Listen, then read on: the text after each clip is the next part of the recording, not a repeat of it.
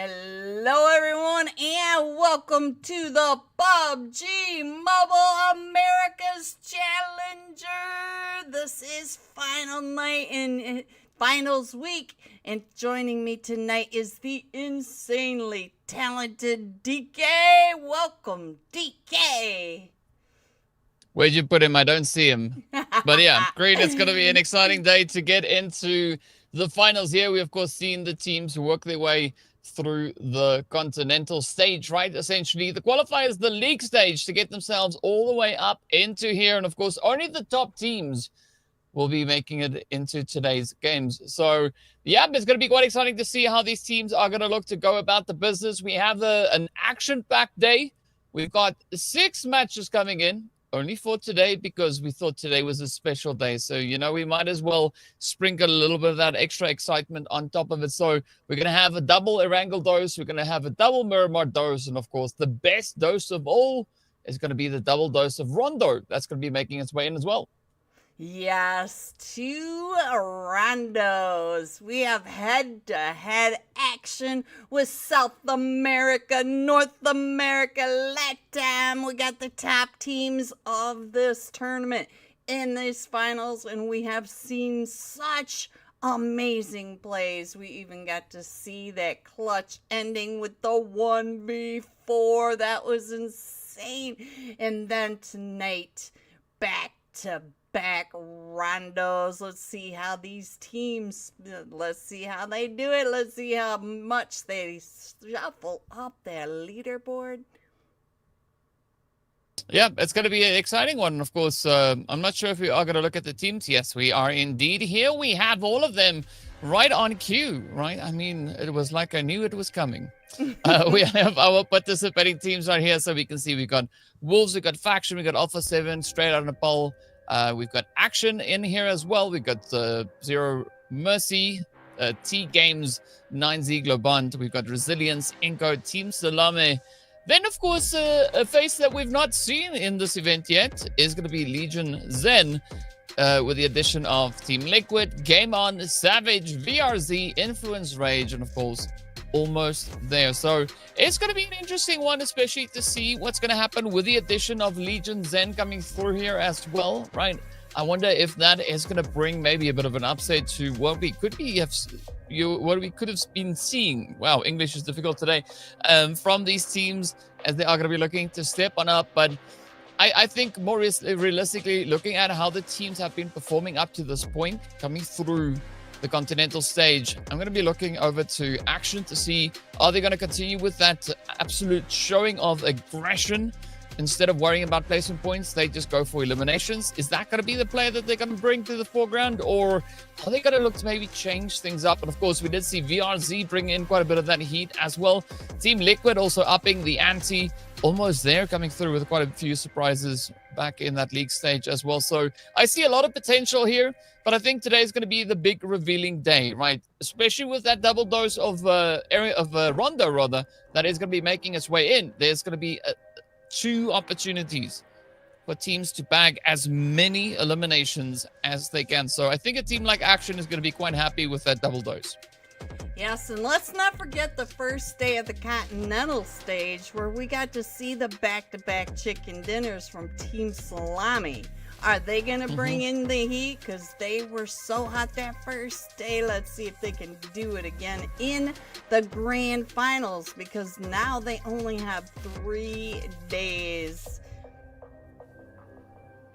Yeah, only 3 days, and then we can see it.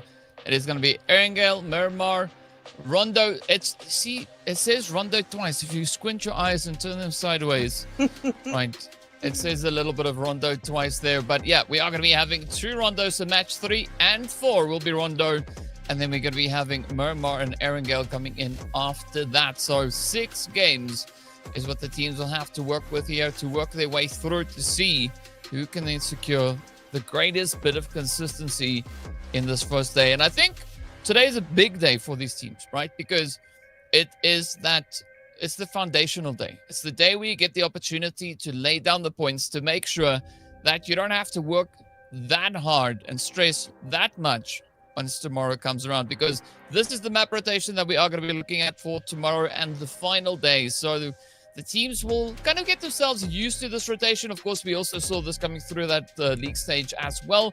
But the difference there was we had different groups playing, right? So that is going to impact the overall performance as well. And speaking about the groups, here we have those bonus points already getting served to them. We were mentioning it in the league stage that the teams are also playing for bonus points. So everybody's starting with a minimum of 10 points on board. So that does give them quite a bit of a head start. But as you can see, the other top teams there, the top 7 squads, each sitting with a little bit more points to help just kind of get them, you know, that slight little bit further ahead. Yes, and Influence Rage, they stayed at the top of the leaderboard for several of these rankings. I don't remember when they pulled ahead, but they pulled ahead and they stayed consistent. They stayed right on top of the leaderboard for tell me, DK. Since day 2. Oh, since day 2. Okay, yep. So there we go. Tell us more, DK. Tell us more. I don't have the scores in front of me. They were just raging, right? I mean, that's just what I recall from you know, what we saw these teams bringing in. So yeah, I think this is already gonna give Influence Rage and the other teams in that top 7 quite a bit of an advantage coming into this first match. But that means that the teams opposing them will just have to work an extra little bit harder to ensure that they can not only catch up, but also surpass them. So there's a big opportunity here for action for Zero Mercy, Straight Out of Nepal, Faction Brazil, and all the rest, right? This is their opportunity to bring in the heat to see what they can do. And you'll notice that there's a team listed on here, but we didn't see that same team when we were looking at the teams themselves, right? So Luna Esports, of course, Legion Zen is playing in place of Luna Esports. So if you were curious, that's what I've noticed, right? So we'll see how the rest of the lobby is going to play with that new team coming in here.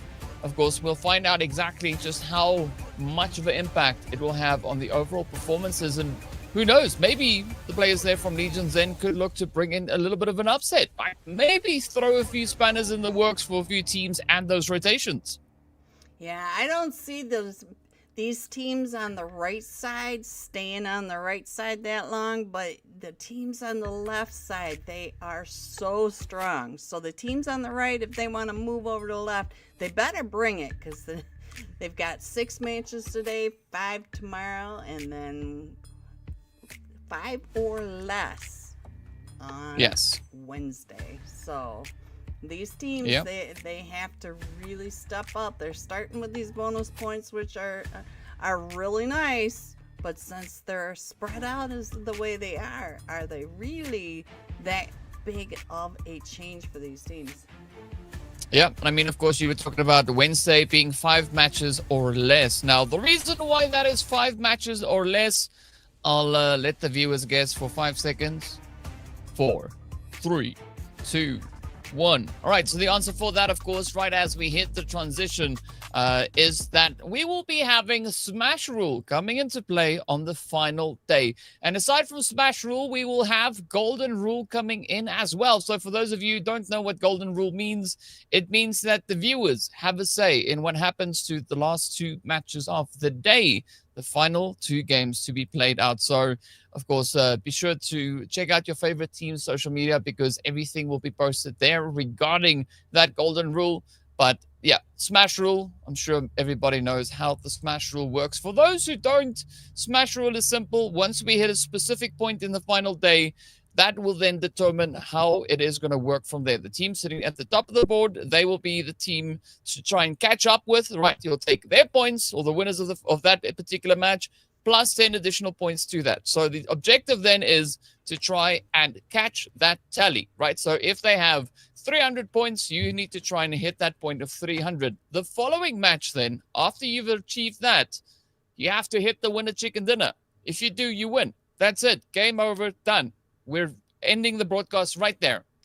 But if nobody catches the team and they also don't get a winner chicken dinner, it'll be as it always is, the team with the most points, that's the team that wins.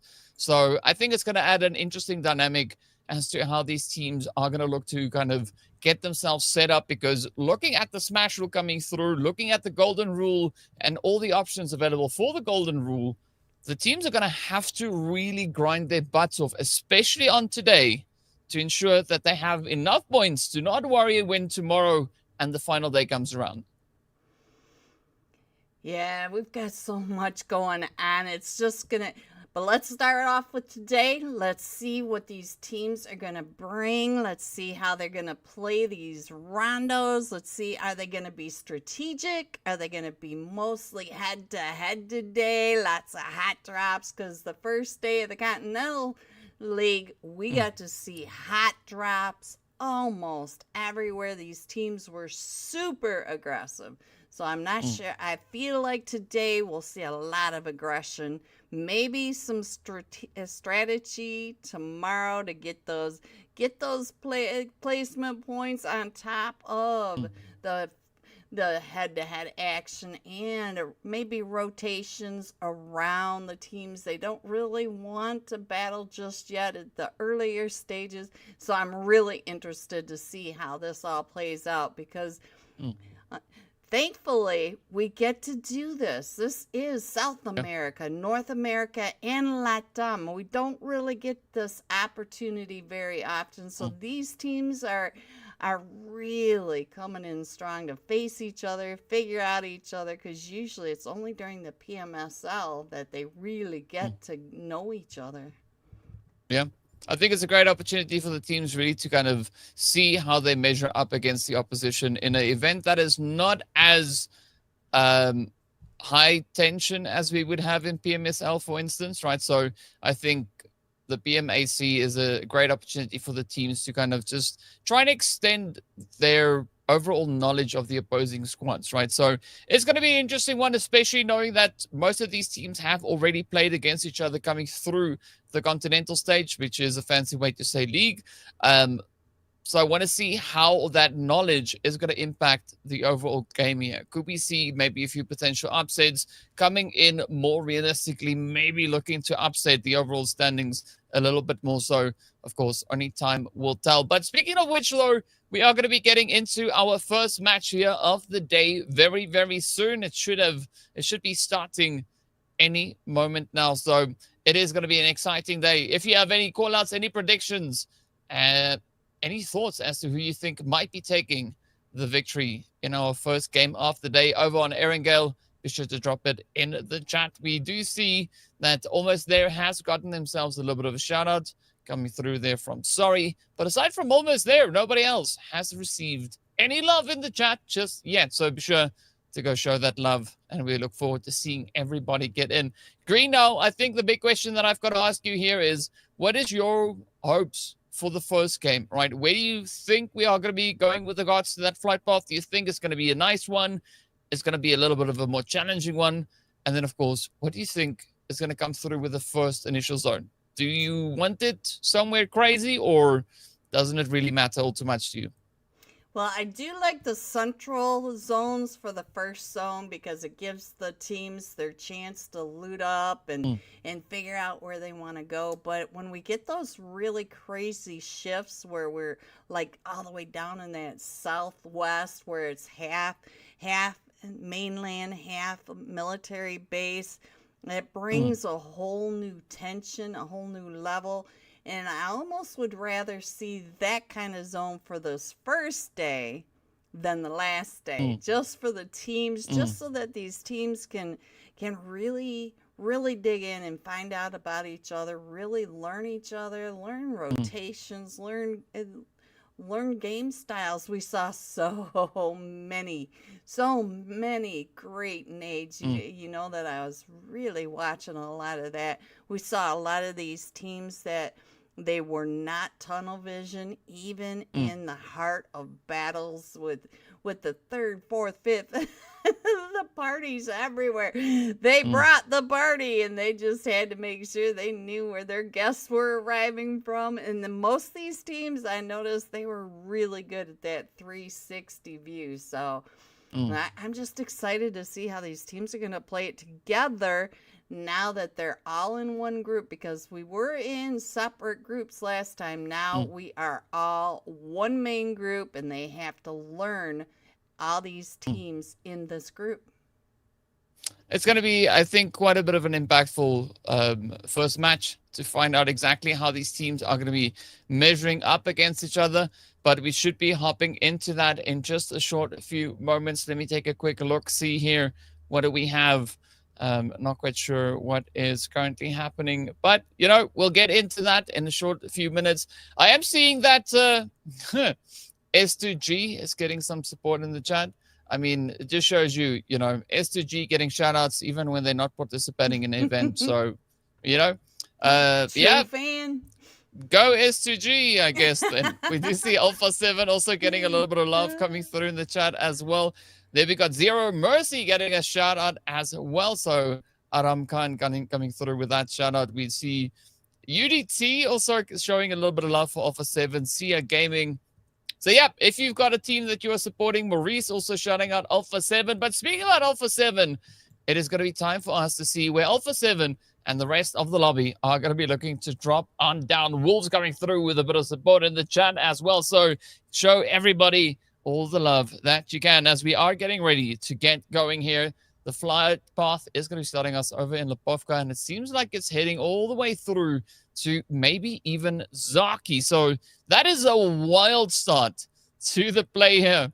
Yeah, see, I think Mohammed is just trolling now when he comes in and says Regnum Karya is the champions. Yeah, thank you, Mohammed. We appreciate you trying.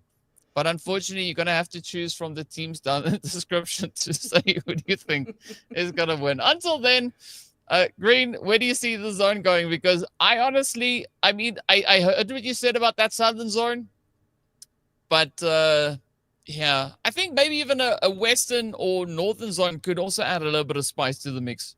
Oh, yes, especially up towards that Georgia Pole area. Oh, well, that was a nice zone for these teams. As you can see on this map, that we've already got most of these teams in this zone. So a lot of them I do see. One from Influence Rage already knocked over there in that Yasnaya area. But you can see that most of these teams are already within this zone. So we're in some of these teams like Alpha 7, I see them headed over towards that North Georgia Pole area where they like to go. But not many of these teams are really going to have to push into the zone. Well, that is going to be a great start, right? That will allow for a lot more of the strategy to be played out here, as the teams won't have to stress too much to get themselves situated. So it's going to be an interesting one. But where will they go? Mohammed saying that Mohammed's from Turkey. Nice. Turkey's a nice place. Been there. Ooh. Yeah.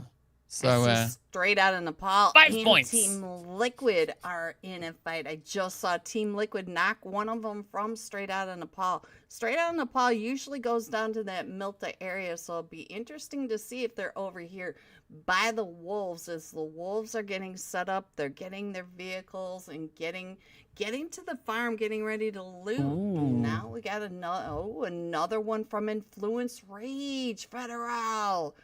Oh, down. Yeah, that's going to be a little bit of a bumpy start, but you know what? We're all in it for those bumpy plays. As you can see, it is an absolutely chaotic start to this match. I mean, Team Liquid, they are just on fire here. So they just keep on lighting up the feed. It is head after head after head.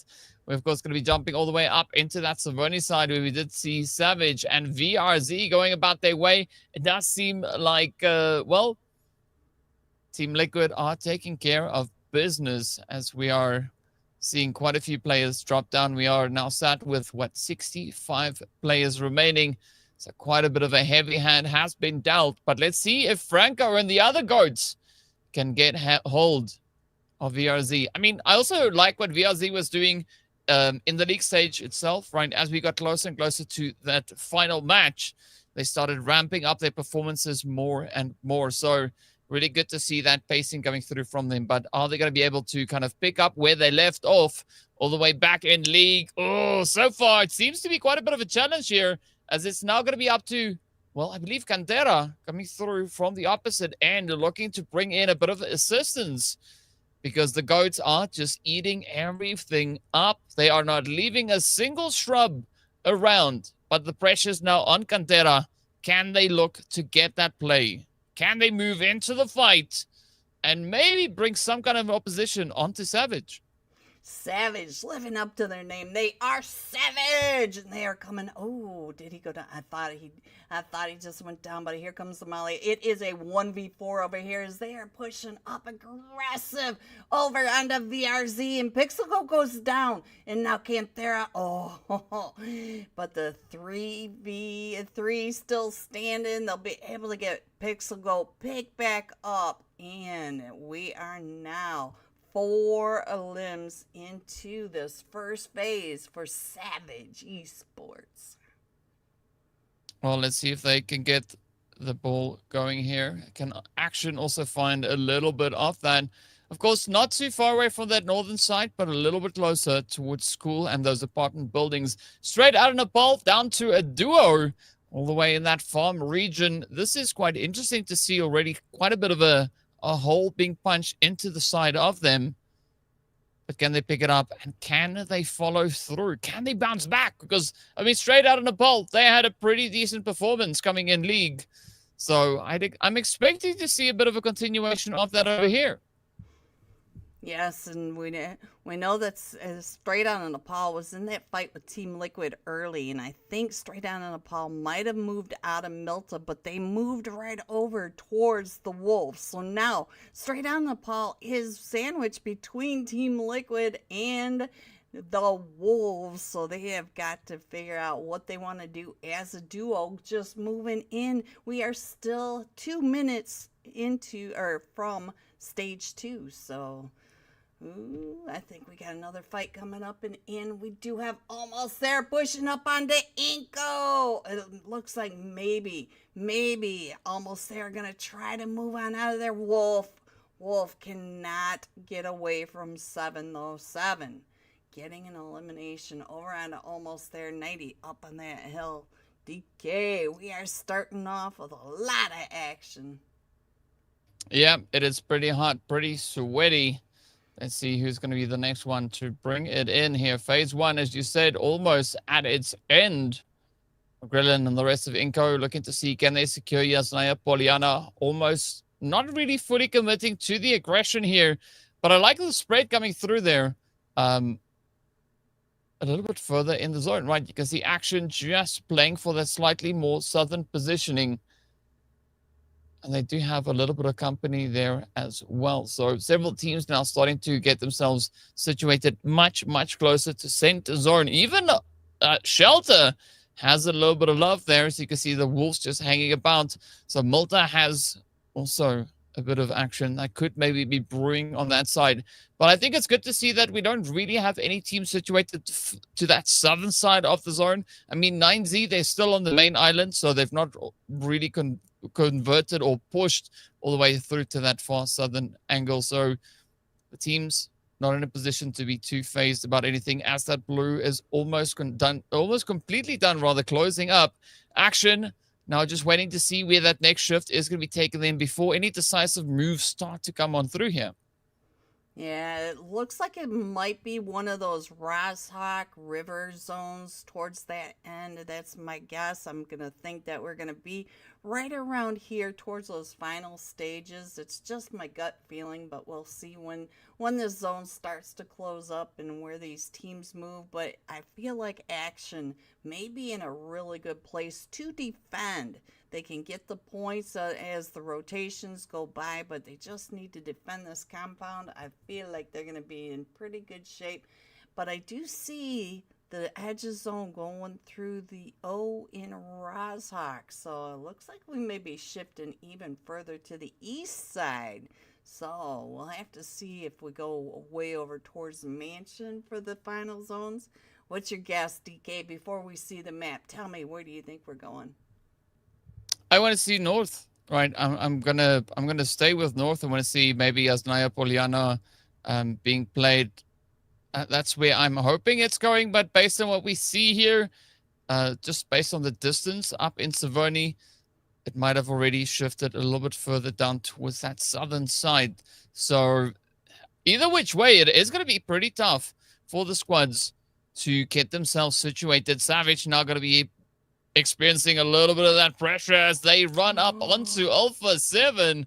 Obscure and the rest of the crew just getting swallowed whole, as it's now up to Carrillo to see, can they make it out of here? Or is their quickest way out of this through the lobby itself?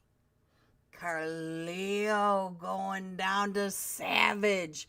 Savage up to 8 eliminations. Not only did they have that early fight with VRZ, but now they just took out Alpha 7. Alpha 7 on that zone edge sweep. It did not go as planned.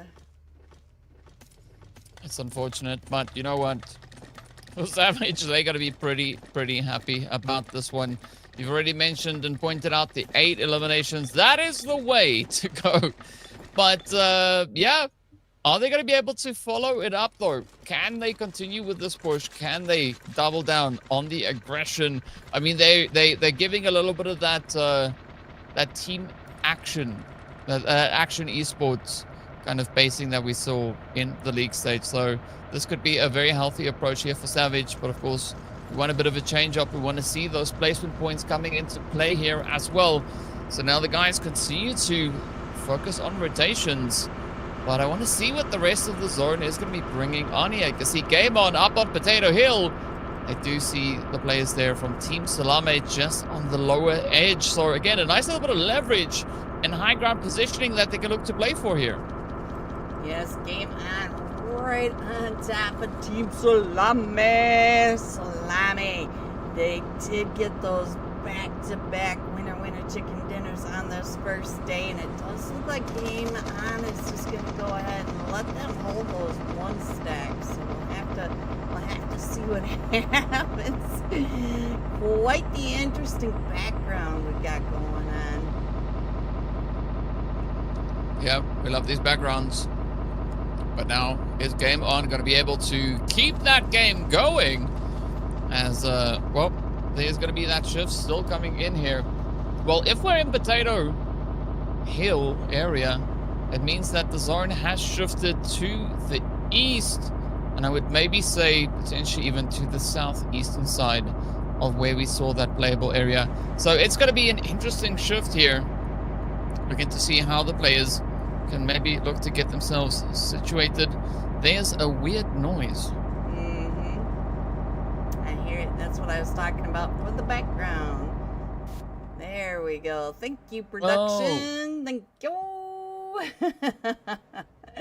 Alright, so while production fixes that, let's check in on what Action is doing as here comes the teams right on top of them, almost there. We've got one down to about 5 HP as Action bringing the action to almost there. Well, here we go. Resilience now getting caught up in Alamo. Let's see. Can they make a little bit of magic happen over here? They do have quite a bit of company in the surrounding area. But I like how Action is looking to get themselves set up. Again, trying to kind of play a little bit of that leapfrog game. Not looking to extend too much. They are sending the scout out to come back with the information. But where will it go? Are we still hearing a diesel truck thing happening? Because I'm not hearing a single thing. Nope, I hear Yeah, it doesn't sound... I think it's gone. Yep, I hear a little bit of... But I did see that Wolves just finished off Game On. But we did get the shot over from both Team Salame and Team Liquid right onto Game On. So one of those teams also got Game On as well. But they were in this fight right here with the Wolves that you see on screen. And you can see that the Wolves are on a 1-3 split maybe up on that shelter. But we do have Team Salame to the west and Team Liquid to the east of the Wolves. So I feel it's getting really hot down by that Walmart compound OP dip. Well, let's see who's going to be the ones to jump up and get the play here. iNCO going to be keeping it up. We don't really see anybody holding over into the heaven side of the zone itself. I mean, Heaven really close to them. It's unfortunate. I would love to have seen a few flying vehicles, but you know what? It is what it is. Ooh. Yes, we got to see some flying mobiles up and over heaven the other day, and I know that brought you a lot of joy. Oh, no, Faction Brazil down in this dip, and here comes two teams, Action, and we also have Resilience coming in from the other side, third party, and so we've got three teams right on top of each other. It looks like Action came out of the Alamo as Resilience came pushing up and in, and Faction Brazil was down in that dip, and now they're trying to get those nades up and over onto Action. Action is down to just 2 players.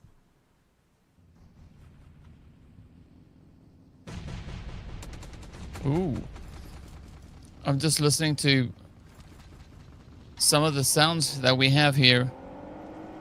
Oh, we now have an echo coming in. Green, this is going to mean the fights are going to sound absolutely crazy. It's an action for the game sound, right? So, yeah. Let's see if we can get that part fixed. But, I mean, I like what the teams are doing here as well, right? Showing up with quite a bit of aggression. Resilience actually holding on quite well onto this Alamo position, but I think the hard part here for them is going to try and play that ridge moving towards the northern side, looking to see can they maybe find Faction, try alleviate a little bit of that pressure, and then focus up on the rotation once the next zone is going to be revealed. Fortunately for them, they have a little bit more than 2 minutes left. But hey, you know what? If this sounds like a movie, we are happy to provide the entertainment. But yeah, we'll try and get everything fixed. Thanks for giving us feedback on what you are hearing here. But yeah, let's see. Give your predictions in the chat. Well, I try and fix it. Let's see what you predict. Who is going to be the team to win? We still have 15 teams remaining. Is Faction going to be one of those teams to make it into the next few phases?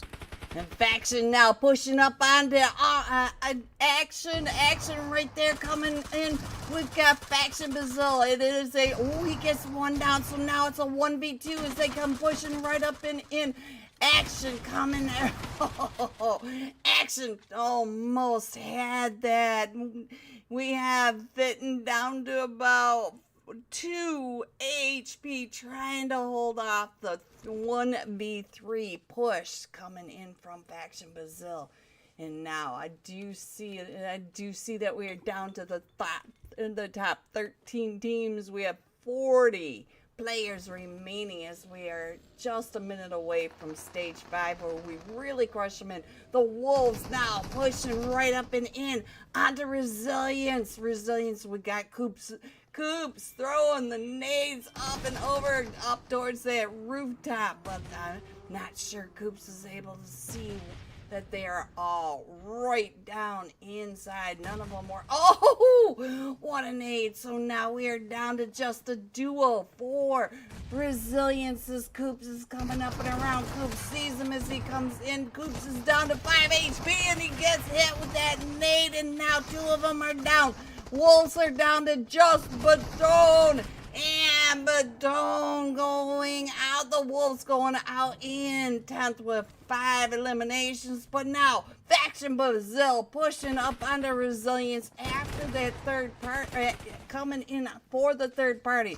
Trying to get the eliminations now. Over onto Resilience. Resilience trying to hold off the team. We got nades coming out. We got mollies coming out. Resilience down to a solo. And he is just on that backside coming up and around.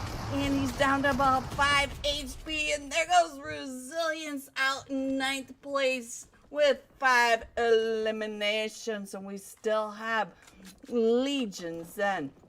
Right over here by Savage and iNCO and 9Z GLOBANT have to come in from this eastern edge of the mansion into zone. Our play zone is shrinking and we can see that we've only got about 4 teams in the zone. Team Liquid is pretty pushed out. I see Ayala all the way over towards that western edge, keeping his eye out for any of those teams that may be coming in. But I see 9Z also has a scout out, and they may be finding Team Liquid over in that one stack by Walmart. So we got some chaos over in these Walmart fields between.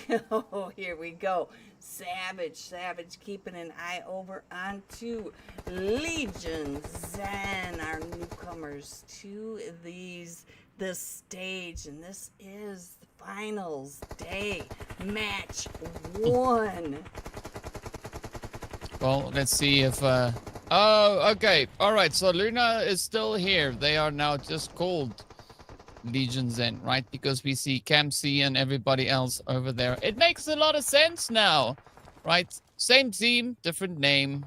We see that happen every now and again. But yeah, so it is going to be the GOATs from Savage Esports trying to hold on to possession of the northern side of zone. I like the pressure being applied here. Of course, this is that lovely heaven position here. Ooh, Savage. This is such a tough angle to play off of, just hugging the edge of the hillside.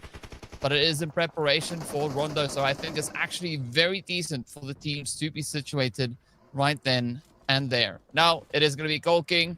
They'll get to see, can they maybe come through with a little bit of an opportunity. The rest of the team not too far removed from where we see Gold King and the rest of 9Z situated, but can they find that res into their teammate, bring themselves back up to a 4Ps? Team Liquid is going to look to make it quite difficult for them, at least over to the slightly more southern position.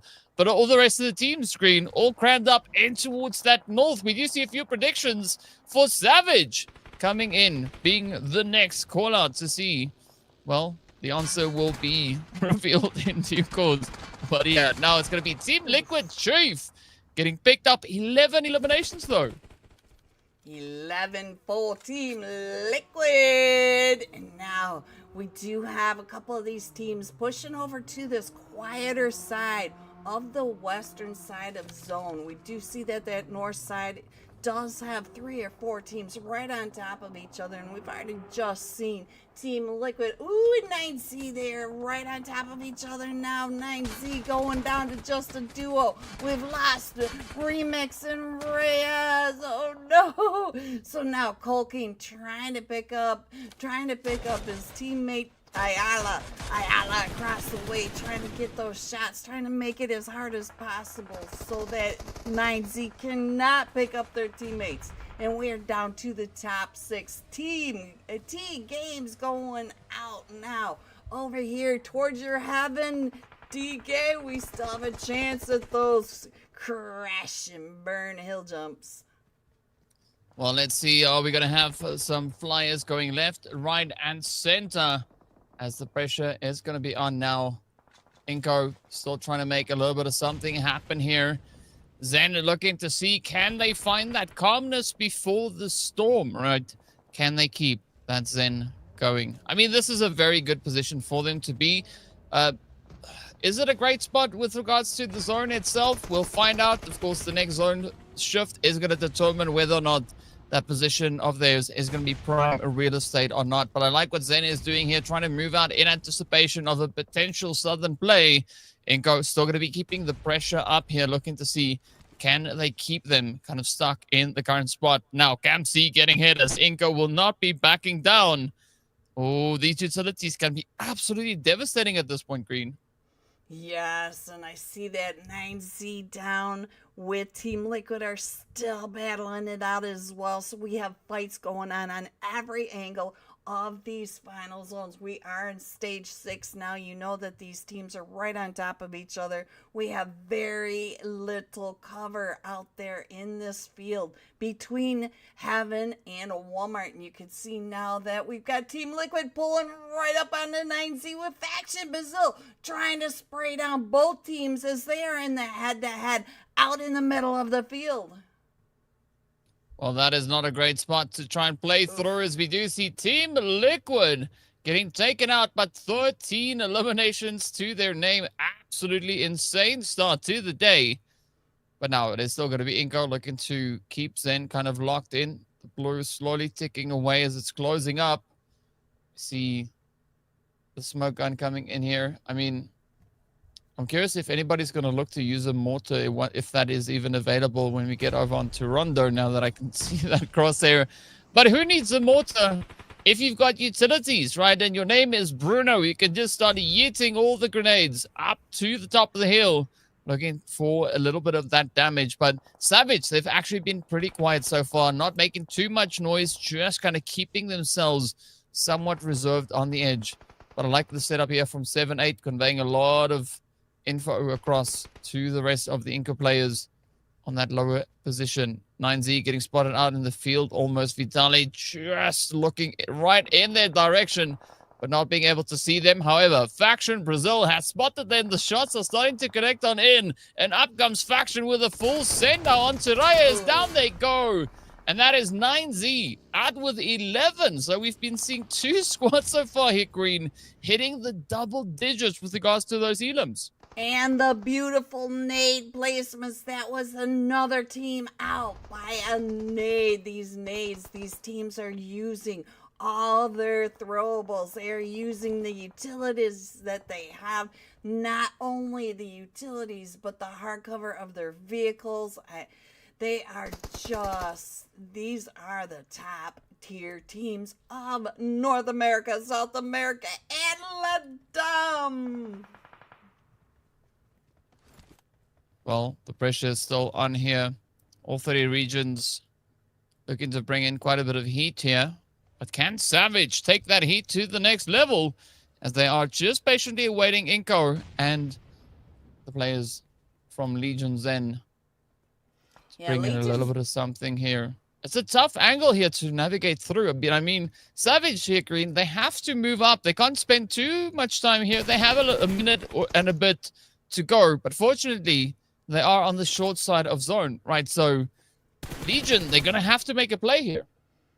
Legion and Savage are both out of zone, and they are both being gate capped by iNCO. Faction Brazil, further off on that higher ground, does have some angles onto both of these teams as well.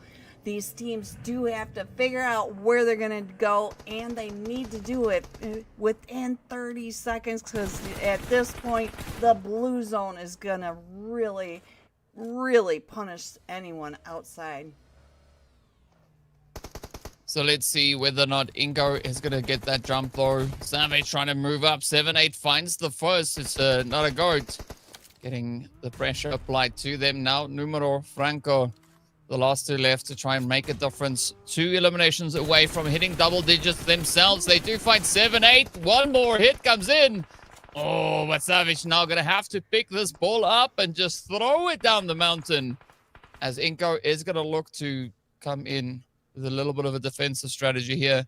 Vitaly trying to sneak on up. The utilities doing a phenomenal job, but there we go. The closure is in. iNCO shuts Savage down. We are now left with the top 2 to fight for that winner chicken dinner. I like what Faction are doing here, trying to capitalize on a very weakened and bruised iNCO squad. The utilities now raining down from above. Bruno trying to get the heck out of dodge, but you can only run so far before that blue starts heading back.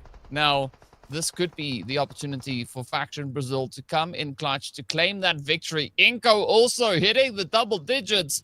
So we've been looking at so many squads already just having an absolutely phenomenal showing. But who will be the one to get the most points going their way? Faction trying everything available to them. If they get those 2 eliminations, they will also then be on double digits. So agreed though, these teams, they've just been running rampant out in this lobby. Yes, they have DK, but I really like how Faction has dominating the final zones, these final zones right here. They are in center. We've got iNCO on a 1-1 split. They're just a duo, and they are right on the edge of zone. Their toes tickling that blue. So I like how the iNCO is spread out. iNCO is very strong, we know that, but Faction Brazil is also strong, and they are a full 4-man squad coming into Oh, but here we go. Vinton coming up and in, and he does find one of them from faction, and now he is able to move up and into the zone. He's got the hardcover of the rock, the vehicle, and another one from faction goes down. So now Vinton trying to get those shots with the S12, and he now sees Vinton on the other side. Vit versus Vit. So that we know this is Vitaly versus Vinton. Boy, Vitaly using the rock, trying to get the sprays up and over. Vitaly up to 5 elimination. Vinton. Oh! Vinton. iNCO Gaming now 2v4. What a play by iNCO DK. Yeah, iNCO bringing all the magic with them, managing to hold on and coming in clutch with that victory. Absolutely amazing showing coming through from iNCO, and very well deserved. I mean, they were applying quite a bit of pressure, as we saw, going up the hill onto Legion's End. So, you know, you got to commend the effort. It paid off for them at the end of the day. So, really good work on that front. Now, the big question is, of course, what is that point situation looking like, right? We've been seeing quite a bit of carnage out on the battlefield. We've seen 3-4 teams coming through with more than 10 eliminations each. So the question is going to be, of course, how much of an impact has that made on those overall standings, right? Has it been enough to see any close games, any close positions? Of course, yes, only the first match, but it was a really, really hard one. So we'll find out where this is going to take us, as we are just awaiting those scores now to be revealed. But Green, some pretty hot plays, some pretty exciting bits of action that we've had here. I want to say a very satisfying start to the day here. Oh, beautiful. Yes, we got to see so much head-to-head action, and we started from the beginning, way up in Severny, and non-stop. We saw that elimination feed just scrolling. But DK, look at these stats. Yeah, pretty crazy. As you can see there, it is Vitaly coming through with 7 eliminations, Bruno with 2, 7-8 with 2, and McGrellan picking up the last 2. So that puts us on a very comfortable 13 eliminations for iNCO. A very, very well done bit of business there. Vitaly also picking up 1,027 damage. So absolutely insane work being done by the side of iNCO. But this is, of course, exactly what we wanted to see, right? See how far these teams can look to push the envelope. And can they already come out of the gate for the first match with a lot of heat? The answer so far seems to be yes. Yes. And look at the grenade usage. Almost 30 grenades between these players. It's insane, the nades that they used. They were nading up the hill onto Legion's End. They were nading, keeping people back, pushing, making sure that the edges were clear. They were getting nade knocks, nade eliminations. It's just amazing to see how they played that right at the hill of heaven. They had sightlines out onto the field, where we even saw off in the distance the fight between Team Liquid and 9Z. I noticed that iNCO was getting knocks over onto those two players, and every once in a while faction would pop up and iNCO would also get a knock over that direction. iNCO did have control of the entire zones for several zones leading up to that incredible finish. Yeah, a very, very strong showing here from iNCO. Nearly 30 grenades getting used between all of their players here. But it makes sense seeing Vitaly's score being that high. Of course, that angle, as we've mentioned earlier, just on the side of heaven. Absolute bombardment raining down over onto Legion's End. But fortunately, Legion's End was able to evade a big majority of that. So, yeah, we are going to be taking a look at those scores momentarily to see exactly where our teams ended up, what that point situation is, and of course, whether or not everybody was able to secure a little bit of something along the way. But iNCO deserves a big shout out here for themselves, because they performed exceptionally well. But aside from them, there were many other teams looking to do exactly the same. So Let's take a look at those points. It is going to be 23 going over to iNCO, 15 to Faction, 15 to Liquid, and Savage and 9Z picking up 14 each.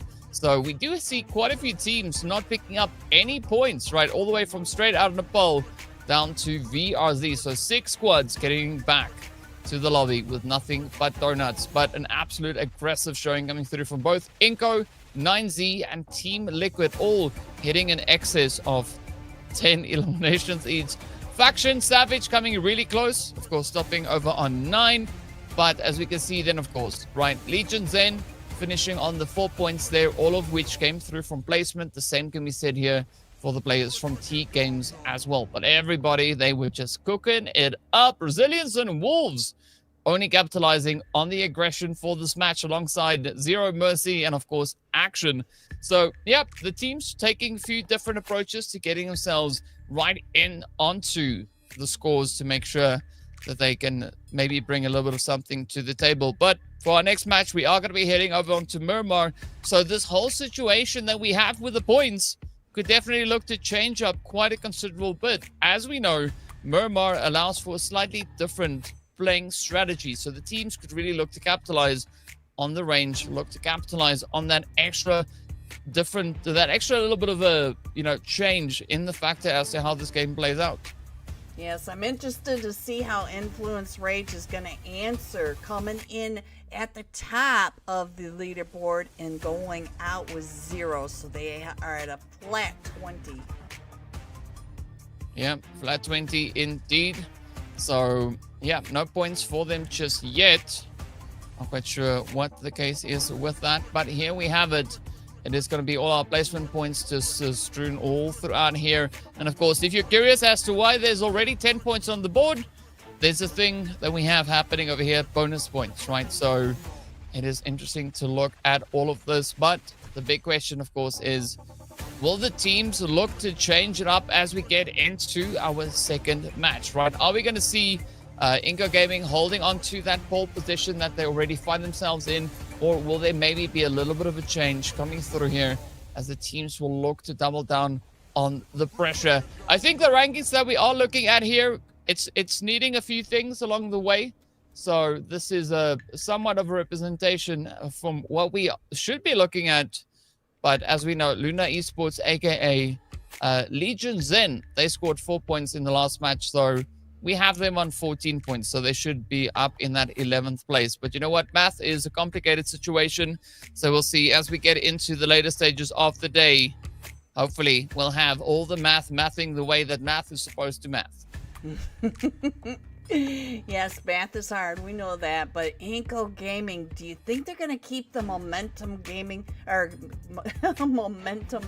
going? Because they were so strong in 9Z GLOBANT. They came in slow, but they picked up a lot. They picked up 11 eliminations, and I think they didn't even come really into fighting until the second or third zone, and then they were just doing the edge sweeps into those final zones where some of these teams, like Team Liquid, they were fighting the entire time with 13.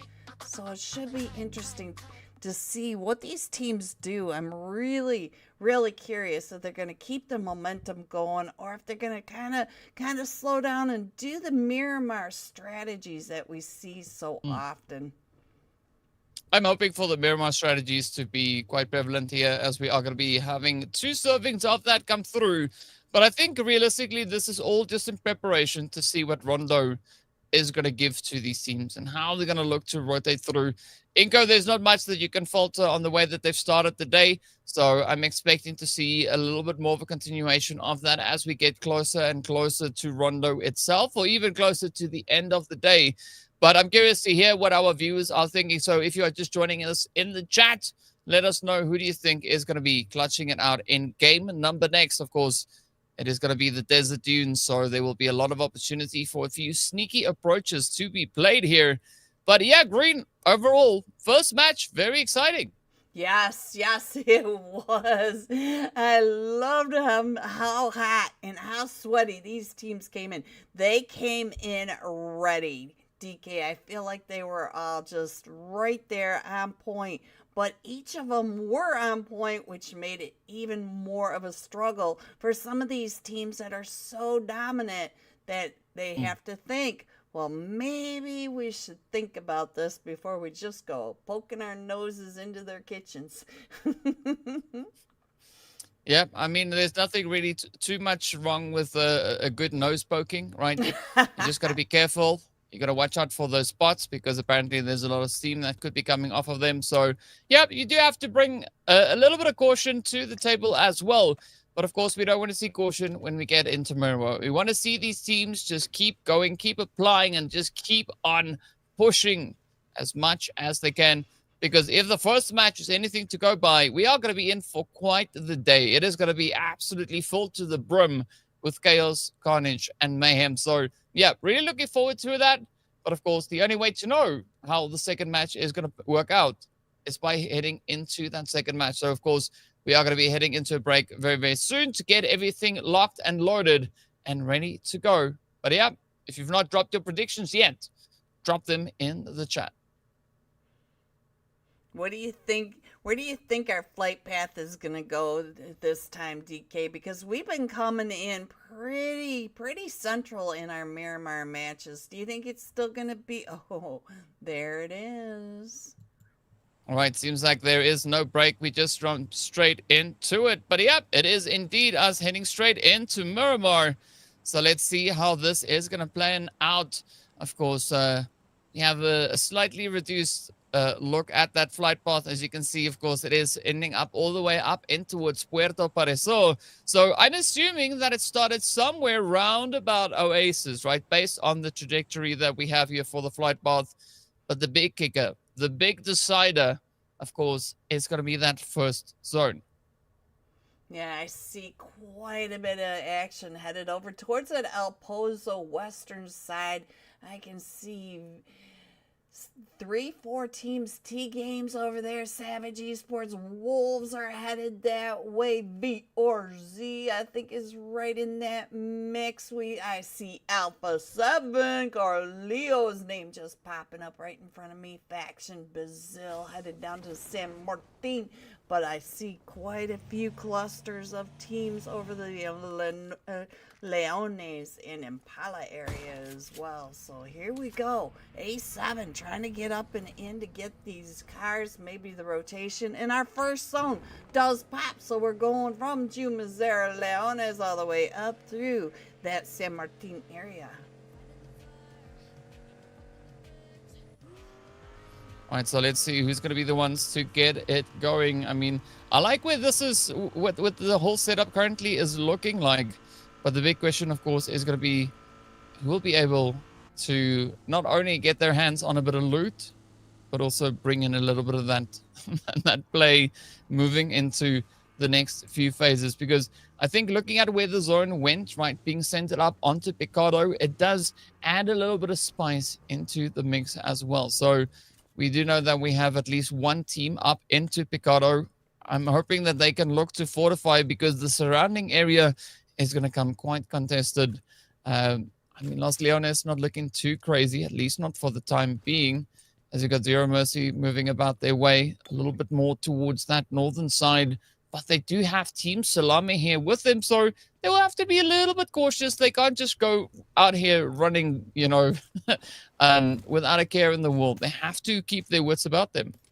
Yeah, I'm sure as they were dropping into Leones, they did see that they were not alone. So that does make them slow down and keep their wits about them, because we know that these teams, all the teams in this lobby now, they do have the gun skills. They do have the knowledge of each other. They've been playing each other for the last week at least. And so now they know that they both drop here in Leones, but it does look like Zero Mercy maybe thinking about pushing back towards the Team Salame down on that southern side of Leones.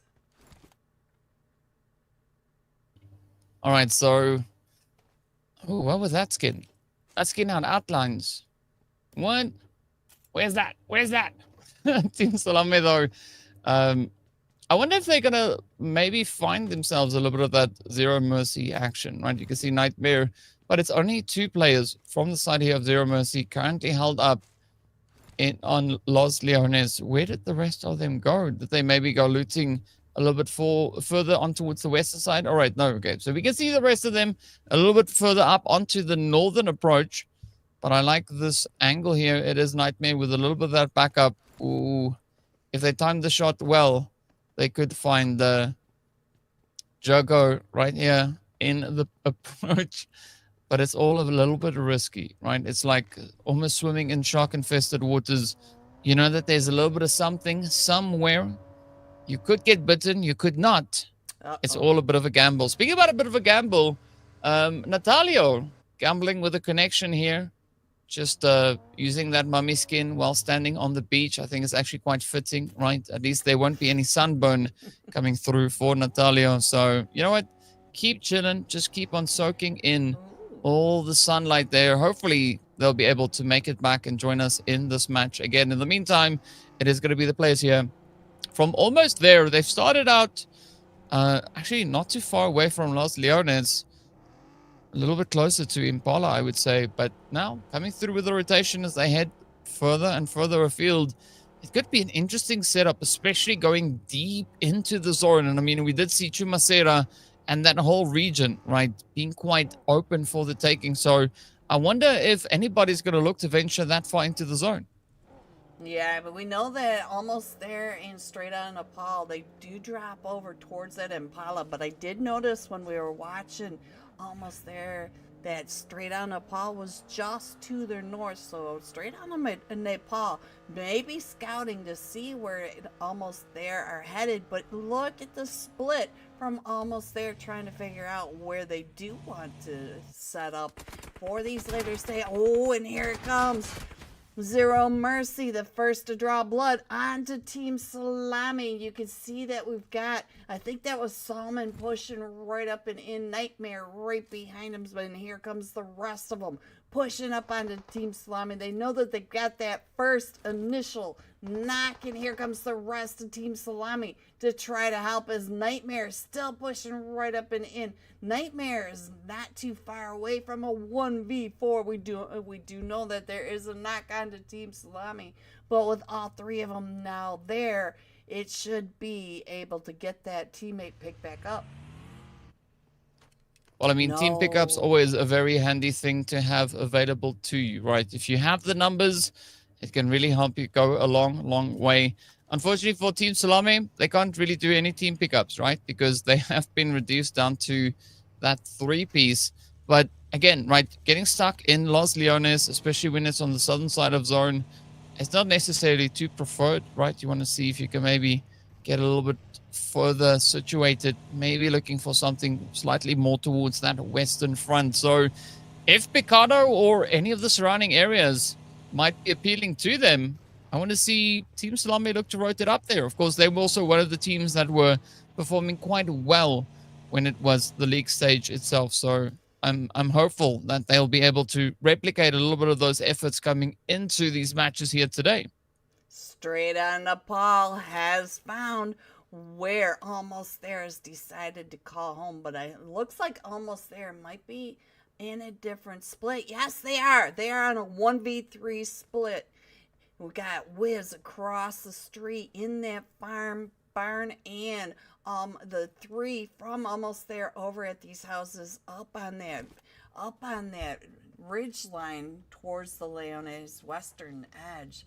So straight on Nepal did chase him down to figure out, and now we get to see Wolves and A7 just meters away from each other. Carlillo, the first to draw blood onto the Wolves, does get a knock onto Baton, and now here they come. A7 Alpha 7 coming up to get that elimination, because Baton over here on a scouting mission. Successful, not successful, all depends on which side of that scouting mission you are on. All right, so now it is going to be Alpha 7 looking to get themselves set up with a little bit of a situation.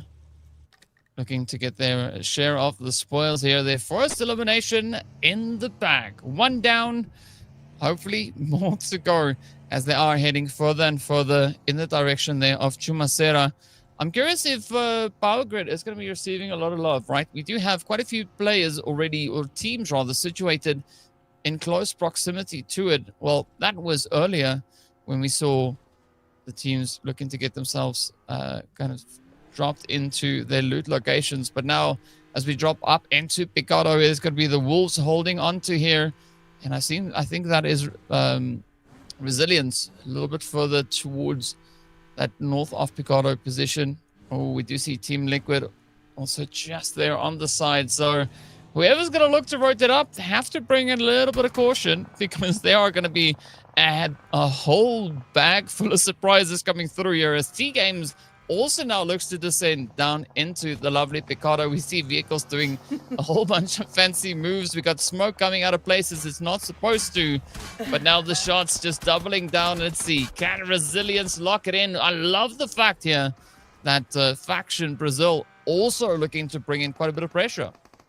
And it looks like TGAMES is pushing right up into where Resilience did call home, and now TGAMES also has Faction Brazil up on top of that hill. So we've got Faction Brazil getting the third party down on this fight onto Resilience. Resilience throwing those nades up and over. We've got 3 of them from TGAMES. TGAMES trying to figure out right where to place this nade. This nade could be devastating right on due. Just missing. Says. All right, so here we go now. Can they get it? I mean, TGAMES, this is a nice setup for them, right? Saz, though, you don't want to be as pinned in that compound, but out comes the nade. Could that be the one that misses the window? Is the follow-up nade going to make it in? Oh, it's getting close, but I don't quite see it doing what Adil had hoped for it to do. Oh, there we go. A nice quick cheeky jump out the window. The shots are in. But now, right, TGAMES, they were able to get the play secured, at least on the initial position. But now they got to watch out for what Faction Brazil is going to be bringing in here. And, of course, that is going to mean a lot of heat from Faction. Yes, Faction's going to be raining those 5.56, 45.7s right on down onto the roofs of where TGAMES just pushed up and in, and it does look like they are getting ready to pull up a little closer, trying to get those nades, trying to get the initial knocks onto TGAMES. They know that they just were in that fight. They know that their armor, their helmets, all that has been reduced with that fight, but they're just not sure where they are, which compound. So they got to do a little more scouting, trying to get a knock, trying to get some of that information as Faction moves down and in.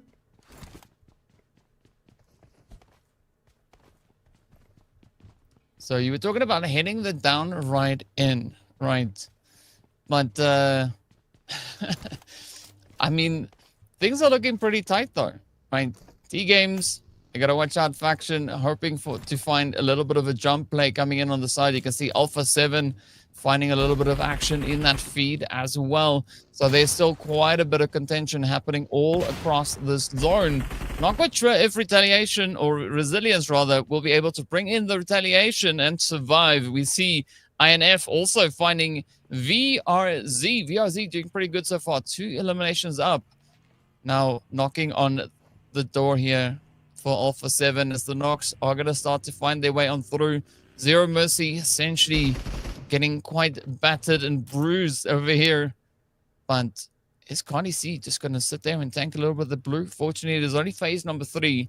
So the blue is not going to be hurting all too much just yet. Meanwhile, Influence Rage, we are yet to see a little bit of pressure on their end. Of course, there could be a big opportunity for this to come through. The Mollies, though, going to be heading in the direction of TGAMES. As you can see, 9K holding a nice tight angle.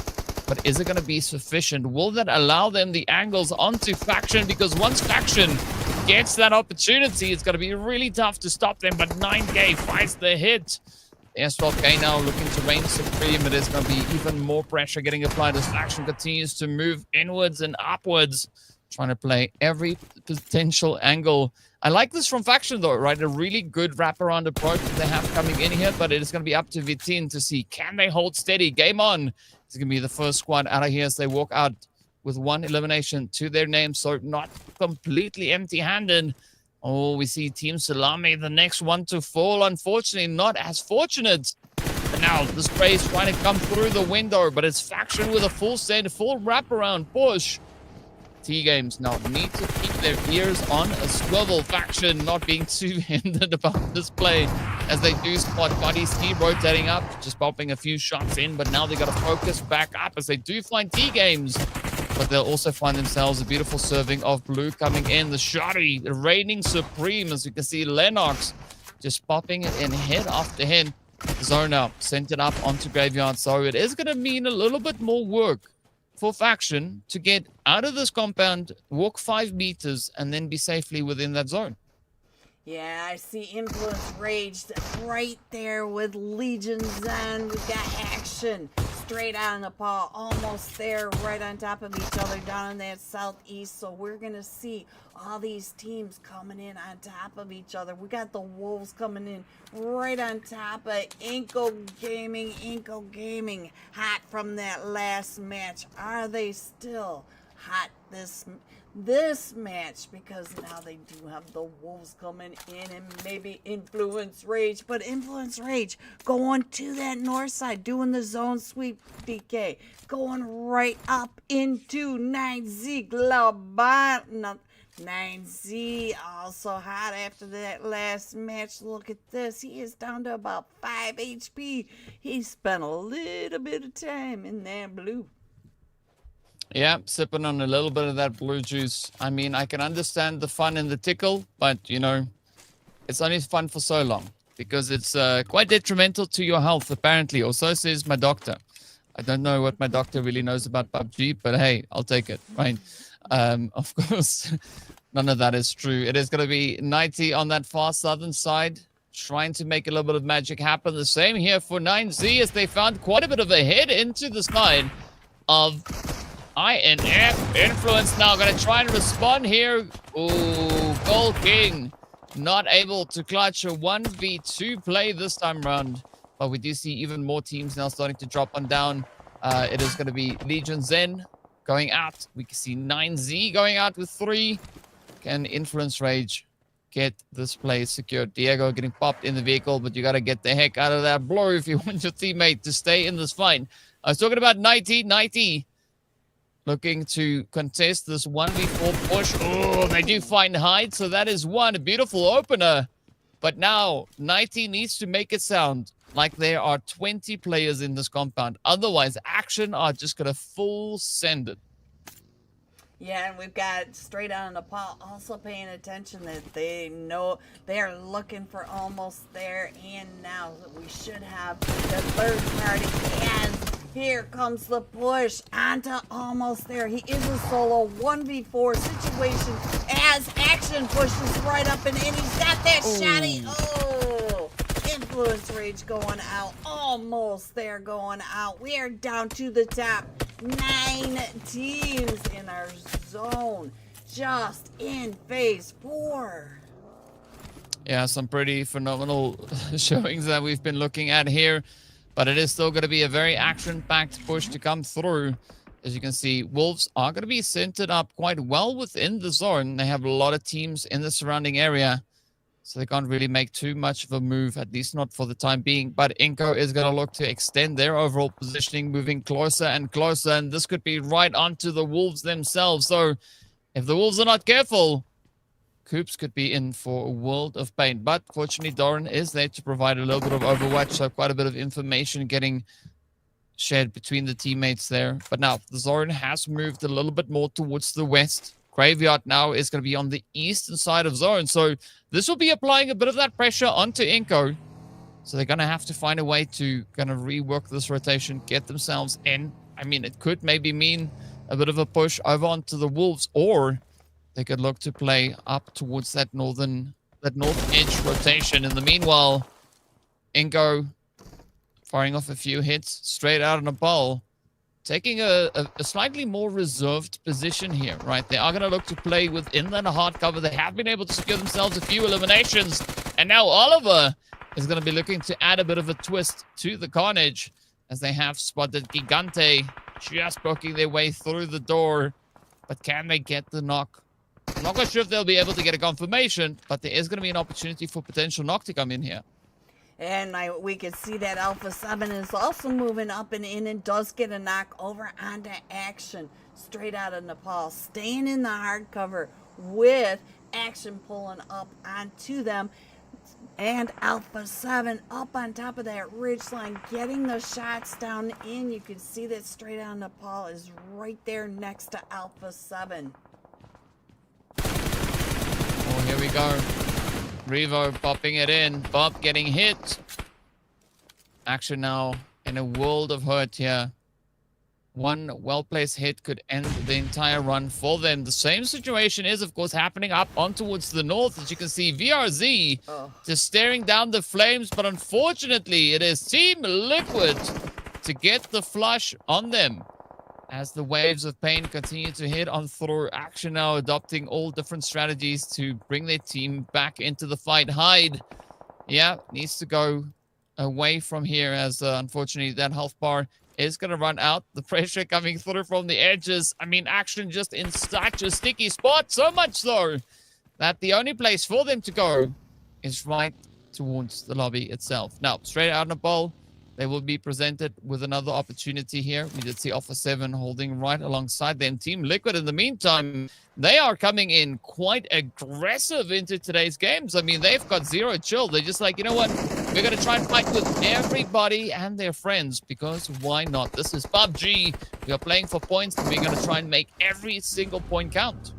I see Savage Esports coming in, the Wolves coming in, Zero Mercy coming in. The Wolves are pushing right up and in onto Team Liquid. Team Liquid is in the church over here at the graveyard. And here comes the Wolves in a 2. The duo coming right up. Oh, he's right behind them. Goops on the roof. Goops going down. Oh, there goes 2 of them from the Wolves.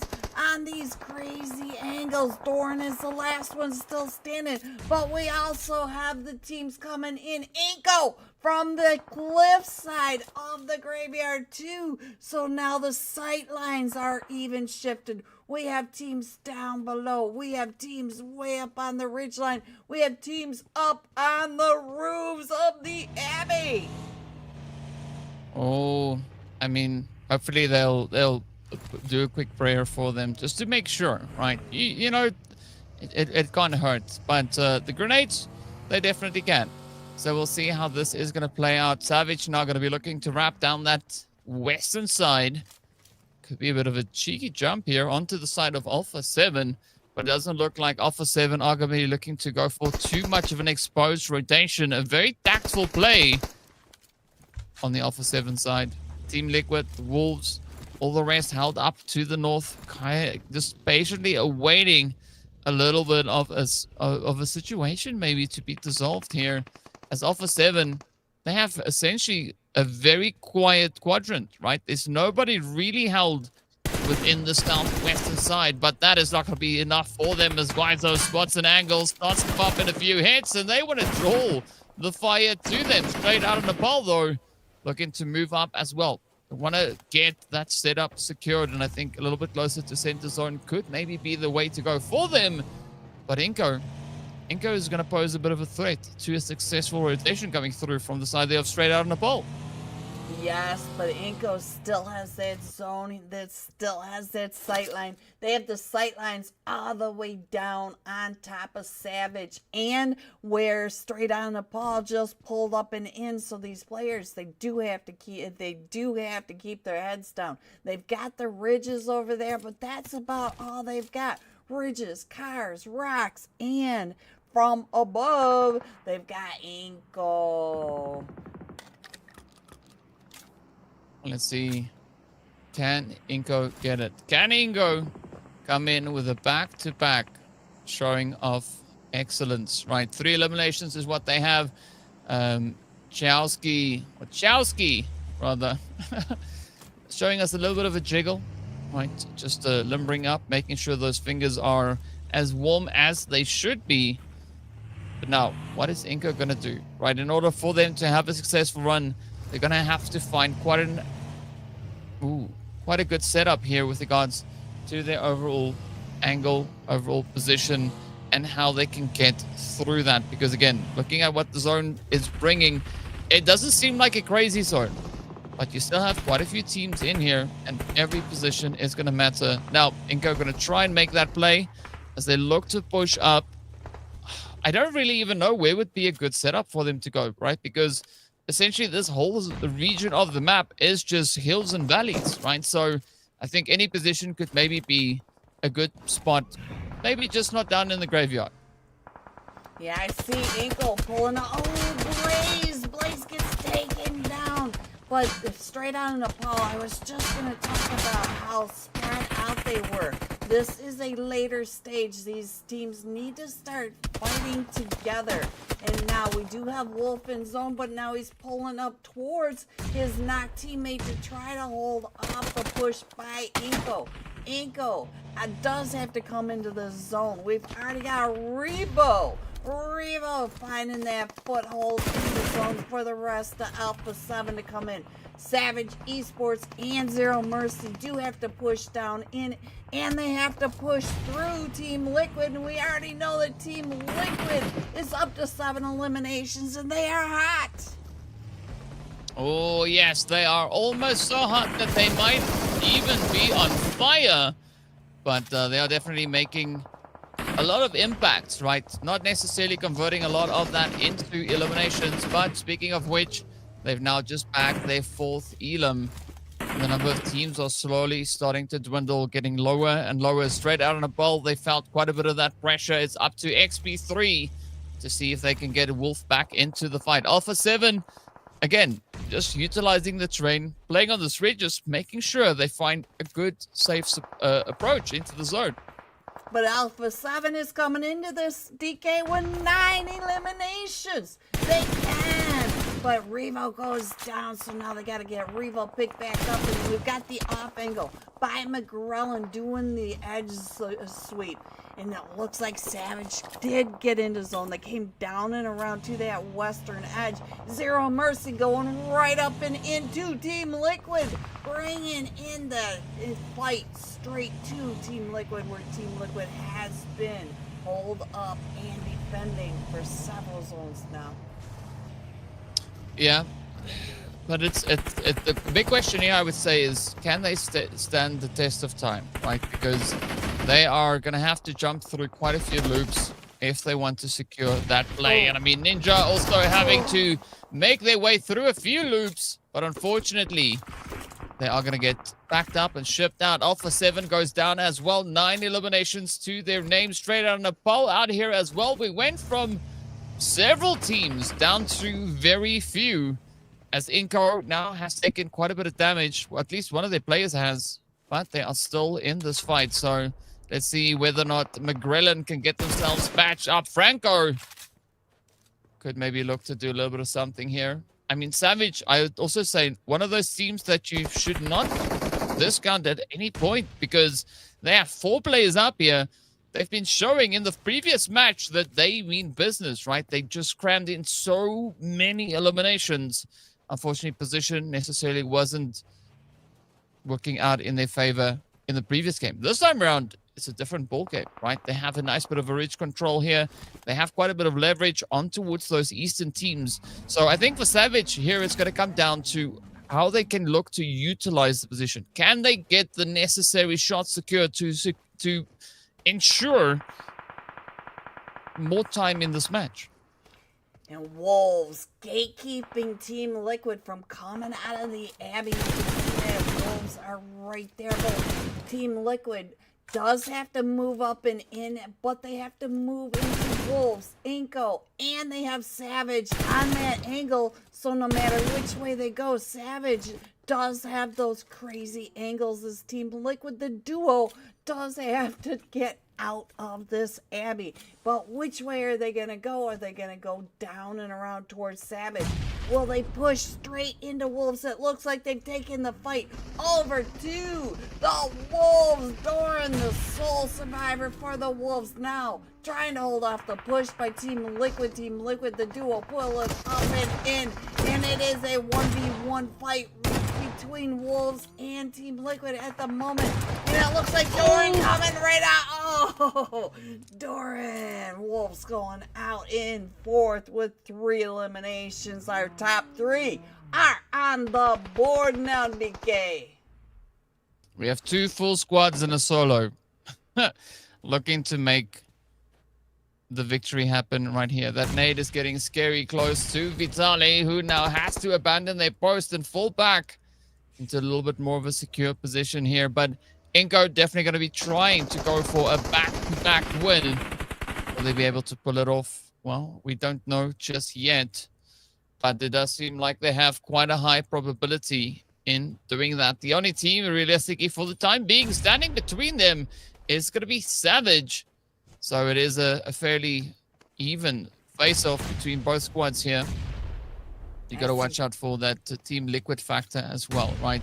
Could bring in a bit of an upset. McGrillen, though, does find the opening nade onto Pixel. Oh, 2-3 players down for Savage. And now this could be that turning point for iNCO to go the distance. They only have to find another GOAT who is now on the edge. The molly has been sent out, but again, that Team Liquid angle is going to be played. So iNCO need to be very cautious. 2 of the players already getting traded off. That is Savage down. That is the win. iNCO coming in with a back-to-back win. This time around, looking to bag as many eliminations as they could possibly find. Wow, the nade usage over on the Savage was insane. Again, let's see how many nades they finally come up when we get that tally, DK, because that was crazy the way they just launched their mini red zone right on top of their head right when Team Liquid started to push out and started to backstab Team iNCO. And iNCO was able to hold off both fronts. Yeah, you got to give it up to iNCO. That was a phenomenal showing coming into the last stretch of this match. But that is exactly what we hope to see from these teams, right? Keeping that pressure up, making sure that you can defend on both angles. And iNCO showing that they can do exactly that. So, yeah, a very strong play on their end. But now the big question, of course, will be how much of an impact has that brought to the overall standings? Because last time we looked at the points, there was a little bit of a gap, right? Teams coming through with those bonus points already looking to capitalize on quite a bit of a situation there. So I think it is going to be a little bit more revealing once we make our way into those overall standings to see exactly kind of how this match has impacted that and whether or not the teams will have to continue to apply some insane performances. Or can they take maybe a little bit more of a reserved approach, right, to make it into those final few stages? Because in the last match, iNCO came through with 13 eliminations. This time, I think they had 12, right, if I remember the numbers correctly. So there is a little bit of pressure going to be riding on their shoulders. But yeah, I mean, the heat was there. The teams continuing to get right up in everyone's business. But, yeah, we are yet to see what Influence Rage is going to be bringing in and whether or not their performance in this last game has maybe awarded them something to contribute to those overall points. Yeah, and speaking of points, DK, the mat coming up next has a way of just shuffling the leaderboard, but I really want to see how these teams are going to play Rondo. I am really excited to see if we're going to get those 1v3 splits that we've been seeing, or the 4-on-4 where we get a team go out within the first few minutes. That just I don't know, DK, what do you think? Are we going to see a team go out really early, or are we going to see these strategic plays coming in? I mean, it could go either which way, right? I mean, Rondo is still, to some extent, a little bit of an unknown, right? We don't necessarily know exactly how these teams are going to be looking to respond Are they going to go for the 3-1 splits? Are they going to go for a 2-2 split, or just send the whole team into one single location? It is going to be a big surprise, as will that zone, of course, also be bringing in quite a bit of surprises here. So, yeah, I'm looking forward to it. Curious to see exactly how the teams are going to look to play. But the big thing here for us is, of course, to see whether or not we'll have an opportunity to see what the overall standings are. Because currently, well, it's a surprise to all of us, right? You'll know when we know, and what we know is that something's coming. When is it coming? Yes.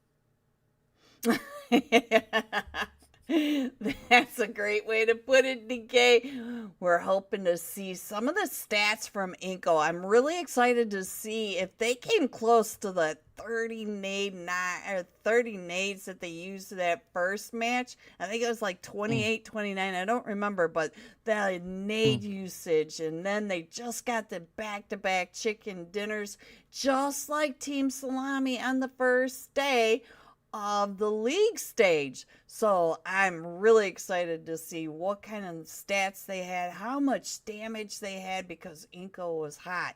2 matches in a row. They are coming in. They've got the momentum. What are they gonna do with, oh, here we go, DK. I'm excited to see this. Tell me. Let's see. Not as many nades as I expected to see, honestly. Yeah, not as many, but, you know, still a decent performance across the board. Of course, we did have Vitaly coming through with those 7 eliminations in the previous match. This time around, he is going to be sitting on full. McGrillen, though, upping the ante, going from 2 eliminations to 5, 7, 8, going from 2 to 2. So keeping it all even. And then, of course, Bruno also keeping the same consistency going here from 2 to 2. The damage still looking pretty similar across the board. Obviously, it makes sense to see McGrillen packing a little bit more heat here, as, well, they can now bring in not as much damage necessarily, but still keeping that consistency going all the way through. So, yeah, iNCO, I like the efforts that they've had, but now we need to see how all of that plays through into our overall standings, and whether or not there's been any major upsets, right? Because I know iNCO, they were trying to catch up to a little bit of a position, right? Well, not really catch up, but establish and ensure that they are seated quite well coming through for this first day. And so far, iNCO, they've been just doubling down on that aggression end. But where are the other teams, right? Did we see anybody maybe play a bit of catch up? Is there something happening here? We don't know, but we'll see once we get into that.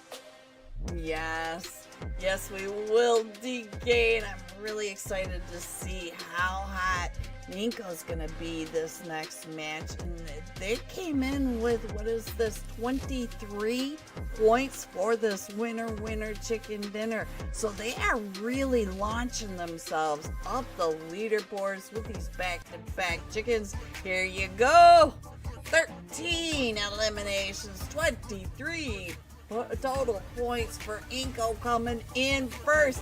Team Liquid coming in with 9 eliminations, 14 total points, and Alpha 7 also with 9 eliminations and 11 total points. So some of these teams down towards the bottom of the list, they really have to bring it. DK, Team Salami, down with 0. Team Salami, the team that came in the first day of league stage, back-to-back chicken dinners. Where is their momentum? The wind blew it away, Green. That's what happened. I don't really know. Something happened to them, but you know what's also interesting to look at is the consistency coming through here from Team Liquid, though, right? First match, they came in with 15 points. This time, they come in with 14 points.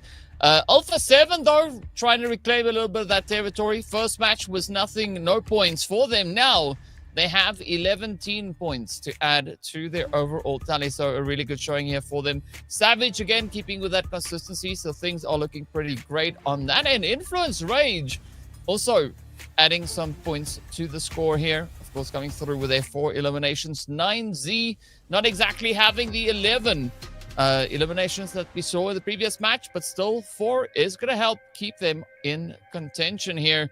And of course, speaking about contention, here we have our MVPs so far. As you can see, it's Cole's King coming through there with 6 eliminations in that 5th place. And then we make our way through iNCO and Team Liquid all the way into pole position, where Vitali is going to be holding steady, sitting quite comfortably with 11 versus the 1,464 damage that he's been able to bring in. Vitali, look at the grenade usage, 17 grenades. You know how much damage that he has been putting onto these teams. iNCO Gaming, 59 total points, 2 winner chicken dinners. They came in with 13 bonus points, 26 eliminations in 2 matches. The first 2 matches, Team Liquid coming in second with 49. GLOBANT in 3rd place with 33 points, 1 point ahead of Savage, and a lot of that has to do with the bonus. 5 extra bonus points for 9Z, 4 extra eliminations for 9Z as well. But Savage with those position points. Yeah, definitely Savage having a pretty good day so far. I mean, they've just positioned themselves so well. So it's interesting to see how this is all kind of worked out for them. But as we know, Savage, they've also been able to secure quite a few of those eliminations along the way. So it's very even, very well balanced. So there's not much that you can fault on that front. I am surprised to see the players from Action, of course, all the way over in 14th position. Only 3 eliminations and 1 placement point.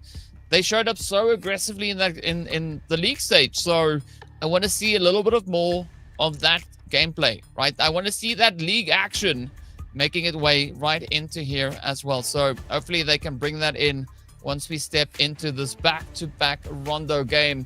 So yeah, the pressure is high. The opportunity is there for teams to close it up, but sitting on 59 points so early on in the day, I mean, that is pretty insane. But of course, also remember that placement bonus points are a thing, right? So they started off with 13 bonus points in addition to the points that they've been able to secure so far here today. So yeah, overall, iNCO, they are looking pretty good, pretty decent, but there's still a big opportunity for, I would say, everyone realistically to close the gap considerably with regards to 9Z GLOBANT's position, right? Because 33, it's not that much. It's only 23 points that a team like Game On or Legion should be bringing in.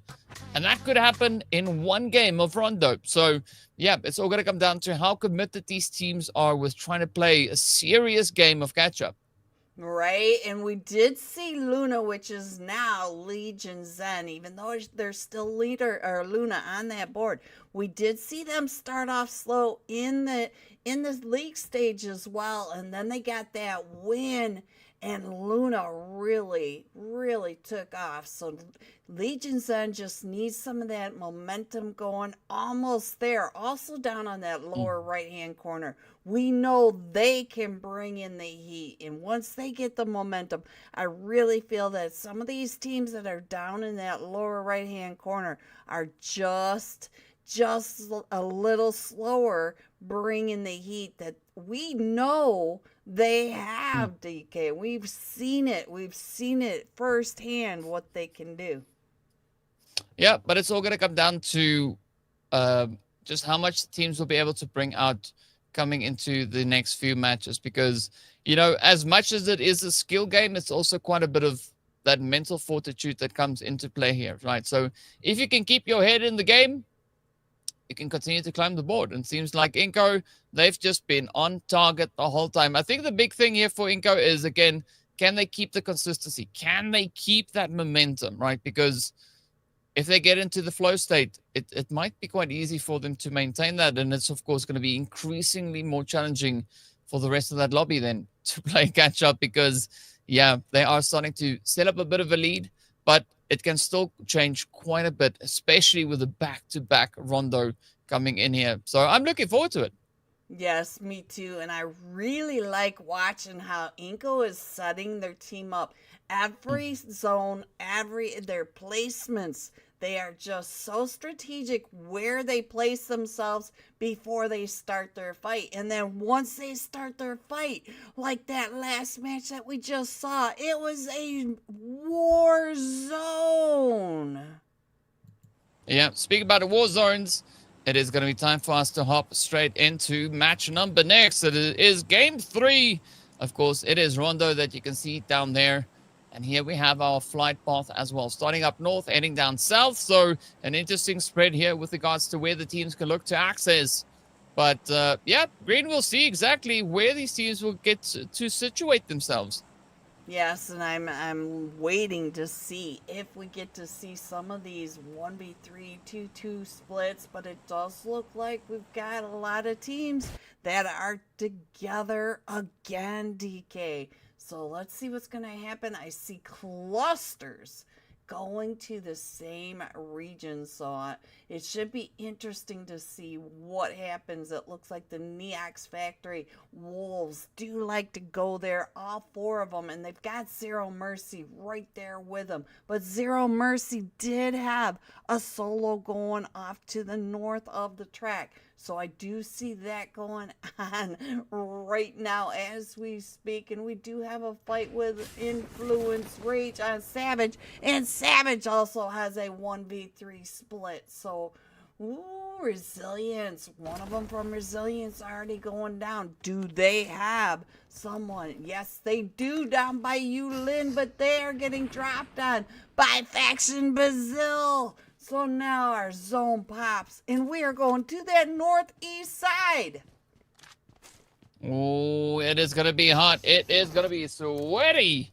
And we actually have seen the zone before in one of the previous games. So I'm curious how the teams are going to look to respond.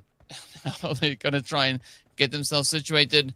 But for now, it is going to be the looting phase. So it is going to be Tin Long Gardens, at least here for 9Z GLOBANT. I'm not seeing any players necessarily hot dropping in just yet, so there could be a bit of an opportunity for those recalls to come through. As you can see, Resilience already getting dropped down to 1, INF down to 1. So yeah, that does mean that hopefully there is going to be an opportunity for a little bit of that recall play here. Zero Mercy, their only player, just playing a bit of hide and seek in the compound, trying to stay safe, at least for the time being. But they got to find a way, right? They got to bring all the players back into this match.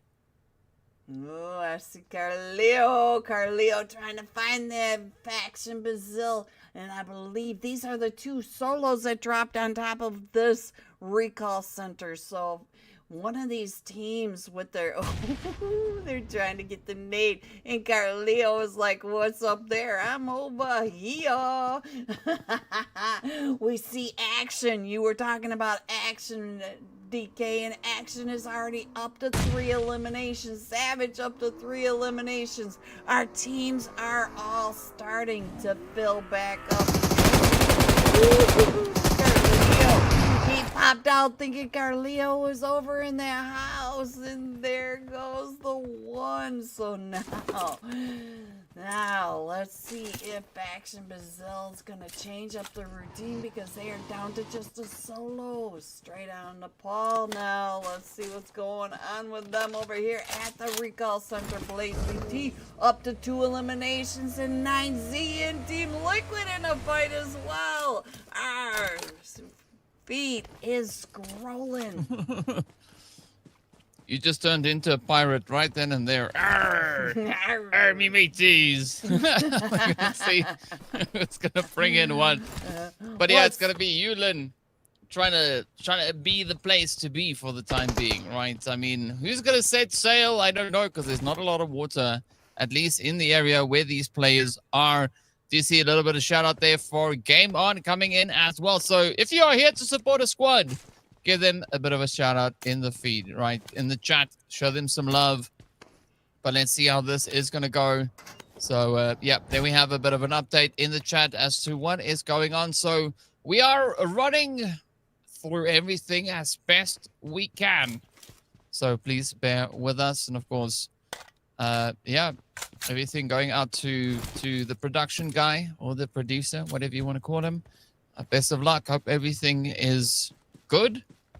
But yeah, in the meantime, let's see how good the stuff can get here in PUBG, as it is going to be game on now, looking to defend against the side here of VRZ Alpha 7 and Team Liquid in a pretty close position as well. Oh, and I see that they are coming up on the 9C and Team Liquid. So now we've got 3 teams wrapping up and around. You know that A7 likes to get those high ground advantages, and they are coming in right on top of the other players of 9Z. Remix watching as Revo goes driving right on by. Well, now it is going to be Wolves getting ready for a little bit of a something here. There we go, finding a few intruders along the way. That was Ninja in stealth mode, trying to hide under the bridge. Unfortunately, that cloak not working well enough. So down they go, straight out on a pole. Not necessarily in any point of contention here, but they only have 3 players in this match. So, yeah, that already puts them on a bit of a back foot. And our players, our teams that are down on that right-hand side are really starting to add up some of these points. VRZ up to 6 eliminations already. So now these leaderboards, when we come out of this match, should be really showing some teams stepping it up, getting that motivation going. Resilience coming up and in onto Zero Mercy. Zero Mercy. Down a player, still trying to hold it off, and VR going out. The first team out with six total points. Well, let's see. Will 6 points be enough maybe for them? VRZ back in quite a bit of that heat. It's unfortunate to see our first team go down so early on, but now it's going to be Zero Mercy and Resilience finding themselves in a bit of an altercation. Can Resilience get the jump? The nades are flying, but so are the shots. Ninja has been brought back into the fight. Oh, but out Ninja goes. No recalls available there. Now it's up to Potato. And the rest here of Zero Mercy got a beautiful jump shot here from Cardi. Sees it. He just looks to lock it down, shutting the door in their face. But now, it is going to be Zero Mercy left with a solo. So I don't know if they have any additional recalls remaining here. Yeah, with the way that elimination feed was just scrolling a little while ago, I cannot answer how many of these teams have reset and used their early recall already. But we do know that we've got scores popping. We have really added a bunch of eliminations. 9Z, we got Game On, Wolves, Action, Savage. They are all starting to really rack up the points early. We are still only in stage 1. And there goes some more out to influence rage in a fight over here with Team Salame. Well, here we go. Resilience now trying to make something happen on that far side, but it is going to be Salame, as you said now. Feeling the pressure here.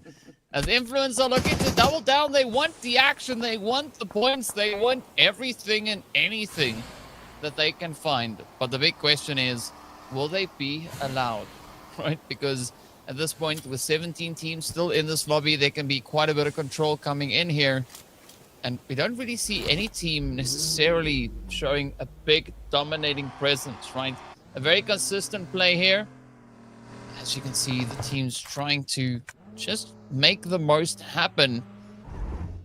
But for now, it is going to be Salame looking to double their numbers as they are going for that res. Or Nanu's going for the quick pick me up. The rest now making their way on in here. Zero Mercy is going to be the next one out as they don't have anything to continue the fight with. But Resilience looking pretty good at this point. I mean, they are smiling with the 4 eliminations that they've been able to find so far. It has only cost them 1 player. Yes, and now. The rotations are coming in. I'm trying to figure out how far to the north side we're going because these teams are up in that desert area now. And we know that there's a lot more landscape to work with. We got water hazards everywhere. So we're going up and around the river, going past all these ponds.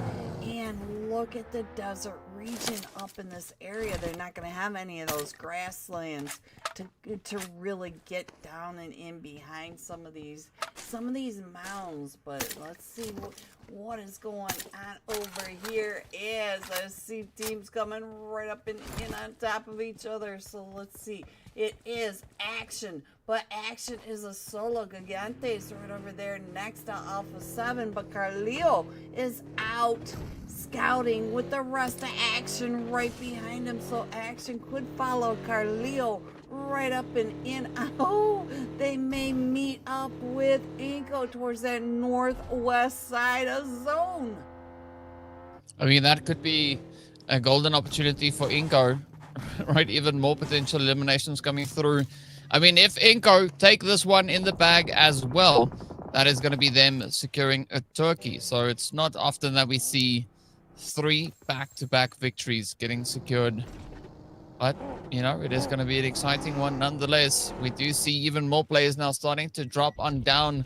The numbers are starting to dwindle ever so slightly. We still have 16 teams as we are about to hit that phase number 3. Not quite sure what Team Liquid is doing out in this far blue position, but they're going to have to go the other way and get back into the zone. Influence Rage, though, trying to gatekeep the edge here. Oh, they've got 2 players out, 1 player in. A slightly risky position to try and play through as Federal now joins us back in the zone. Diego. Is Diego going to get a quick pick-me-up coming in? Or is it going to be Team Salame looking to slam right into them?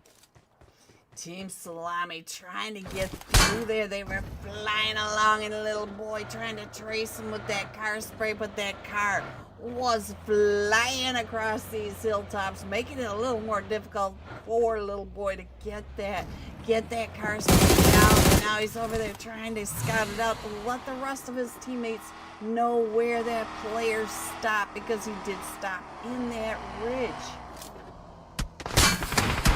Here we go now. Federal trying to survive. Oh, this blue could be absolutely devastating for Federal. Little boy now trying to just kind of find a little bit of something here on that far southern side. Meanwhile, TGAMES are still making their way up towards the zone. I like this shift. It is proving to be quite challenging for the squads. But can they get a good secure position to call home coming into this next phase? Or there is a bit of an opportunity here. We can see Federal just off in the distance, but are they going to send it? Will we maybe see that engagement come through?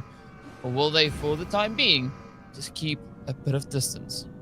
Yeah, Federal has got to keep his head, because his team is now down to just a duo going into these later stages. We're only in stage 3, and you can see that even game on, down to just a solo. Little boy does find Team Salame Jokos now down in these dips, but we're still over here in the blue, and we know that Rondo blue does not play. Rondo gives you a lot to work with, but it does not let you play out in that blue zone very long. Yeah, the zone might be kind, but it is sure as goodness not your friend. So, you know, you got to take it with a whole truck full of salt as well, just to make sure that everything is at least above board or in ship-shape condition. Speaking of which, though, it is going to be Little Boy now trying to play the long game. Federal, unfortunately, is going to be downed. Will we see Law maybe going in for a little bit of a rescue here? Is that going to be an option? As you can see now, the push is going to come up here. It does seem like there is maybe a little bit of a bounce-back play. But again, things still looking pretty tough. iNCO now fighting off for 7. Guaizo getting spotted and traded on down.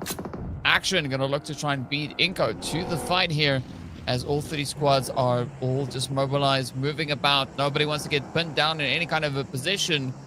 They want to try and secure those points again. Right, we know teams are pushing for overall standings. Wolves also have to consider what the next strategy will be here as we do say goodbye to Game On, leaving the fight here with 4 eliminations. And now we've got 4 teams. Oh! Ayala! With that 12 gauge damage delivered. So TGAMES taking out the last of Team Liquid, going out with 1 elimination in this first Rondo match. We have TGAMES now on top of straight out of Nepal, and almost their resilience going out in 14th. With 5 eliminations, our teams are starting to disappear, DK. We have 14 through 18, 4 teams already out. Oh, that seems pretty crazy. But now, how are we going to situate all these teams coming into phase number 5 as 4 is about to come to an end? It is now up to Obscure here to see, can they defend against the onslaught from 9Z. 9Z also down to a solo, so it is a fairly even engagement, but it is going to be a little bit of a risky play here for Obscure. All the shots now raining down. Oh, got to be very selective with how they push through this. I like what Faction is doing, looking to capitalize on that high ground situation they've got. But again, make enough noise, and you could draw the whole entire lobby to your position. Yes, and A7 down to just a solo. 9Z GLOBANT down to just a solo with Faction Brazil coming up along that ridge line. Also seeing Milo down to 2 HP from Faction Brazil, raining those fat fabs down on his head. Obscure in the car play. Will they see him in that car? Because straight out Nepal is also coming in. Hearing all this, coming in for the third party action right here on top of Legion, Zen, Luna. Once again, finding himself in this fight in action. Just coming right up and in. Legion, Zen going out. But action is also getting some action from iNCO coming in on this third party. The third parties are going off like crazy, DK. All these teams are now really coming in. iNCO only had 1 point coming right up and into this, and now they are looking to get more. Well, will they be able to get more? That is going to be the big question.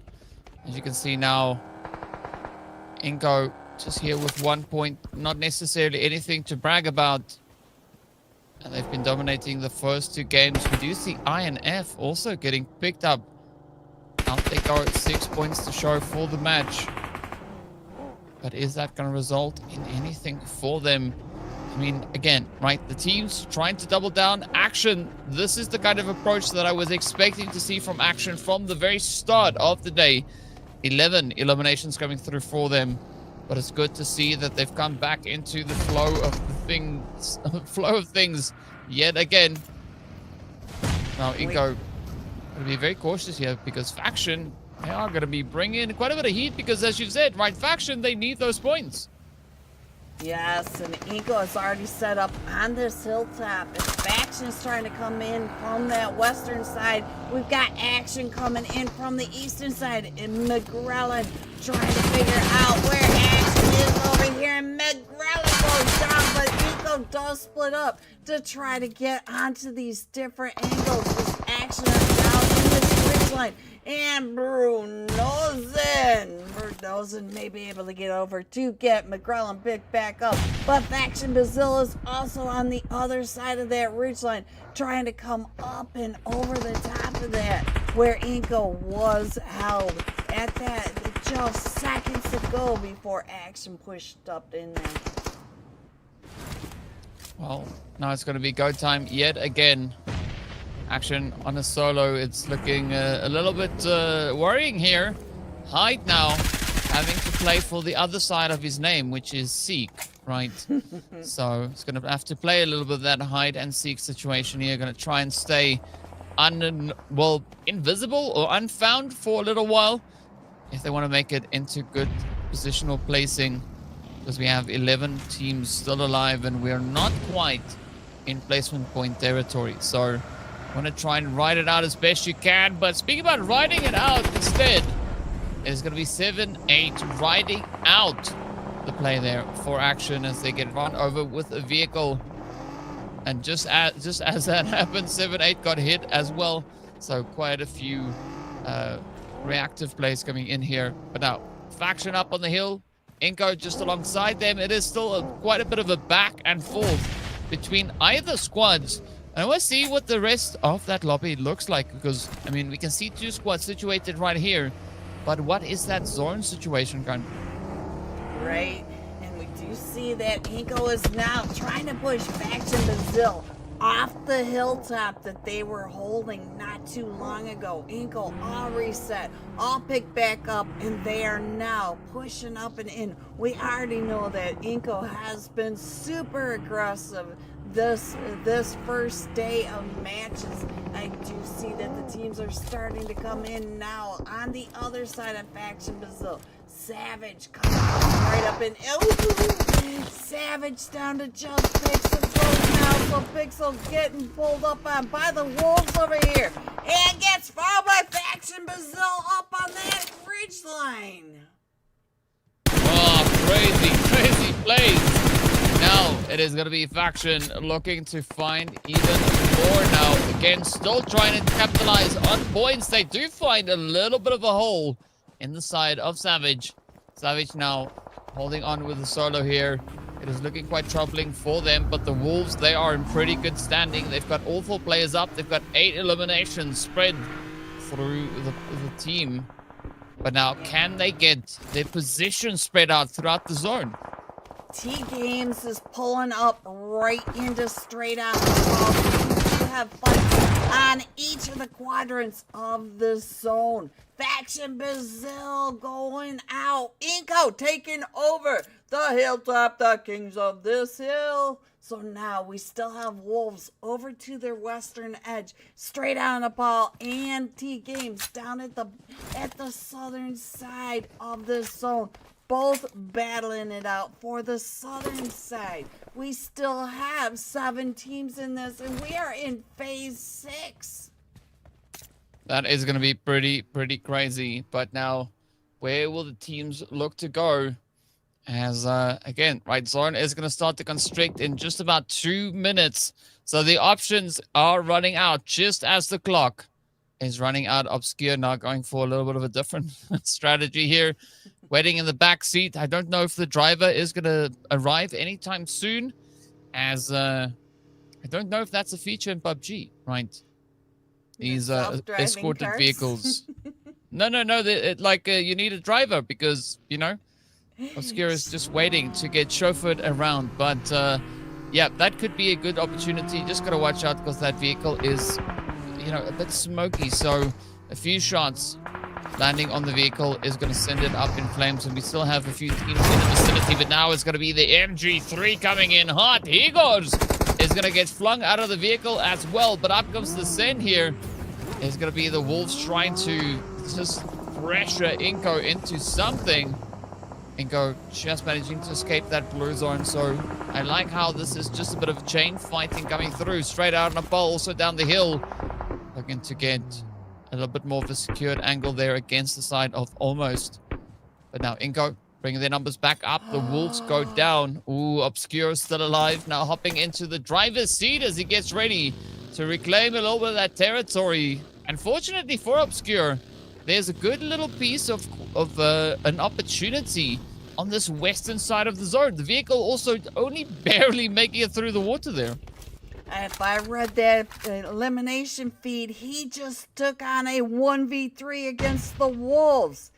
As he waited for his chauffeur, the Wolves pulled up and he 1v3'd them.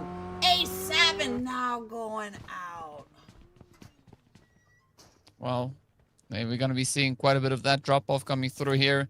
Almost there, down to a solo. You see on that far eastern side of zone, it is going to be players from TGAMES right there alongside Almost. So can Mighty survive this? T-Games looking pretty good here. They still have all 4 players in this match, but phase number 7 is going to get ready to pop. It takes us up to the north. iNCO now on the money as they get zone blessed. Oh, but they're going to have to work to earn any kind of a victory or anything even resembling that. As you can see, SALAME is still holding nice and steady here alongside them, trying to bombard the iNCO squad here with as much utility as they can find. But they are going to be starting to run low on that. Beautiful hit coming through as iNCO responds. McGrellan, the super aggressive nade thrower from game number previous, is going to try and get the job done. But unfortunately, McGrellan will have to go home with the full backpack of grenades as, well, they get traded off and down they go. Vitali now, this is his opportunity to shine as the nade comes in, but not quite finding the connection. It is going to be Team SALAME just holding on to the edge. Almost there, gets found, and out they go. Oh, but the nade from Vitali ends the run right there for SALAME. So now, the final 3 teams left to duke it out. And we could have a 3v3v3 coming into this final showdown. But fortunately, Pedrin has been able to get back on their feet. So there's a slight little bit of an advantage here for the side of, well, the players coming through there from T-Games. Look at the real estate that iNCO has taken over those straight out of Nepal. And T-Games are both pushed down into this compound. And iNCO Gaming once again set up in that mid-zone. Center zone is straight out of Nepal. And T-Games are over here in the fight. XP3 shut them down. So now T-Games down to just a duo. And iNCO over here with a 48% chance. Will iNCO do a back-to-back winner chicken dinner? Green, they have a really high chance of doing that, but they're going to have to keep their heads in the game, right? So far, it is looking pretty good for them, though, as they do find T-Games trying to bring themselves forward. But you've spoken about how iNCO has been able to dominate the northern side of that zone. Currently looking at it, they've essentially dominated the whole entire zone, right? But straight out of Nepal is going to be posing quite a bit of challenge to them as Vitali has been found. So it is now turned into a 2v3 situation. I think this is where iNCO needs to do what 7-8 is doing right here, falling back into the safety of the zone, letting straight out of Nepal rather come to them, as opposed to full sending themselves straight into this and not necessarily having all the needed information to make those decisions. But here is Bruno, looking for a bit of an opportunity. Has spotted Wolf, just relaying that back to 7-8. So let's see, can 7-8 make anything happen here? Wolf not going to be in the line of sight here, but they do find that vehicle, looking to now move up. It is going to be quite a bit of a challenge, but fortunately for 7-8, they have been able to bring in those falling Doritos, right? The emergency cover flares getting deployed, looking to change up the showdown, moving into this final stage. Straight out of Nepal, with regards to the numbers, have the higher chance here. But if iNCO can do it again, they could definitely look to dominate and once more get themselves that winner chicken dinner. This is where the full team here of straight out of Nepal needs to bring in a lot of caution, right? They started the game with 3. They still have all 3 players in this zone as we head into stage number 9. 1 nade could definitely spell quite a bit of disaster here for iNCO. Let's see. Can they bring it together? Bruno trying to try and play that off angle. Spots the spray. That sends it out, but gets dropped on down. Now, it is up to 7-8 to close up the final stretch here. Gotta watch out. A very exposed position. And getting crashed up, and it's going to be hugging the edge of that ridge, but you gotta watch out for that northern sneak approach coming through from Wolf as they get taken on down straight out of Nepal, stopping iNCO from a back-to-back victory.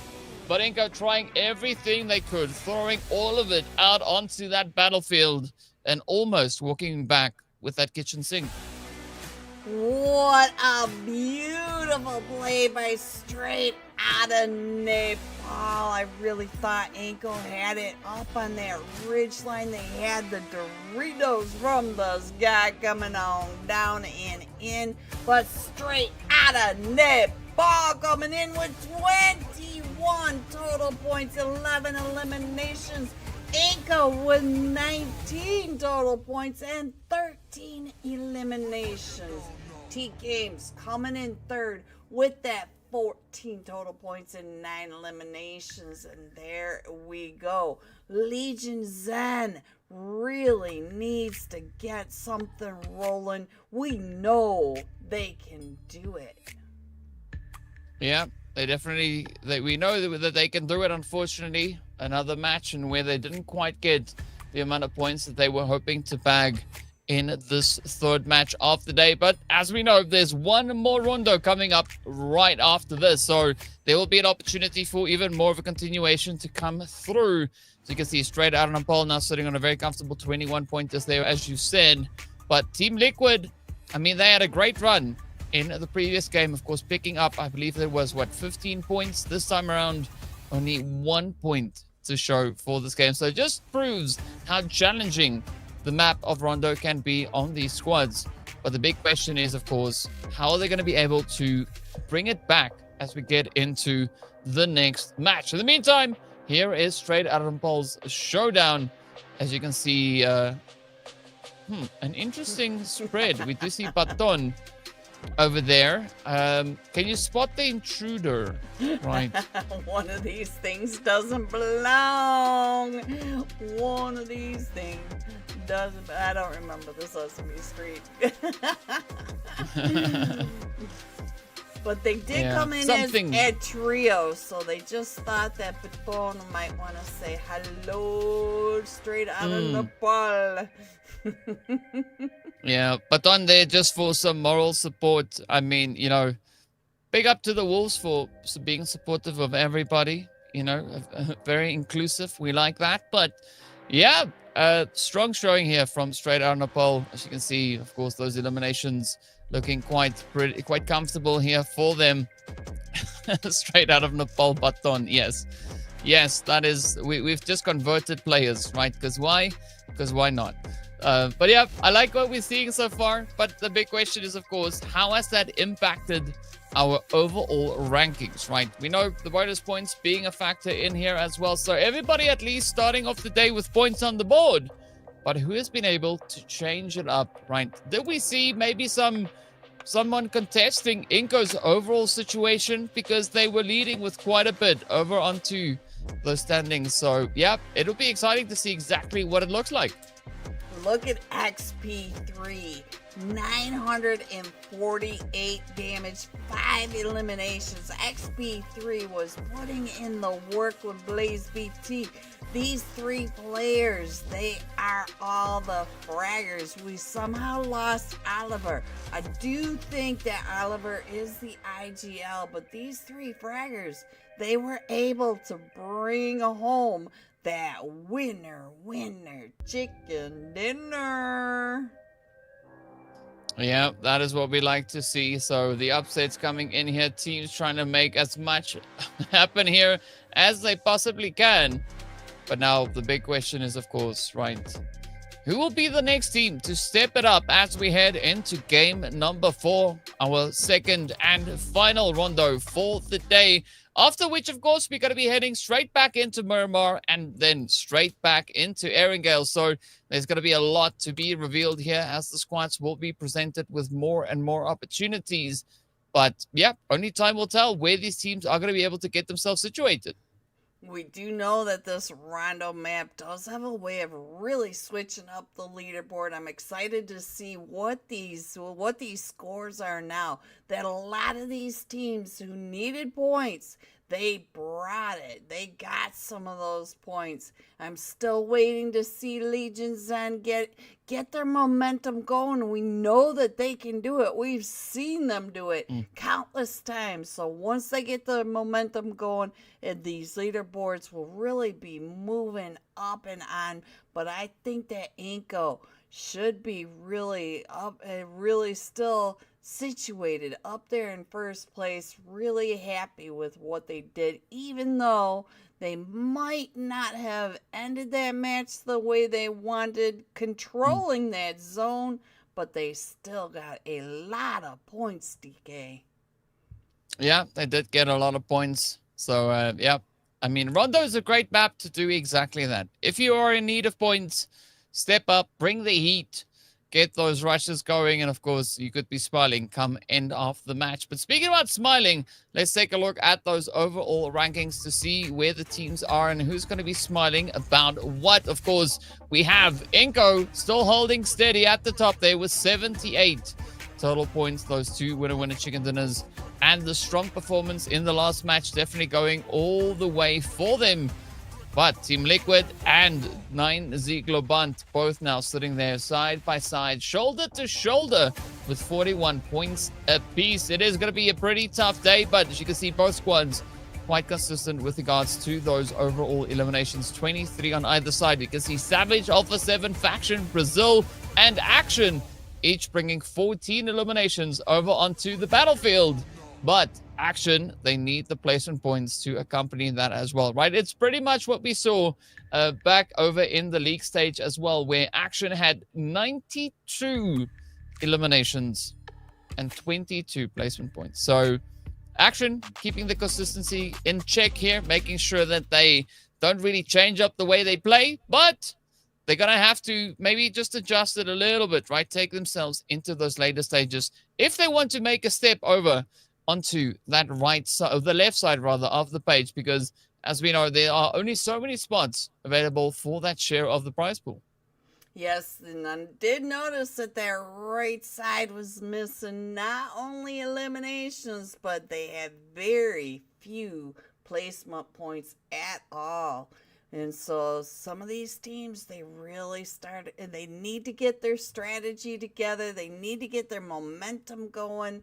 And those teams on the left side, they have already found it. So the teams on the right, they really got to step up, and they get this chance for a second Rondo match. Yeah, they got to step up or step out of the way because the teams are going to be bringing it in quite hot. But yeah, we should be hopping into our next match. The fourth game of the day is going to be making its way through pretty soon. It doesn't seem like we are going to be taking any stops in between. Instead, just pushing up through everything and, you know, getting these matches kind of in as quickly as we can. But yeah, it is going to be an exciting one. As we know, Rondo is coming up. Of course, one rotation of each of the maps still lays ahead for these teams. So Rondo, Miramar, and then Erangel to close off the final game for the first day of the finals. Tomorrow is going to be a very sweaty one, right? Because I'm expecting the teams to really up the ante more than they've already been doing so far today. So it's going to be a lot of pressure and a lot of, I would say, of uncomfortable situations that a few teams might find themselves in. Of course, to make tomorrow a little less stressful, we do need to have the teams try and bring everything into these last few games. Yes, they do. So they may be a little slower, a little more strategic. We did see that in the league stage. They did slow down just a little bit. We did wonder why they were taking so many fights out in that blue. They were doing a lot of those edge sweeps, but they were staying out in the blue way longer than we expected them. So it's going to be interesting to see. We know that this first day is just so action-packed, but the second day, when they really buckle down, will we see more action, or are we going to see more strategy? That's what I'm waiting to see. And here we go, DK, what you've been waiting to see, the double flight path. Pew, pew. Pew, pew. Here we go. Getting right down to it. And where are these teams going to drop, and who's going to bring it in hot? Yes, that is who will. We do see a few early jumpers already starting on that northern flight path. The southern one, only one team. Make it two now, looking to get themselves situated. So I like this. The double flight path, it does give the teams quite a bit of an opportunity to really play all the angles in this match. But the big kicker here, as always, is going to be where that zone is going to be taking our teams. I don't see as many 1v3 splits early on like I did that last match. Looks like Team Salame is playing it a little safer. Looks like they're doing a 1v3 way up to that north. I do see Influence Rage there grouped together. Wolves going with Zero Mercy back to the Neox Factory track area, where we saw Zero Mercy really get punished by the Wolves, which is surprising to me. And our zone decay is almost in the same spot as that last match. Yeah, it's very, very close to that indeed. So, yeah, not too much of a shift, much of a change for these teams. But now, let's see who will be the first one looking to bring in the heat, as Neox Factory and Test Track is going to be where we'll be starting. It's going to be Zero Mercy. Now just holding over on towards this western side already. We can see the shots coming through over on towards Zen as they've dropped in alongside the players here from iNCO. A rough start, but maybe Zen can find a way to bounce back. Yeah, I did notice it straight on Nepal. Team Liquid, the solo from Team Liquid jumping right there was straight on Nepal. And I also saw a couple of the other teams. They were trying to get over to those recalls as solos, dropping with the team. So, yeah, this is going to be a completely different play than what we just saw that last game. Ooh, McGrellin already getting another shot right over onto Legion Zen. Ooh, McGrellin down to 1 HP's DK. 1 HP. Zen down to just a duo now. Yeah, you know what Curiosity did to the cat, right? It's doing similar things here for Legion Zen. But now, it is Madion. Trying to find an angle here on Faction. Beautiful wraparound play coming through from Saz. Saz says no. He will not get the opportunity as they now look to tighten it up. It's going to be Lennox caught in the compound. And the full set is unfortunately for Faction Brazil. They still have a solo left, so there is an opportunity for them to stay in this fight. They just got to get those recalls going. Meanwhile, up into Yulin, it is going to be 9Z GLOBANT King, setting up a bit of an ambush here along the tree line. But it is quite a difficult angle to play through. I mean, Yulin provides so much cover, and especially coming in with this conjoining building, it is proving to be somewhat challenging because Mythic, they heard the shots, but they don't know exactly where those shots came from. So they are going to try and do a little bit of due diligence here, do a little bit of, you know, spring cleaning, going through compound after compound, looking for those positions. We did see Coops over there as well, also looking for a little bit of something. Alpha 7 now looking to push a little bit further on. Gotta check for that zone that is going to hit the EMP. Will come in hot. That is Buddy on down. Oh, resilience. They're going to have a lot of that if they want to survive this push coming through from Alpha 7.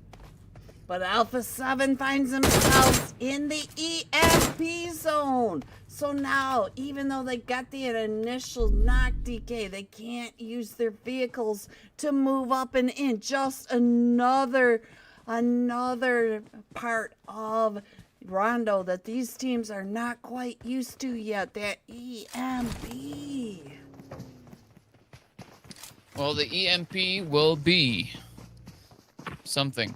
Right, nothing really crimes too much for that for the time being, but it is going to be Carnage here from Cardi C, getting 2 for 1 special. Now it's up to Mighty. Oh, so close to Bamboo there as well. As you can see, the shots continue to go on through. Up comes Wolf, looking to knock on the door. Yeah, you're going to have to see Mighty try and play for that revive, right? Looking to bring the rest of the crew back into the swing of things. But it's going to be Wolf that gets dropped on down as Cardi C is now on fire. 3 eliminations for Cardi C and 6 in total for Resilience. Faction Brazil looking to change their position a little bit more. But up we go to Alpha 7 trying to clean it up. but there's nobody left, right? They've already done all the cleaning they could. Game on now. Going to be rotating up alongside Carrillo. So I'm not quite sure if Carrillo is going to be the one looking to get that recall going. But if he is, definitely that's not the place to be. You got to get right on that recall spot and then try and defend it. I think the difficulty with that particular recall that Carrillo is going for is there's no angle to defend, right? You are left with a little roof, bare bone structure. And if anybody pushes up, they're going to see you from miles and miles away. So let's see how that goes. In the meantime, Team Liquid here moving about. Yu Lin and Colking not yet relinquishing the position over on towards the hill. DK, all players are back into this match. And right when I say that, we start lighting it up like a Christmas tree. So one down from Almost There, one down from VRZ, one down from Resilience. So now the fights are all back on. Almost There wins. It's down. Wolf trying to hold off the push by Resilience. Coming up around this edge. Wolf down to about half health as Resilience is pulling right up and in on him. But Wolf making the smart play coming out around. He's got that Tommy gun. Can he get those shots over on the Resilience with the shotgun in his face in the off angle? No.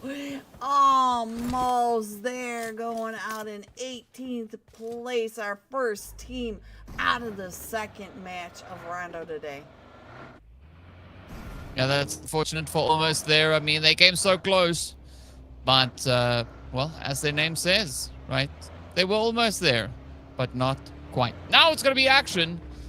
Looking for a little bit of something here. We do have another EMP zone coming in alongside phase number 2.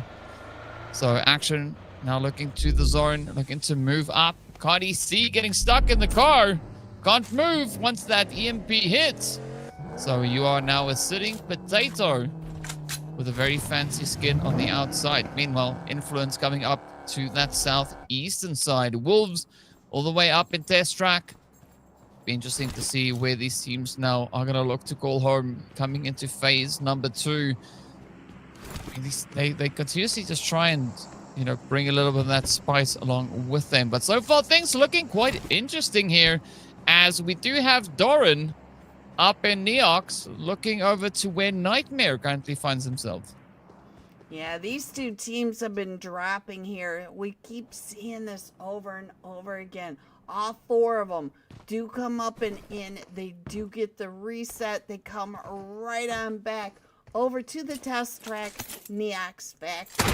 Revo going down by the car spray from Resilience. So now Revo going out. That is a hard pill to swallow.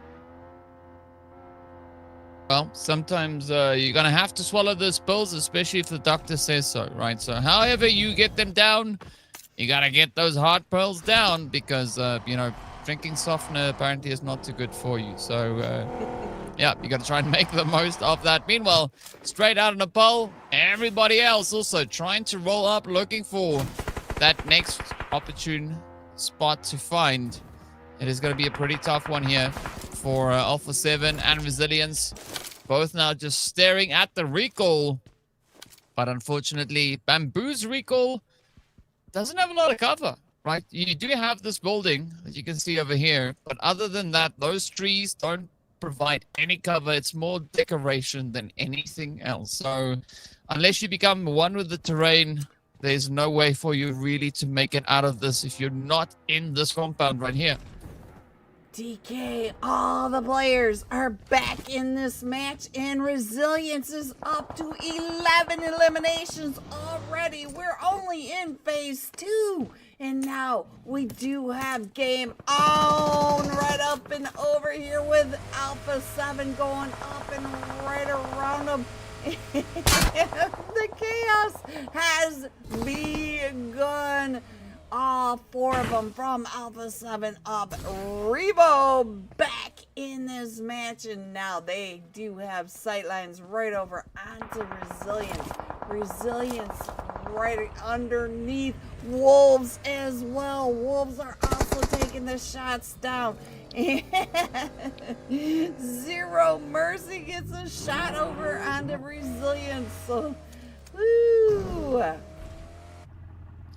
Well, good to see those plays coming through, but now it's going to be action, finding a little bit of zen. You see those hits coming through in the feed. But will we have more of it, though? Is everybody's still just trying to get themselves situated, trying to play for zone? The rotation's still quite lengthy. Straight out Nepal up ahead. They already showed us what they could do on the previous match. This time around, at least, looking at straight out Nepal, they decided to come in with 4 players, right? So they want to flex a little bit.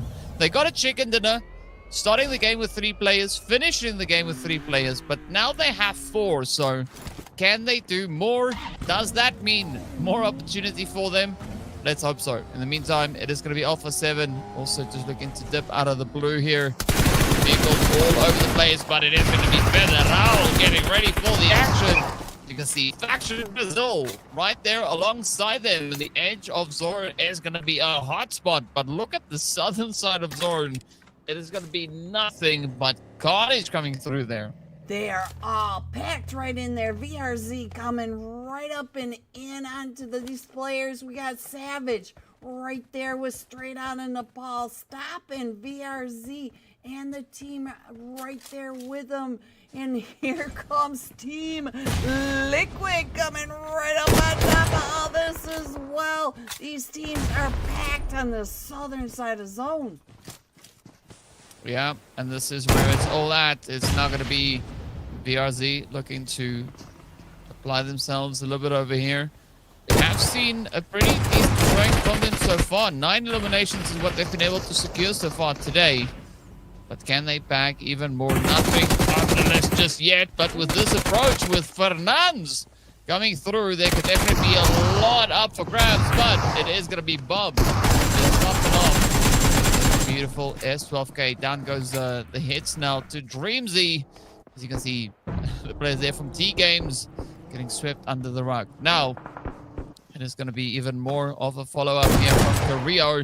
Jumping in on Baton. Baton, who we saw earlier, just smiling there alongside the players from straight out of Nepal. Unfortunately, this time, not going to be smiling as much, as straight out of Nepal is also quite battered at this point.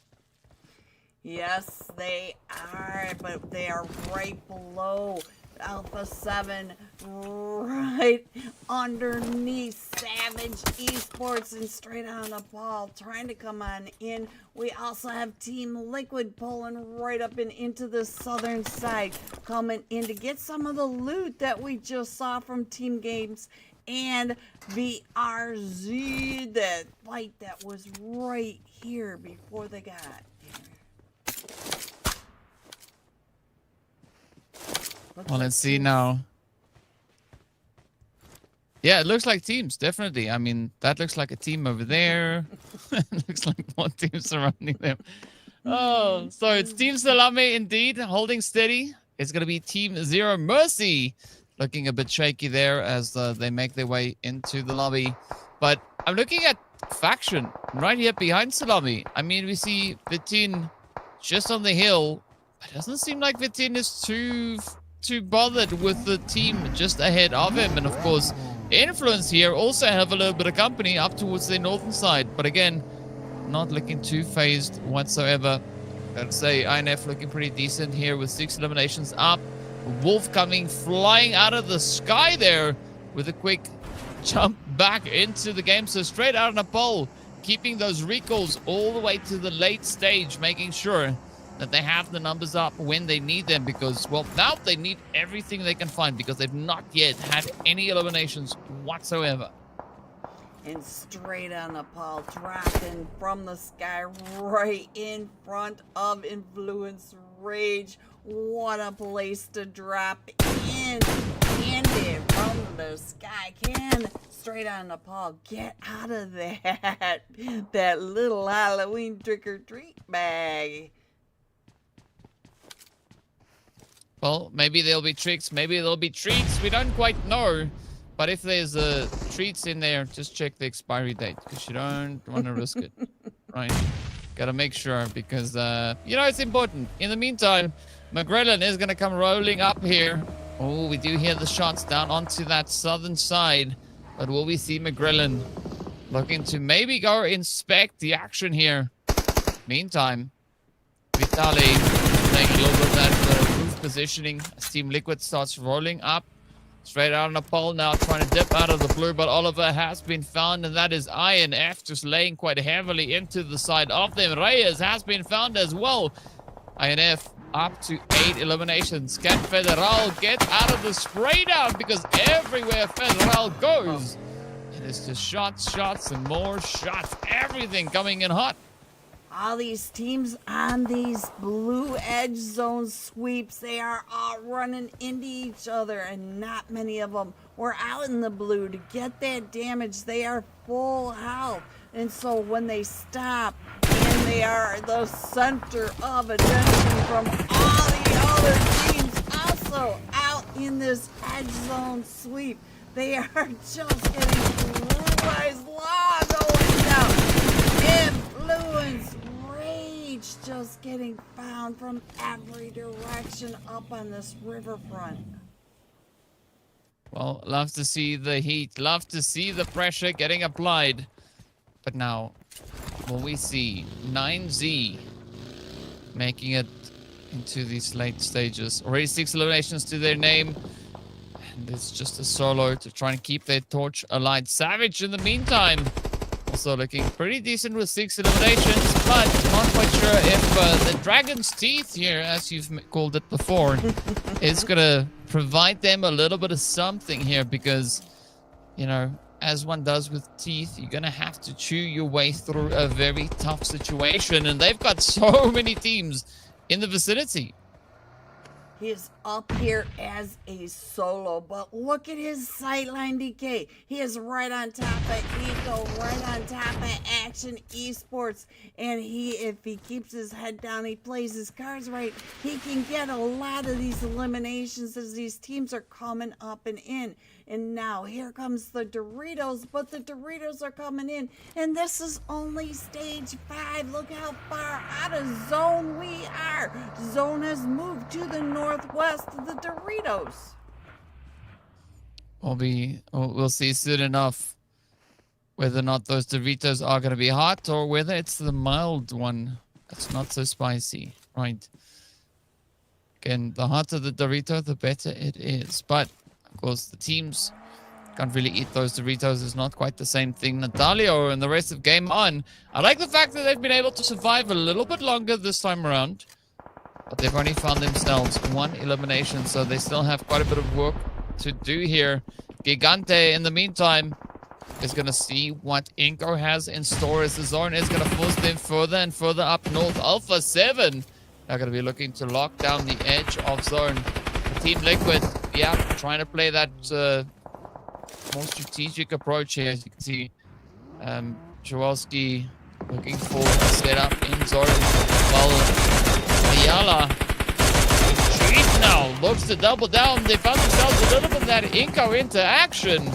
But here comes the push, the rotation, trying to get the heck out of dodge. But the pressure is on, so much damage. Getting shot over to the side of iNCO. Not quite sure if 7-8 is going to be able to survive the rest of that. But McGrillen is still in the blue. So somehow, some way, they're going to have to get out of there and back into the zone. Meanwhile, it's going to be Action and Alpha 7 now prepped up and ready to go. The shots flying in all directions. The vehicles are getting stacked up. But only one team can survive this, and oh, it is going to be Alpha 7 stopping Action there with 7 eliminations.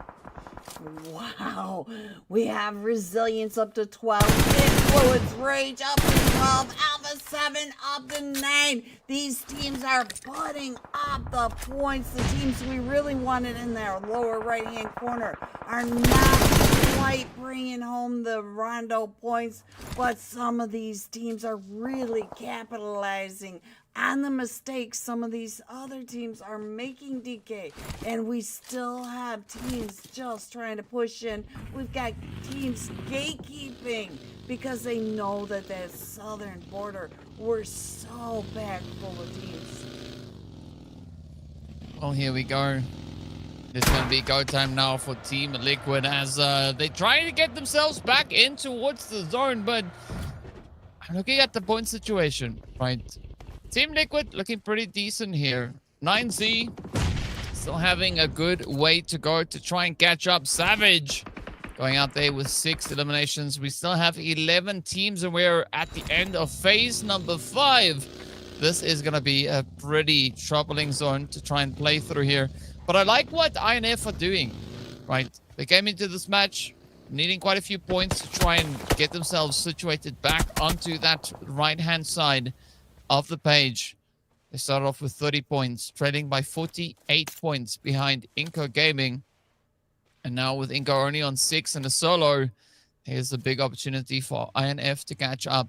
You could say the same thing here for Resilience. Of course, they started out with 21 points coming in here, and adding 13 already to that does really help them close the gap. But is it going to be enough, though, to make these major leaps a successful push? Because Alpha 7, they are also looking pretty strong with 10 eliminations up. They still have 2 players to go. But can they lock it in? Can they secure themselves a seat at the table coming into the last few phases of this match? And it does look like straight out Nepal is stopping. They are gatekeeping not only Team Liquid, but they're trying to keep their sightlines over onto Alpha 7. We also have, which team is that? Team Salame right in front of me. Oh!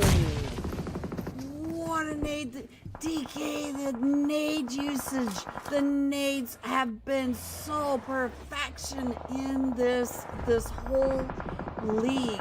They are the whole PMAC, the PUBG, America's challengers. Well, here we go now. It is going to be one header. And Tokyo, the final 2 hopefuls here for the side of Legion's End, getting ready for a little bit of something. As we have Game On up on the hill, looking to push Bizdusi. Oh, Resilience going out and just falling short of placement points. So they are only adding that insane amount of eliminations they've been able to find now to their overall points. But let's see if INF can lock in. Can they get the job done? We have them right here on the edge. 14 eliminations up, though. 2 players left. I spotted out a little bit of Faction here.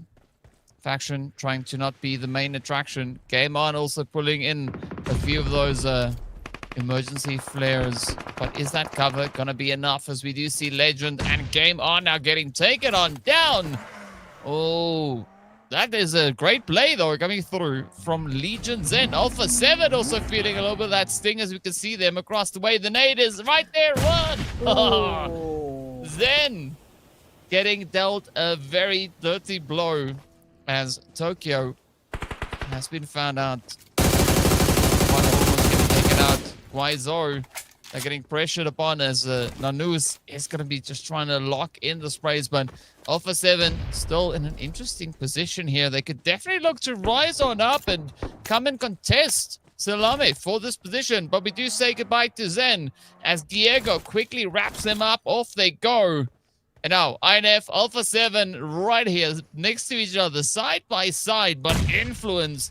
They have that zone possession. They have the angle, rather, in on the edge. Now they're going to have to just try and make the most out of it, because the high ground is great, but there's nobody north of them. Right, in Influence Rage, they dominated the Continental stage. They're up to 16 eliminations in this one match right now, although the duo, but they do have almost the entire zone locked down. They've got angles from above, keeping A7, Team Salame straight out of Nepal. iNCO, they are all to the south, so INF. Can they do it this match? What are the chances that they can finish this match off with that 1-1 split across the zone? It's not going to be a very easy one to pull off here. But you know what? It's not like they're going up against other teams with a full roster staying in this game. As you can see, we have duos and solos all over the place. 2 duos and 3 duos and 2 solos as we make it up into the end here of phase number 7. 8 is going to get ready to hit, but not quite sure if we'll make it all the way to the end of phase number 8. As Alpha 7, they know that INF is right there alongside them, but Diego is going to try and maybe outmaneuver them. You got to watch out for Carrillo with that P90.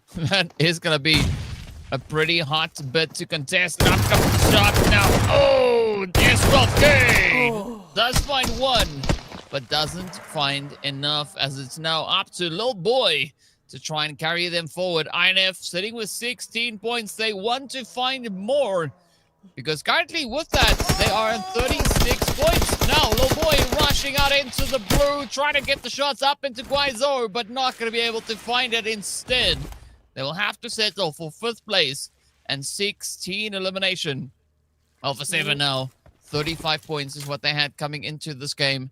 They've been able to secure quite a few eliminations, and now they are going to try and test the water to see, can they get a potential victory?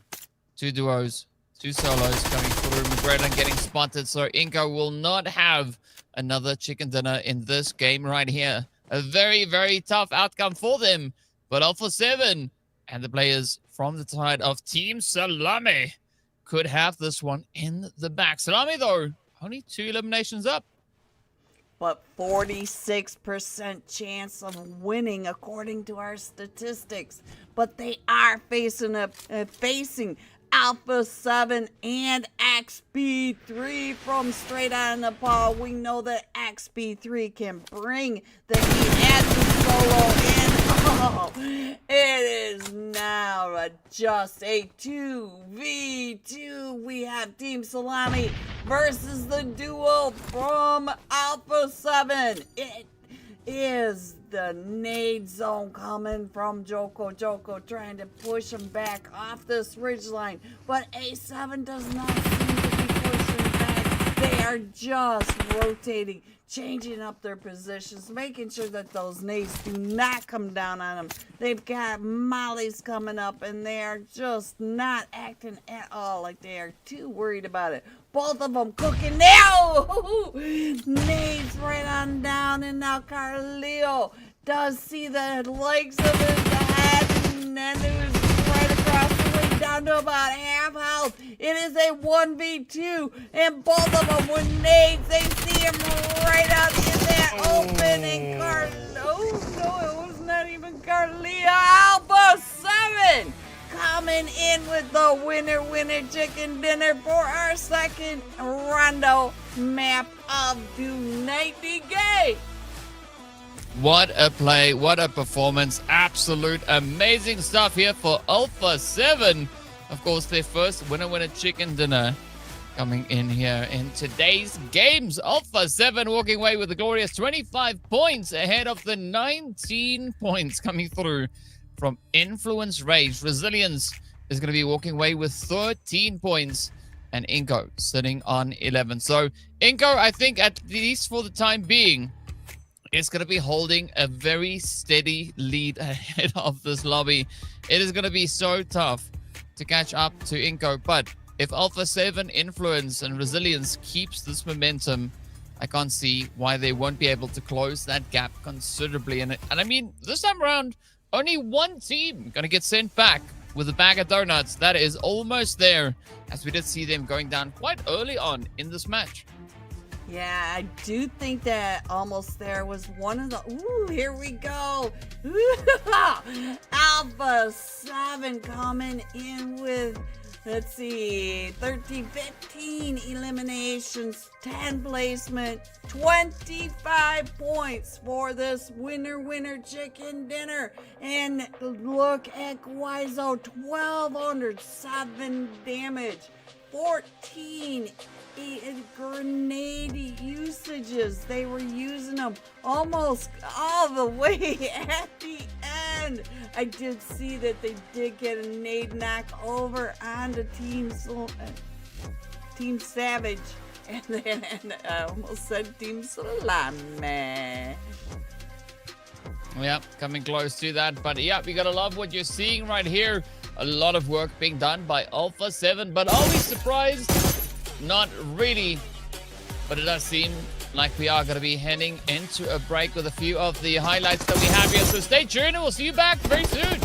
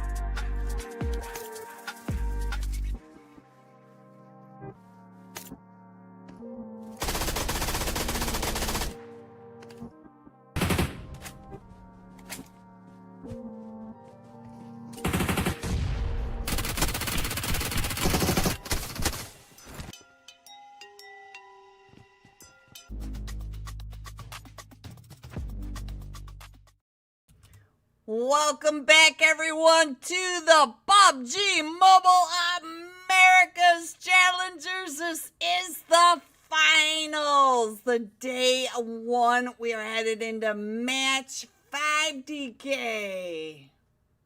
Yeah, match 5 is where it's at. We are going to be hopping straight into the lovely, lovely Miramar to see what the teams are going to be bringing in. Is anybody going to be able to catch iNCO? We don't know. I absolutely don't know, but we did see quite a bit of heat coming in just in this last match. Several teams performing exceptionally well. iNCO coming in with a strong performance. Influence, Rage also playing like absolute monsters. But the big question, of course, is who are our stars of the show? The answer is Well, right here, it is Vitali so far with 16 eliminations up. You can see Ayala coming through with 12 over there. I don't know why I wanted to say 10 and 2, but hey, you know what? It's a good place to keep your hands while driving. Gremlin coming through there from iNCO, also on 12, and Diego also sitting with a very comfortable 12 next to their name. So this is the iNCO INF Team Liquid domination, right? As the three teams kind of share the position that they have here on the overall standing. So I like to see that, right? It is looking pretty good. It's looking pretty hot. But how hot will it be? As we know, we are going to be stepping into the desert, and it doesn't get quite much hotter than that. No, it does not. And look at how close all these fraggers are. These fraggers are really putting in work, and we're not staying with the same teams fragging this time. iNCO Gaming 29 points ahead of Alpha 7. They have 89 total points coming in first. Alpha 7 in that second place with 60, and Influence Rage at 49. But look at how many teams are in the 40s. Yeah, pretty much almost the whole entire left page. So, I mean, it just shows that anything can change in these next two matches here today. TGAMES could also quite comfortably hop up into third place, right, in one game. Because Influence Rage, they jumped from that 10th position straight into third. And as we can see, there's not a big gap now between them and the teams following them. So I'd love to see VRZ, Game On, and the rest over on towards that lower position on the right side. Really packing in a bit of heat in these final two matches. Because as we've seen being pretty evident here, the teams can still change up quite a bit. All it takes is one good match. And that's it, right? That's your ticket right there. Man, we saw a lot of points that last Rondo match, adding to these teams just really switching up the leaderboards. Even on that right or left side, DK, some of these teams are just vaulting above each other. And now we need to get that right side doing the same thing. They need to get the momentum going. We only have 2 matches left today, and then 5 tomorrow before we go into the final day. Yeah, there's quite a bit still to come here. We still have, after today, we still have 10 matches to go, so that means we have 12 matches at this point to see how the teams are going to be performing and who's going to be the legends to log it in. Who's going to be making comebacks? Who's going to be jumping off screens? Hopefully nobody, because that's a long way to go, and there are many screens to jump across. But either which way, these teams are going to be bringing it all onto the battleground as we are prepping and getting ready to roll with the action and roll with the punches as we get over into match number next. Of course, another way to say game number 5 is going to be coming in hot. So we'll see soon enough where that flight path and everything else is going to be taking us. But yeah, a lot to be discovered coming into the next game.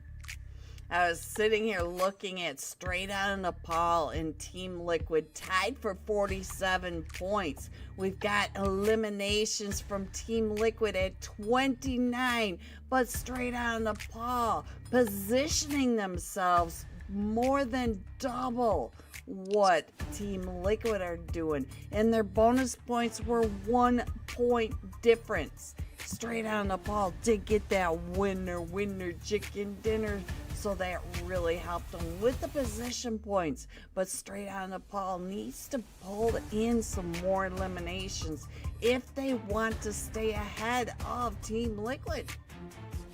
Yeah, that's what they're going to have to do. They're going to have to bring the heat. And I mean, what we've seen so far from Team Liquid is that, you know, they're not holding back. But you got to give it up to Straight Outta Nepal. A good showing of consistency that they've had so far. 18 placement points, 19 eliminations. It is very well balanced for them. And I mean, they started off outside the top 7 in the beginning of the day here. So a decent starting place for them to work through. But Team Salame, they had 12 bonus points and they're all the way in 12th place. I mean, even though I like how that sounds, That's not great, right? They have to bring in more of that pressure. They need to bring that Team Salame from day one with that back-to-back winner-winner chicken dinner that we've seen. We know they have it, but now they got to show us just how much of it they can bring coming into these matches here. But yeah, so the pressure is going to be quite high in these last 2 games of the day. But speaking about the last 2 games of the day, there's also going to be an exciting bit of action potentially coming through as we hit day number 3. As we know, there is going to be a lot to be seen here as the teams will get themselves ready. We have Smash points coming in, or Smash rule that is coming into sway here. It's going to be a thing. And then, of course, we've got the golden rule that's going to be coming in as well, where the viewers have a say in what happens in the last bit of the day, the final day. So, yeah, a lot of excitement is going to come through on day number 3. But before we get there, we need to get into this next match.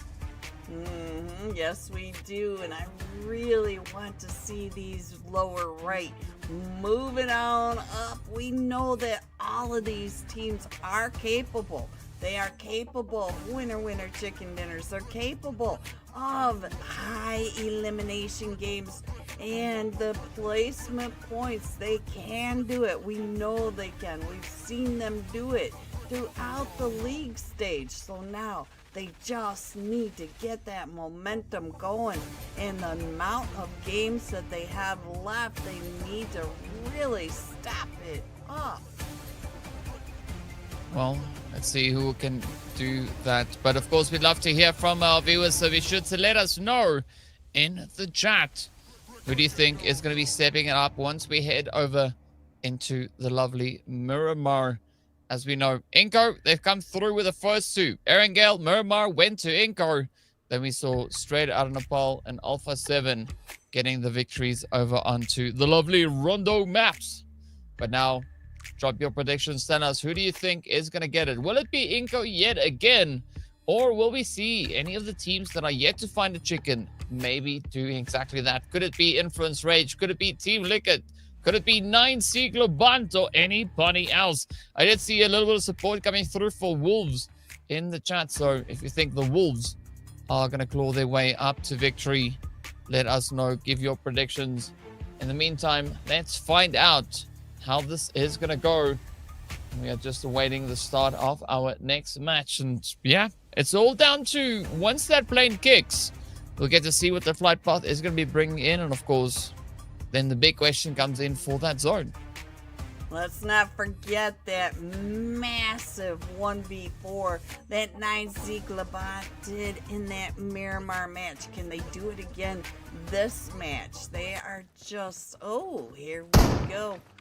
We are in it today. Team Liquid coming right up to the end. We got game on going out.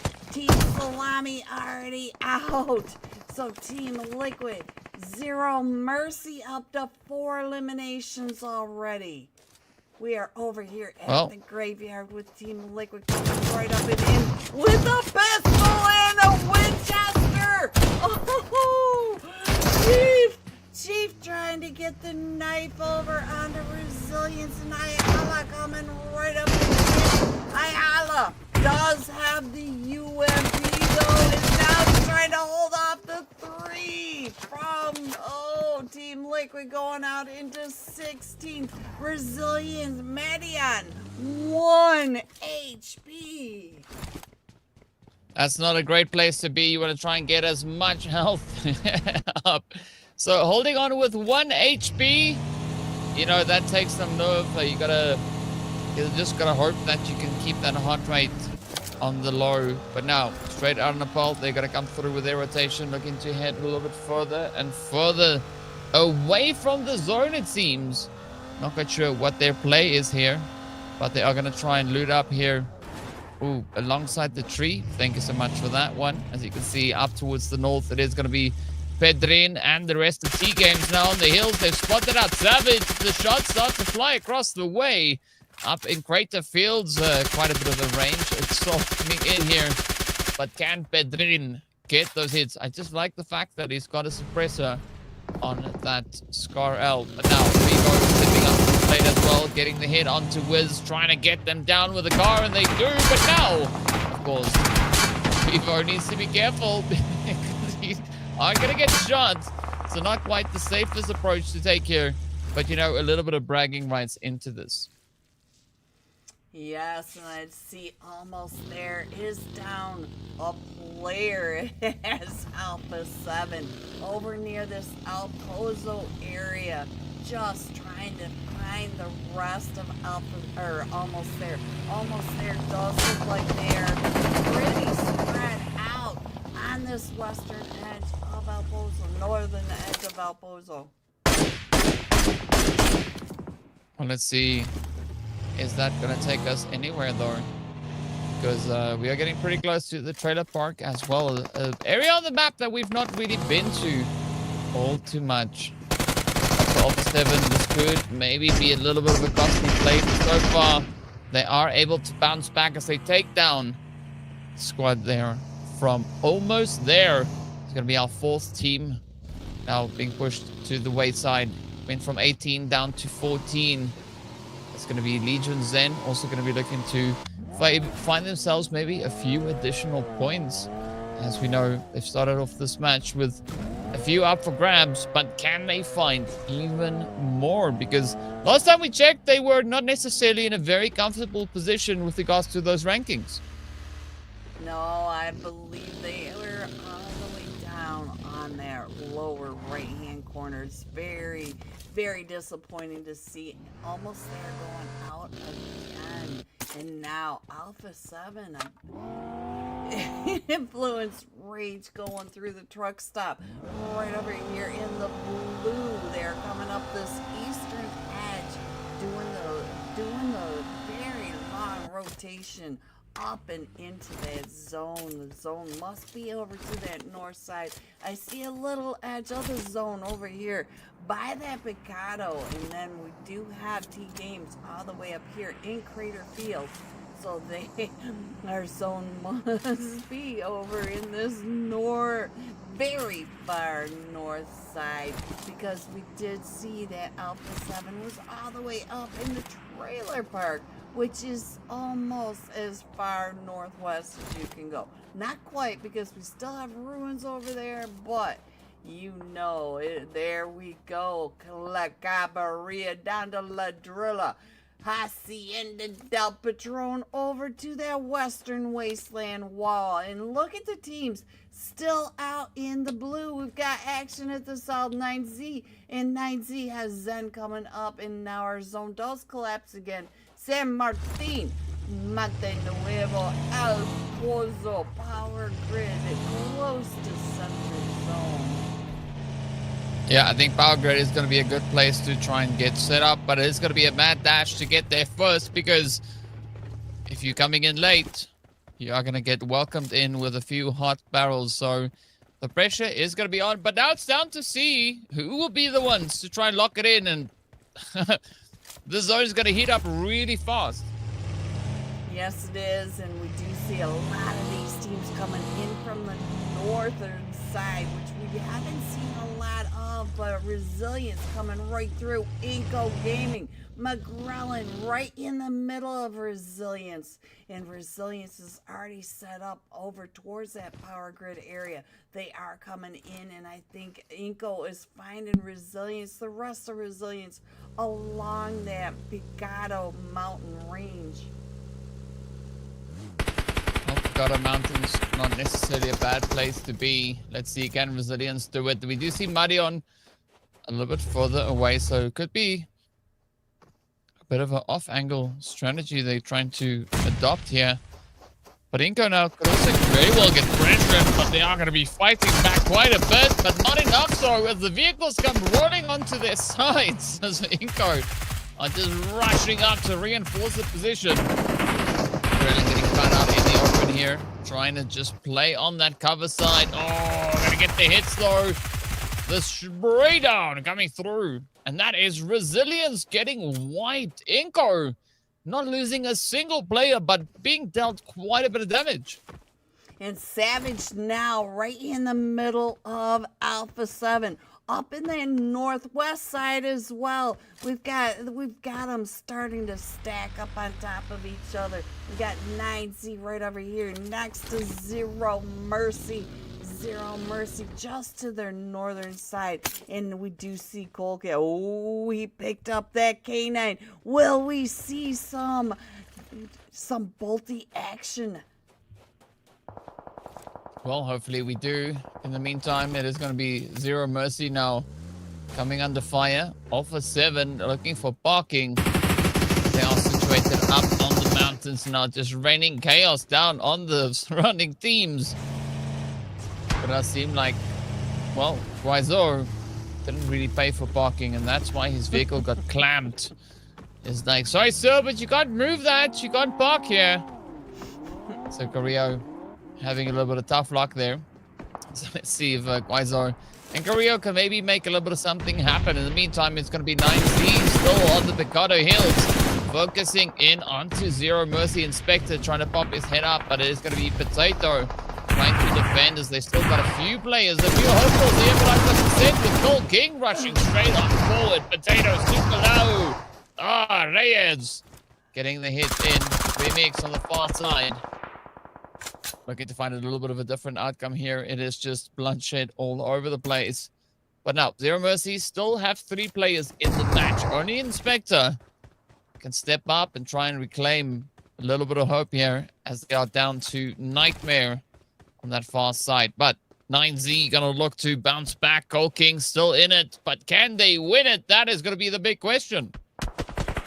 Yes, I'm not sure the Inspector's gonna be able to get out of there, because now here comes, look at this Milo coming up and around trying to get the off angle. We've got Reyes right across and Cole King. We know he does not miss his shots.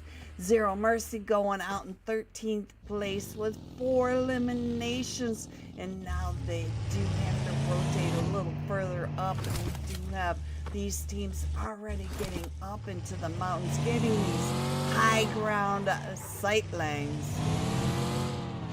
Well, let's see if that is going to help TGAMES at all, as Pedrin also facing a little bit of parking difficulties. Fortunately, they do know the password and they can get themselves unstuck. Meanwhile, Faction trying to double down, just trying to regroup as they've got a few players mobilized, a few more to look to get on in. But it is going to be a tough position to try and play through, especially with VRZ not too far away from them. Meanwhile, INF finding themselves a little bit of action here as they're dancing in and around the hills. And Stun Martin 7-8 finds Little Boy. Let's see. Is the rest of INF going to look to respond to that coming through from iNCO? Maybe not. Diego now trying to back up. Trying to play into that ridge line as McGrillen gets the confirmation. But Diego and Law now, the final 2 hopefuls here. Federal is going to be left behind. There's nothing that they can do. And so they're going to have to make do with only 2. Yep, the duo from INF and iNCO still just dominating some of these fights. They know how to place their team. That's what I'm noticing the most about iNCO. They place their teams, they get them set up, they got the cross angles all set up, and so when they do get pushed up on, like Influence Rage, that was the Federal, they were able to take that fight. Now we do have Legion Zen facing off with action. 2 teams that really need some points, DK. Yeah, but let's see. Can Legion Zen get the job done here? They started the match off with 18 points up. Action just a little bit ahead of them, sitting on 32 points, right? That's the difference between 11th and 16th place. So let's see who's going to be the one to have a bit of success here. Is this the opportunity for Legion Zen? Not quite sure with Tokyo currently down. Oh, that nade could make things a lot more harder for them. And action now rolling on up. Cam C getting spotted. Wanda trying to do something here, but one header has to go out instead. That is Zen, with not a single elimination to show for this game. A really tough time that they've been having here so far today. hopefully we can see them come back a little bit stronger in that next match. I mean, their first game of the day was pretty decent. They walked away with 4 points. So we want to see a little bit more of that. But in the meantime, we are going to be looking here up into Alpha 7. We've now just been able to scout out the position on the western front. But you got to watch out for Savage just there alongside them as the Goats are now just patiently awaiting this final rotation from Alpha 7. Like how the physics work out in this game. If this was real life, you would have been on the bottom side of that mountain a long, long time ago. And I'm not quite sure why you would take such a fancy car all the way to the top of the hill. But you know what? Let's have some fun with it. Savage, not a Goat. I think actually missing out on a few opportunities here onto the side of Alpha 7. Yes, I see that they're trying to get in the zone, but they are getting kept from TGAMES up on that high ground. And Savage there they go, taking the shot from Revo. Revo down to 1 HP. Yeah, that's not where Revo wants to be. But unfortunately for Savage, there's not much they can do with this current position, right? They can't really follow up and get the jump onto Revo. As you've mentioned, TGAMES is going to be looking to pressure them into the edge of that zone, looking to gatekeep them. Meanwhile, as we hop over towards the southeastern side, it is going to be 9Z sneaking on up on the Wolves. But the alarm bells are ringing, and the Wolves know that they have company. They are just prepping and waiting to see how 9Z will look to push up onto their position here. I mean, 9Z and the Wolves, only 4 points currently separating them on the overall standings, but 9Z, they've already been able to add 5 eliminations on top of it. So they are doing a pretty good job with trying to just get that spot further ahead of where the Wolves are right now. But, you know, the Wolves can change it up, especially now with Higors coming up with that P90. Yes, and now I do see they're getting, the Wolves are getting pinched between Action and 9Z. They are coming in from both sides. You saw that 9Z does have the off angle from Reyes, making sure that their backs are clear. So the 3 in the front for 9Z pushing up and in, know what's coming behind them. I really like how the way that the 9Z has set themselves up on this ridge, trying to push into the power grid, but the zone has moved away from the power grid. So all these teams right here do have to move, DK.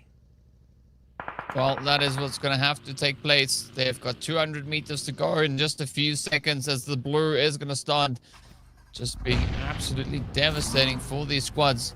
So neither of these teams here, neither 9Z, the Wolves, or Action wants to be the first one to take the plunge and start moving out, but somebody has to do it. INF, though, is going to go back empty-handed as Alpha 7 ends the run for them. Alpha 7 now up to 6 eliminations, but down to a duo. TGAMES now going to be looking to lock down at least that western side of the zone. The Wolves trying to make a play, but a very costly play so far, as it's all down to Baton to try and hold on here. Not a good spot to be in, but they had no other choice. They had to try and make a play. Now, Action still a little bit hesitant with that push. Not going to be looking to get out of reach just yet. 9Z is going to be looking to just weigh up their options here as they want to try and pick up their teammates and go for zone as they leave the Wolves to fend for themselves. But this is a risky play. This is essentially just dangling a carrot in front of the opposing teams. I'm not quite sure if Higors is going to be able to survive the damage that is about to fall upon him. Nice try by Remix to try to get him up on that car. I'm not sure why he didn't stop to put him in, but most likely because Baton was up on that print shot, making sure that they were covering, because not only was he trying to keep his sight line on the 9Z, but he also had Action on the other side, and no one was pressuring. No one was pressuring, but going up on top of that rooftop. So now look at this western edge, though. We've got Alpha 7 over here with Faction Brazil, action. We've got Savage and TGAMES all right on top of each other. They are all pushing up into these hills, up on top of these mountains. We've got sightlines from different angles. They are not only straight across, but up and down.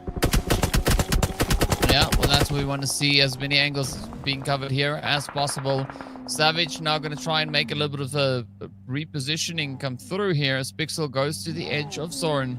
But TGAMES, again, just looking to capitalize on that elevation. We see Alpha 7, Faction, and Action getting ready for a little bit of a roll there. It's going to be iNCO flying in from that far eastern side. Straight out on the ball, though, looking pretty decent. They still have all 4 players up, but we've only seen that one elimination go over to their side. So it's going to be interesting to see how they will look to push through into these next few phases. Action also with a full piece, as well as the players there from VRZ. So a few squads still looking pretty strong with their numbers. Savage, curious if they are going to be able to make something happen, but it's going to be straight out on the ball here now, facing off against iNCO. As you can see, 7-8. Sending the nades up the hill, trying to make those grenades fly as far as they can. But so far, not finding the necessary damage. We have seen iNCO doing so many nade knocks, but Oliver and XP3. Oliver did come up on that scouting mission. XP3 getting into position behind Oliver to hold off the push by iNCO coming up this ridgeline. And they do have Blaze trying to make sure that they are gate kept. iNCO in a rough spot this match, and iNCO finding 9 GLOBANT. I think he was some remix. Yes, it was a solo. Coming back on in, and now back to the fight with straight out in NEPAL that are gatekeeping iNCO from coming into this zone. Well, let's see how this is going to play out from here moving forward, as TGAMES are down to a solo. It's just 9K. Trying to hold up on the high ground. iNCO still trying to survive, but straight out on a ball up ahead of them. Both teams experiencing a little bit of difficulty here. XP3 super low on that health, but that molly lands right next to Oliver. Fortunately, the car is going to buy him a first opportunity, but he pushes straight up into iNCO. Oh, the cleanup is there. Cleanup aisle 4, as iNCO go out with 8 eliminations in 8th place. But now we are down to the final 7 surviving teams. The southern side here is still looking absolutely jam-packed. There's going to be Action, Faction, and every other attraction that you can find. But here we go. It is now both squads just pinned down, trying to make something out of almost nothing. And Alpha 7 just going to be riding on the edge, looking for any possible angle to go through. But we do say goodbye to TGAMES in the process. Off they go. The Mollies now fighting their way in. Hyde getting lit on fire by his own teammate. You know, like, big ups for trying to heat up the whole situation, but that's not quite the way to go. Now it's going to be Faction as Gigante gets the hit in. Oh, look at that. Action just locking it in, head after hit. But now there's one left. It is going to be Austin, I believe it is, looking for a bit of an angle. Savage goes out in 6th place with 3 eliminations up. All the goats now running out of grass, but here we have it. Gigante looking for a little bit of an opportunity. Augusto trying to come through with the jump shots, want to try and keep their name in the team in the fight as long as they possibly can. But Fausto, again, such a difficult position. Can't really decide which way to go. The jump shot, though, is going to land on the P90. 1 down, 2 down. 1 more. Oh, Hyde coming in with a beautiful save. Managing to just barely bring his team into this next phase. But up comes the blue. That is going to be absolute devastation. Straight out of the ball. Pulling them back into the lobby. 3 squads left to contest the zone. We do see Alpha 7 trying to play a little bit of an uphill game here, as the Blaze now could get a little bit of a nade. We're not seeing the damage there just yet. But VRZ also just hugging that western side of Zord. Yes, but straight out the ball, we are here both in this as as full 4-man teams as we watch VRZ go down again. So we got 2 players down, but they are getting those reses. A7, just a duo, but A7 is in zone with straight on Nepal gatekeeping VRZ from coming up over that ridge line. And they do have A7 right down below him, also gatekeeping VRZ from coming in. VRZ is in a really tough spot coming into these final zones there. One of 3 teams remaining. Well, what does work here for VRZ is the fact that they had 4 players coming into this phase, but that knock is going to put them on a little bit of a back foot as Fernandes is going to get taken out of the fight here. Let's see if the rest of the team can maybe respond in kind. Straight out of Nepal, though. Gonna try and just bombard down towards that western side. They could find Alpha 7 and VRZ in the process. Up comes Dreamzy. And straight out of Nepal, they're still going to be looking to capitalize on that elevated position that Blaze has there. Oh, but up comes XP3, looking to get up close and personal. Oliver trying to play over the ridge, listening to the instructions coming from up on high. Now, this could be an easy play moving forward here for straight out of Nepal as Fernandes is going to get confirmed. Alpha 7 also just trying to become one with the terrain. They want to go unnoticed, at least for the time being, but stage 8 is approaching. So VRZ, if they're going to try and fight back, they have to do something really quickly because straight out of Nepal is now just corralling them over onto the edge of zone. Yes, but we do have Alpha 7 right down in that nook. Does straight out of Nepal know that Alpha 7 is over there? We've got Oliver with the P90 and Alpha 7 very happy to just go ahead and let this play out. Alpha 7 now can straight out of Nepal get another winner chicken dinner tonight. Can they steal it away from this duo from Alpha 7? Alpha 7 still being pretty quiet, but I know straight out of Nepal has figured out where they are. Carleo out of this, and no! He cannot make it to the top. Straight out of Nepal for the second winner chicken dinner tonight, DK. What a play, what a way. Straight out of Nepal coming in with their second victory for the day. I mean, so far it's been a dominating play all over this game. But there we have it. Straight out of Nepal, 23 points in the bag. Action coming through with 15 points of their own. And of course, Alpha 7 capitalizing on the glorious 14 pointers. iNCO not able to pick up the chicken dinner in this game as they have to settle for 9 points. Speaking about 9Z GLOBANT coming through there, as you can see, in 5th place as well. But then comes the number 5. That is, of course, the exact amount of teams that we have that are going to be walking away empty-handed from this match. Influence, Legion Zen, almost there, Game On, and Team Salame. No results for them in this match whatsoever. Everybody else at least sitting with points on the board. Team Liquid, of course, not going to be two-faced with how this performance went for them, as they got at least that one elimination secured. But here we go, heading straight into the breakdown. Straight out of Nepal, coming through with that 4 Bs is going to be XP3, Oliver, Blaze, and Wolf. But a lot of work has been done there by Blaze, blazing the way with 8 eliminations and over 1,000 damage. Absolutely fantastic. Showing Oliver, of course, with the heavy hand, using the 5 grenades to help secure whatever chaos and carnage they could find. But Wolf, unfortunately, only contributing to the damage and the knockouts, not managing to get any eliminations or grenades at all. So a very tough play, but you know what?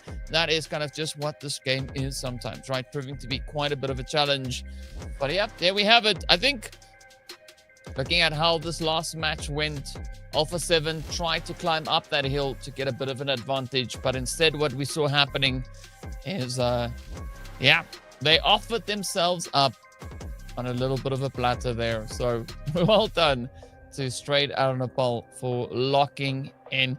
You got to say, though, the position that we moved into for these last few phases was such a challenging position to play. And these teams trying to do the best they can, but sometimes the game just proves to be an absolute beast. Yes, but the way that the zone closed, the way that Straight On and Nepal played that, it was perfection. They had those sight lines. They were up. They were keeping they were gatekeeping BRZ from coming in. They were aware. I did notice that they were aware of where Alpha 7 was. They were watching where Alpha 7 was down below. But as they took, let's go into a break. See you in a moment.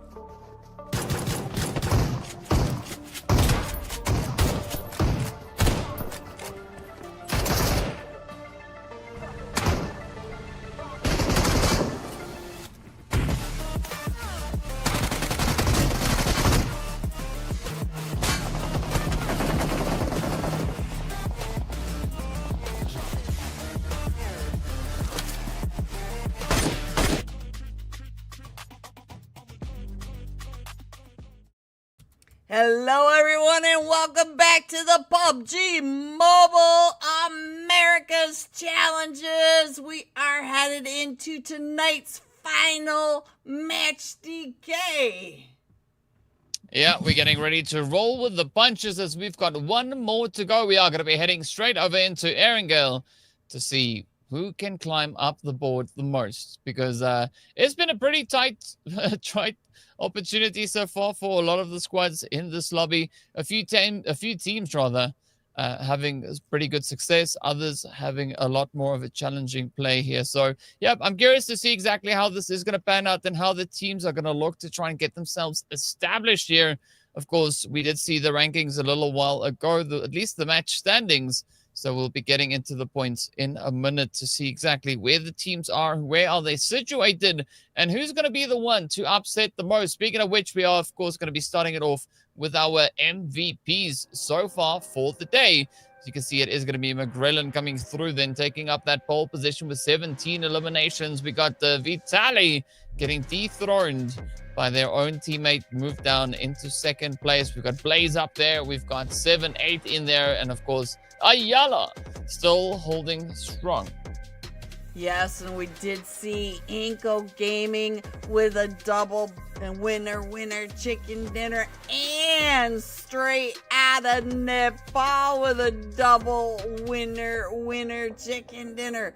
Blaze XP3 just bringing in the work. I'm surprised that XP3 is not on this leaderboard as well. But these names, McGrellen, Vitale, we have Blaze 7 and Ayala. These are big names with big points, so it is very exciting to see.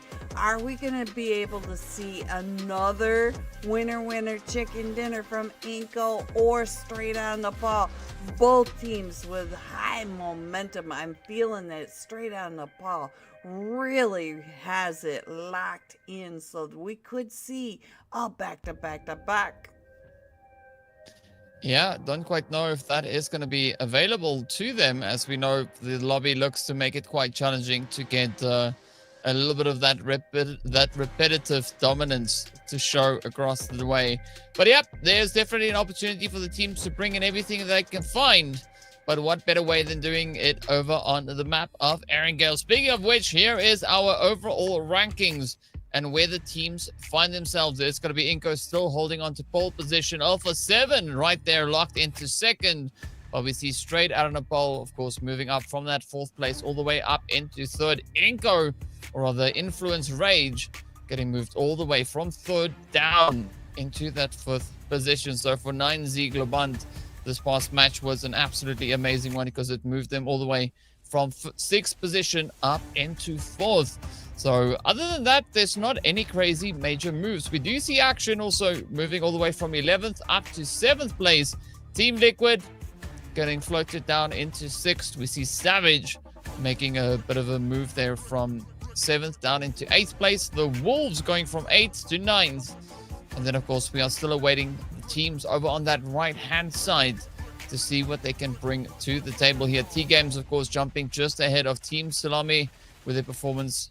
We do see Resilience as a result of all the other squads stepping it up, now having to settle for an 11th place finish. So, yeah, it is looking pretty tough here. But as we know, the final match of the day could be the sweaty one, and where we see a lot of these teams then trying to resurface, right? Bring in those much needed performances. But Alpha 7, straight out of Nepal, we've already spoken about their consistency. iNCO also super consistent, just 2 points away from hitting 100 points in total here. Of course, 13 of those have been their bonus points, but the pressure is going to be on as our top 3 teams are also the 3 teams that have had their share of the action with regards to that winner chicken dinner. So Alpha 7, if they want to keep with the patterns that we've been looking at, they're going to have to double down and get their second chicken secured here today. Yes, they do. And we are going into Erangel, our final match of tonight. Erangel, our very mainstay map. These teams have played Erangel so much. They know every bump, where every ridge is. They know several of their drop spots, their rotations, where they want to call home. They got the feel of this map when the first zone pops, where they want to head.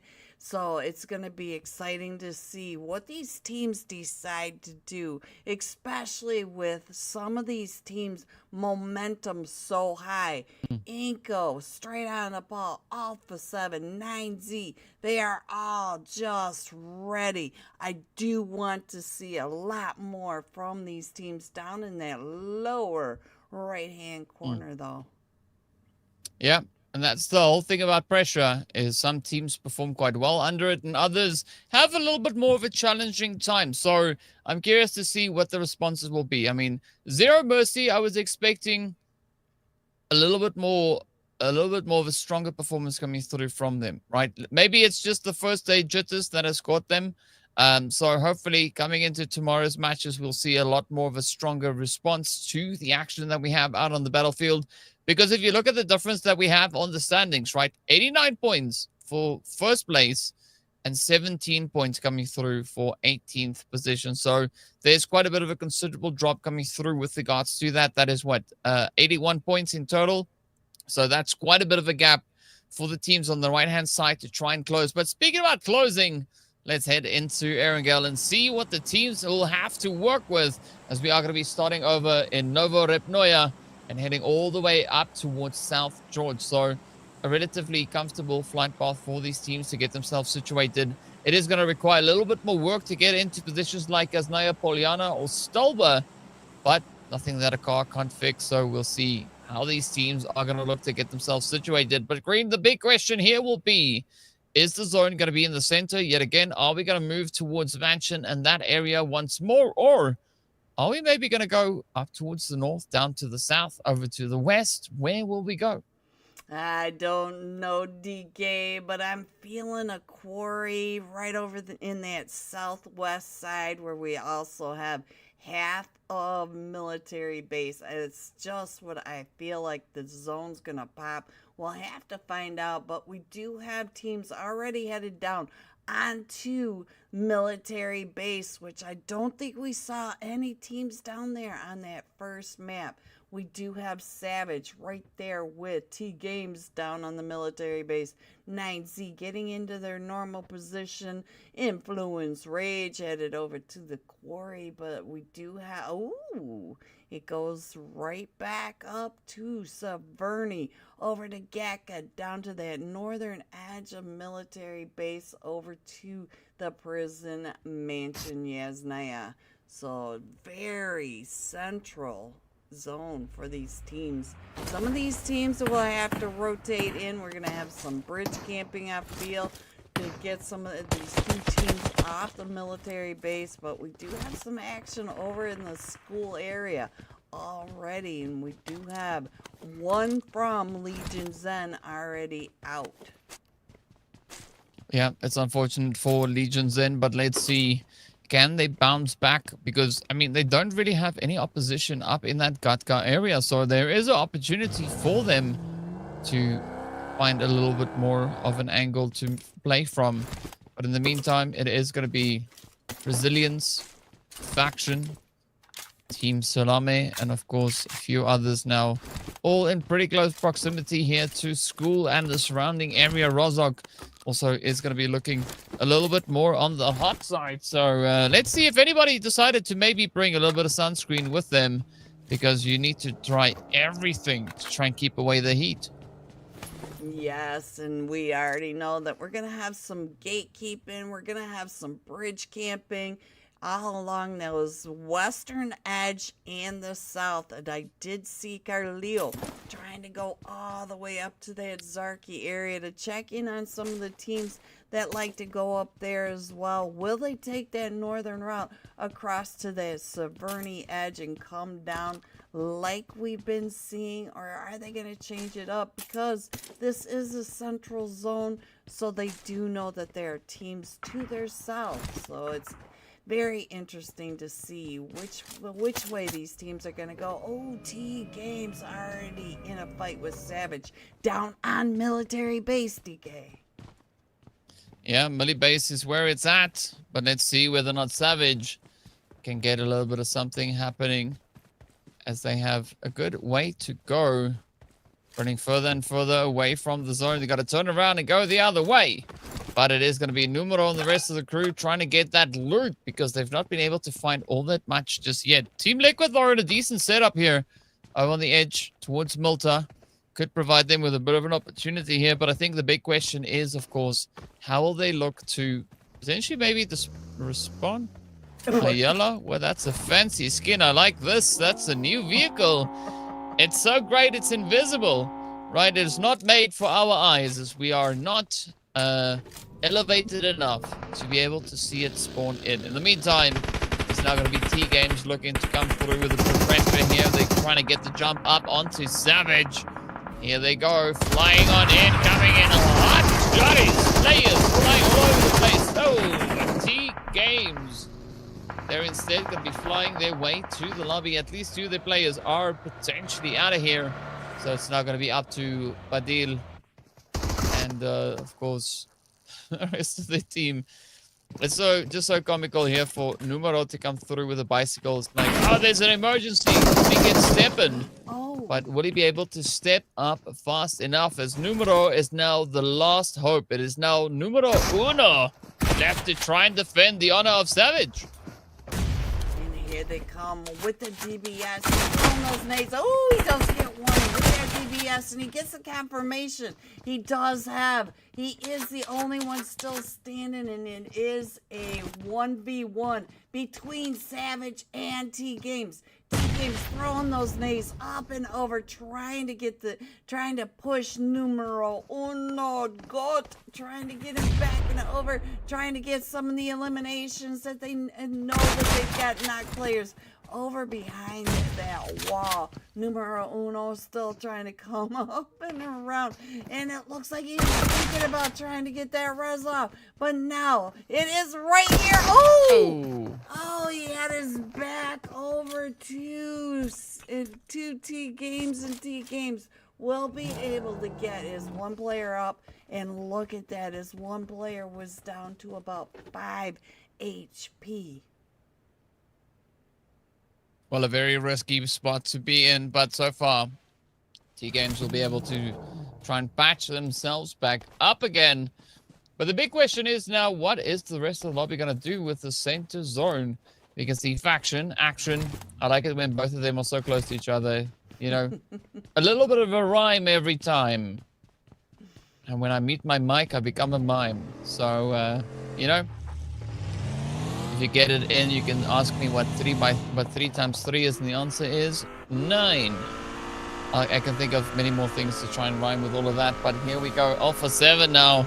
Not going to be looking to play games as they look to step it up.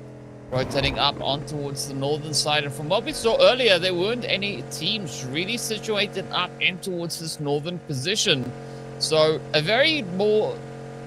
much more of a cautious approach rather coming through from the side of Alpha 7, right? Not going to be looking to head on up into the hot and sweatiness, which is going to be that slightly more southern positioning. But in the meantime, it is going to be a bit of a response, a bit of a play here. As Alpha 7, they found a bit of company, but can they get the jump? It's VRZ just ahead of them, and the full squad now sending it up, and they are coming in hot. We know that Alpha 7 is one of the most aggressive teams in this lobby. We know that they like to do these edge sweeps. They like to find these teams that are up and out of the way. So VRZ now in the sightlines of Alpha 7 as Alpha 7 are hunting down where the VRZ players are. But look at this, DK. The VRZ players are all separating out. They are all getting into different positions. We even have one going all the way up the cliffside to try to get the sightlines to make sure their teammates know where Alpha 7 is pushing up and in. They know that Alpha 7 is coming. Yeah, but so the thing with Alpha 7 is you got to watch on multiple angles. One line of sight is not enough. Speaking about not enough, we are going to be hitting that zone number 2.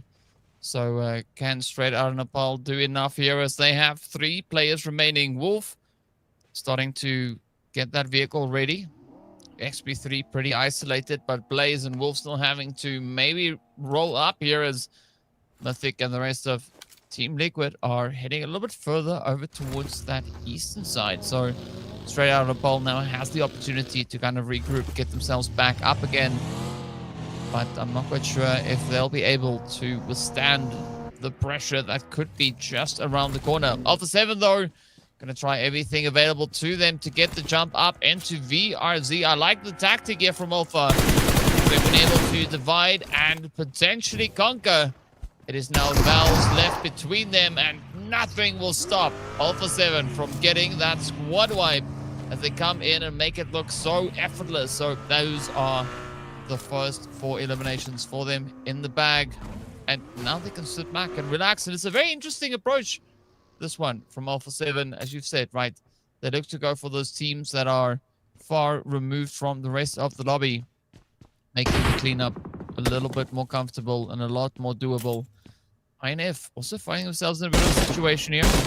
Almost there up on the hillside. Ooh, the spray is coming in though. Federal trying to lock it in. Unfortunately, not being able to convert much of that into anything for the time being.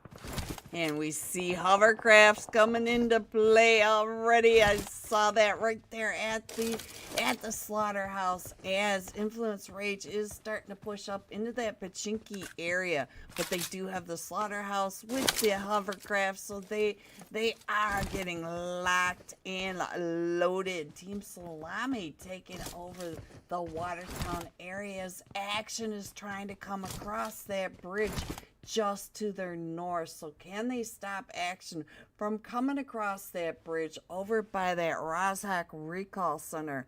And there it is. So we'll have to see if Team Salame can hold off Action.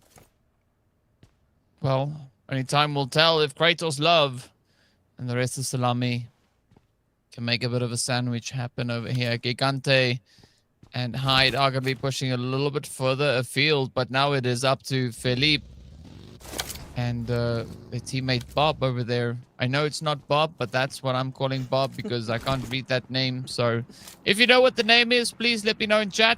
For the time being, I shall call the person Bob because why not, right? Bob is it's just a name. So let's see how this is going to play out here for Action. Already in an opportunity here to get a little bit more of those points coming in their direction. Speaking of which, though, Influence Rage stepping up to almost there. Almost there, really needs these points. Federal Action is there, moving out and around.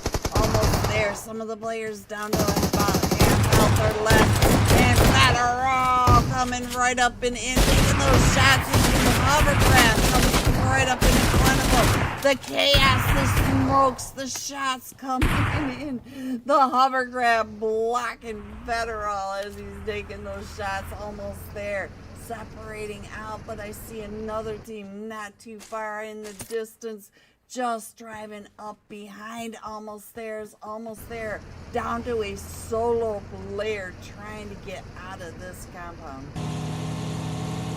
Well, solo players could maybe still make a little bit of something happen across the way here, but it is not going to be a solo situation here for Team Liquid, as it is a hop around the rock.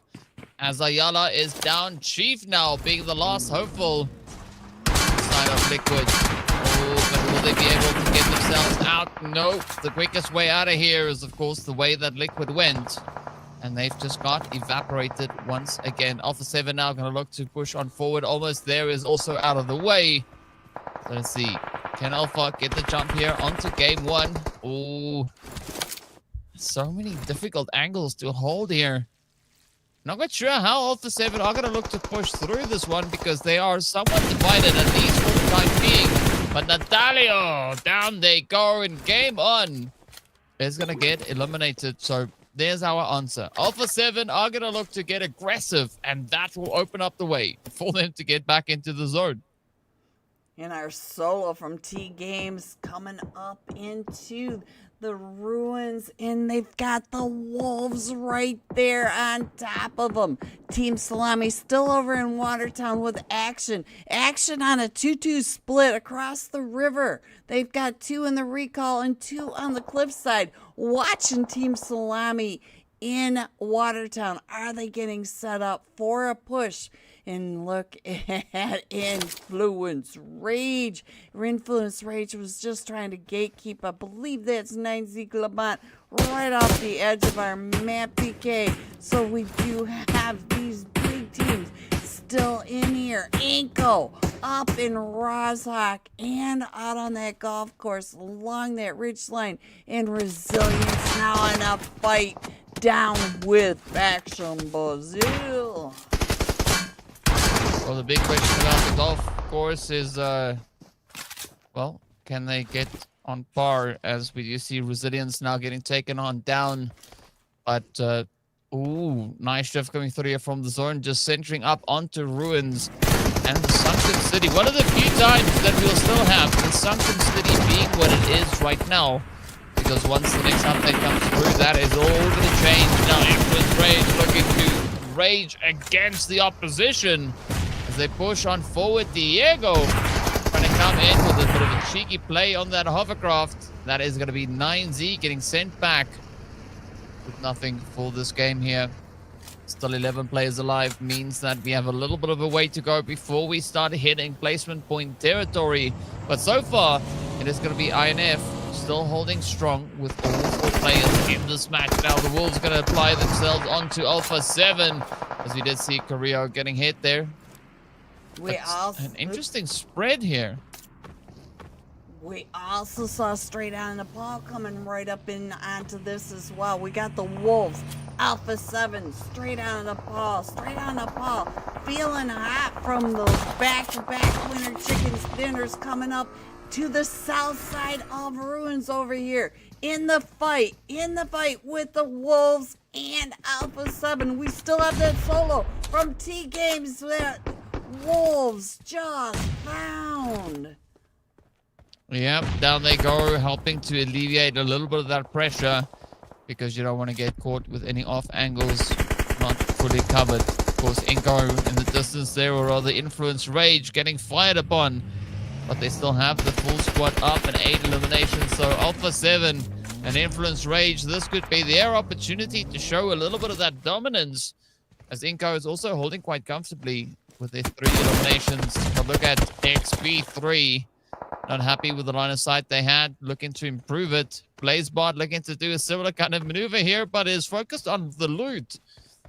And I can approve that message because I'm a loot goblin myself. But let's see what INF is going to do as they are coming in from that western side. We do see Zero Mercy and Faction fighting each other, as well as the feed is going to start to light up quite a bit here. But up comes Diego. Up to the church, looking for a little bit of a position here, but they gotta watch out. They do know that Alpha 7 is situated on that high ground. Oh, but Law coming through with a little bit of a cheeky off-angle rotation, coming on that northern side, could definitely lend quite a bit of a helping hand to this play. Carrillo getting found by Influence Rage down to about 5 HP, and we still have straight on Nepal pushing up and in. We've got iNCO coming up and over right on top of all these teams as well. So we have all these teams centering around Ruins. Ruins not really. Ooh, straight across onto that player. That was, I think, iNCO onto Faction Brazil. So now we are down to the top 10 teams in Phase 4, just headed into Phase 5, where we are really going to crush these players, and the blue zone is really going to take its toll. So these teams have to rotate fast and get into where they want to call home, and we're pulling away from Ruins. So Influence Rage does have to move out. Faction Brazil going out in 10th place. Yeah, it's unfortunate to see them go, but, you know, it's going to happen at some point. Now it's going to be INF trying to just cram a full entire team onto the edge of zone. Alpha 7 holding a nice controlling angle here.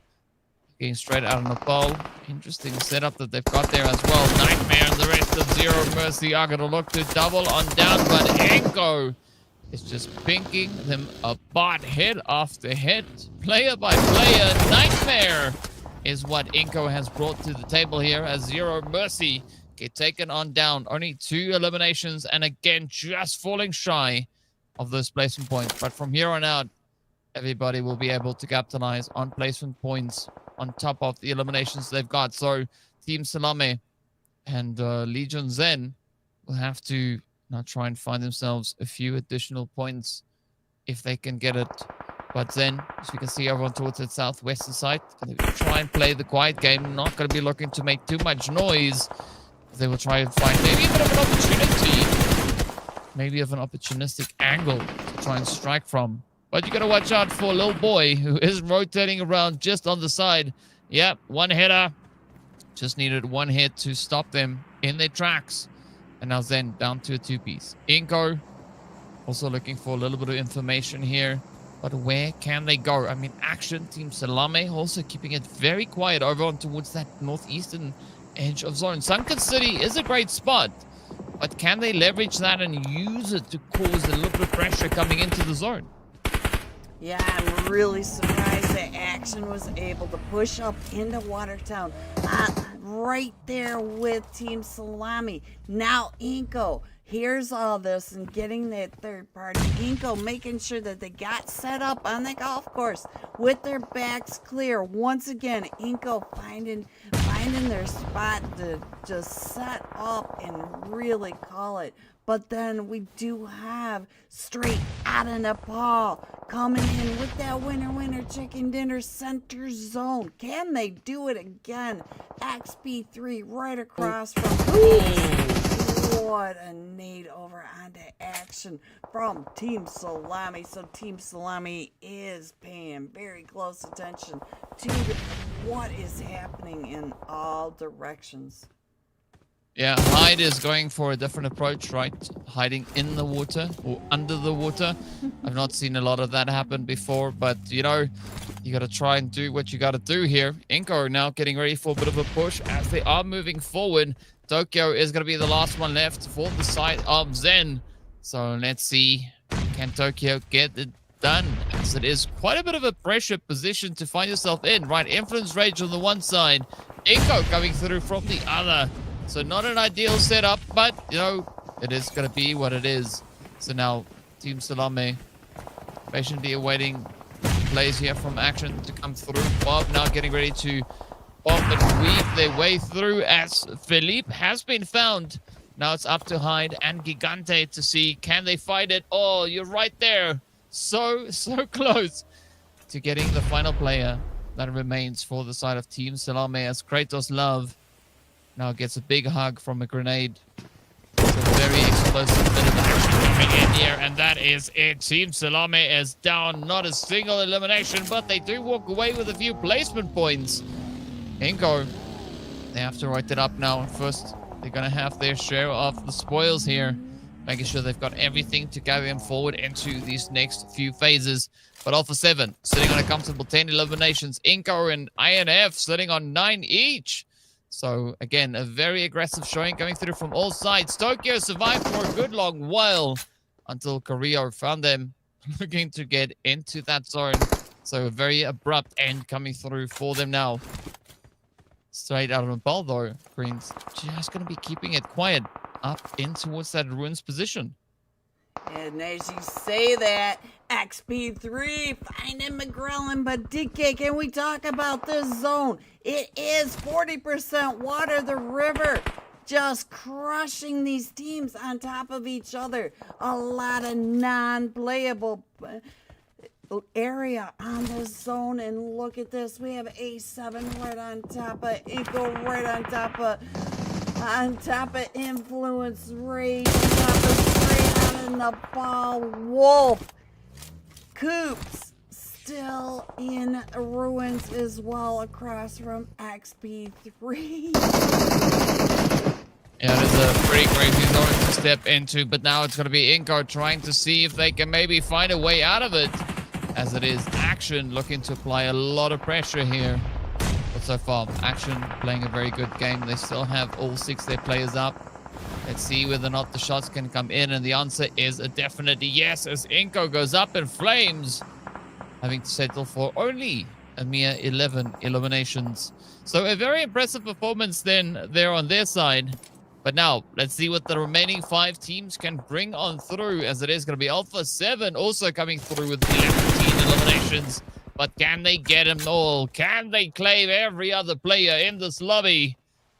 Probably not. But we'll find out, because, you know, they are quite determined to play a serious game of catch-up. The most important threat here is going to be, of course, Straight Out of Nepal and the Wolves in very close proximity to Alpha 7. You got to watch out for Coops just hiding in the wing there. Coops could still play a big upset.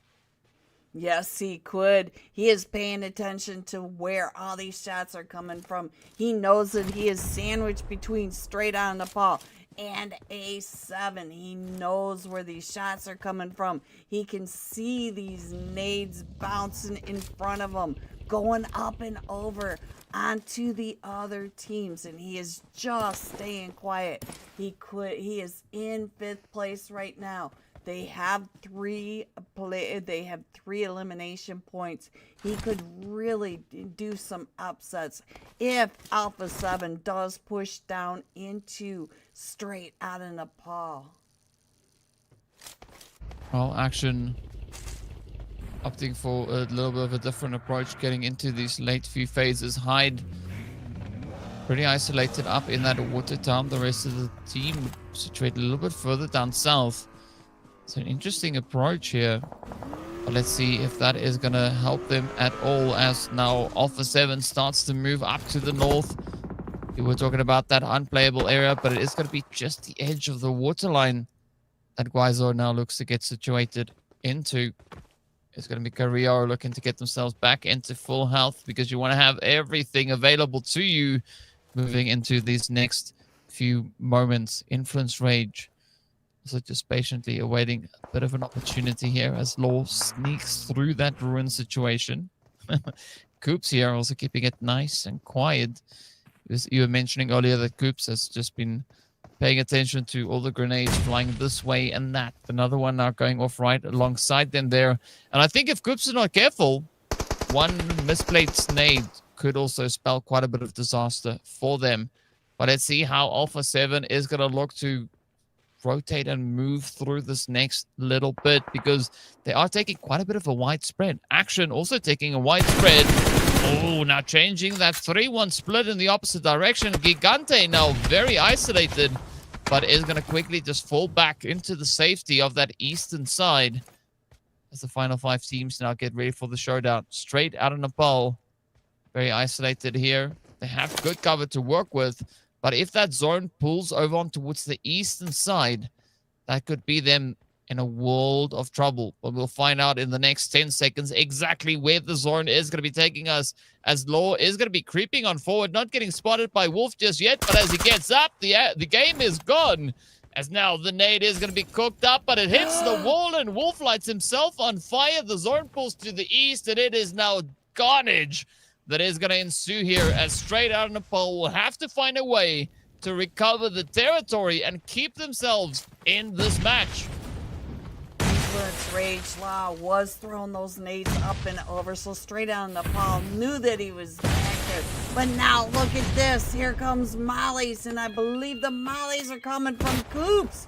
So now it's straight out of Nepal, right between the solo from Influence Rage and Coops from the Wolves. And we still, oh, Coops gets found. Alpha 7. So now we do have our top 3 teams, DK, and they are calling it for Well, here we go. Action Alpha 7. Esports. Sorry. I drew a blank on who was over in Watertown. I just completely blanked out on the name. It's okay, but we are going to be looking over to Alpha 7 here, as they are just still hugging the edge of the waterline. Don't want to expose their position just yet, but it is going to be a little bit of a risky one, as Carrillo still has a bit of ground to cover. But now we can understand why Alpha 7 has not yet moved up. They've spotted straight out of the pole. Spray's now just raining on down. It is going to be Wolf and Blaze getting absolutely lit on fire here. Getting rid of the holes, and down they go. It is Wolf, the last one left, trying to just survive an absolutely brutal battering raining down on them. But Action playing the long game, right? They are going to keep themselves just out of harm's way, at least for the time being. And they will be stepping into a 4v3 showdown, as the final teams will have to settle this dispute. Who will be the one to get that winner chicken dinner? Now it is going to be phase 9 that kicks in as Wolf goes down.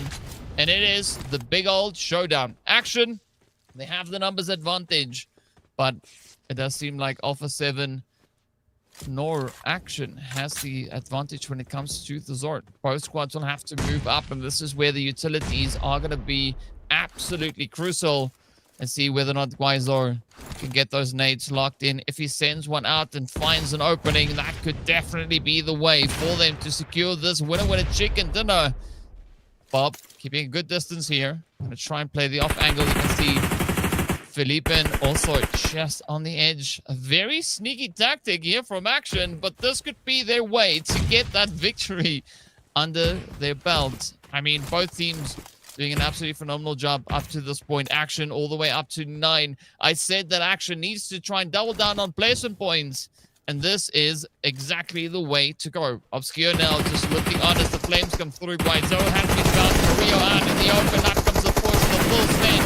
Obscure, the only player left from the side of Alpha 7 to try and defend, but he gets picked up, and out he goes. Action coming in and going all the way, stepping on up and securing themselves the winner chicken dinner, clearing out the water down, making sure that they can secure the win right then and there. Absolutely amazing Action coming through from, well, Action Esports.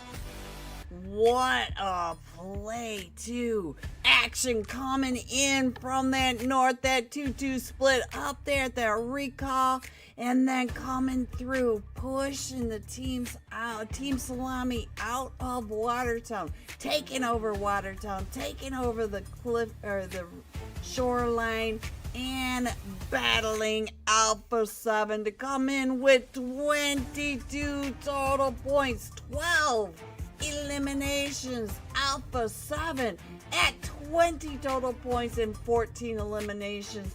Influence Rage with 12 and 9. Yeah, iNCO, of course, going to be coming up there with 11 points as well. We do see straight out of Nepal, unfortunately not getting their hands on that winner chicken dinner, but they are going to be bagging themselves a glorious 10 points as well. Looking at this right here, it is going to be, of course, the breakdown. We do see Bob on the far left side. Then we've got Philippen as well as Hyde and Gigante all trying to contribute to the carnage, to the damage to secure that winner chicken dinner. But Hyde, well, has been hiding away, right? Has found 3 knocks, but not a single elimination. Instead, it was Gigante and Philippen to bring in all the eliminations, right? So it was Philippen hot on the side here for Action, as they do walk away with those glorious 12 eliminations and a very big serving of damage, just north of 2,000 that they've been able to bring in here. But of course, we are going to be jumping into those overall rankings as we find ourselves with iNCO on 109 points. Alpha 7 coming through on 94 straight out of Nepal, sitting with a comfortable 80. But Action Esports with their winner chicken dinner now sitting in a very nice position here with 69 points in total. Influence Rage just looking on from 61. We got 9Z behind them, as well as Savage, Liquid, Wolves, and everybody else all scattered throughout this leaderboard. But as we've seen, the day has been proving to be quite a bit of a tough day here. I mean, it's such a challenging play to secure that consistent inflow of points. It is crazy to see the winner chicken dinners. 2 for iNCO, 1 for Alpha 7, 2 for Straight Outta Nepal, and 1 for Action Esports. That winner chicken dinner really shot Action up into 4th place. So all of our winner chicken dinners are now in that upper left-hand corner, and we still need to see these teams down in that lower right-hand corner moving. Yeah, they're going to have to get it moving, but who's been making a lot of the movement happen is, of course, our MVPs right here. You can see iNCO, we've got Alpha 7 and Action, as well as Straight Out Nepal. Blaze is going to be blazing their way up into 5th place with 16 total eliminations. We do see McGrellan coming through with a really strong presence there in 1st place with 21 in total. So a very exciting day as we've been seeing several teams with strong contributions, everyone trying to bring in as much as they could here. But of course, it makes sense to see the teams situated where they are, and of course our MVPs as well, right? The top 4 teams being present in that MVP showdown. But yep, there we go, right? 6 matches today has been played out. 2 Erangels, 2 Miramars, and 2 Rondos. And across the span of 6 matches, we've been able to see quite a bit of carnage. And of course, iNCO securing themselves the century after just 6 matches. Of course, they did have 13 bonus points to add on top of that. So if they had 1 or 2 more points, they would have been able to secure 100 points just today. It's crazy to see that after 6 matches, we already have 100. But DK, let's see what happens tomorrow. Good night, everyone. Stay safe. Thank you for coming, and we will see you tomorrow night.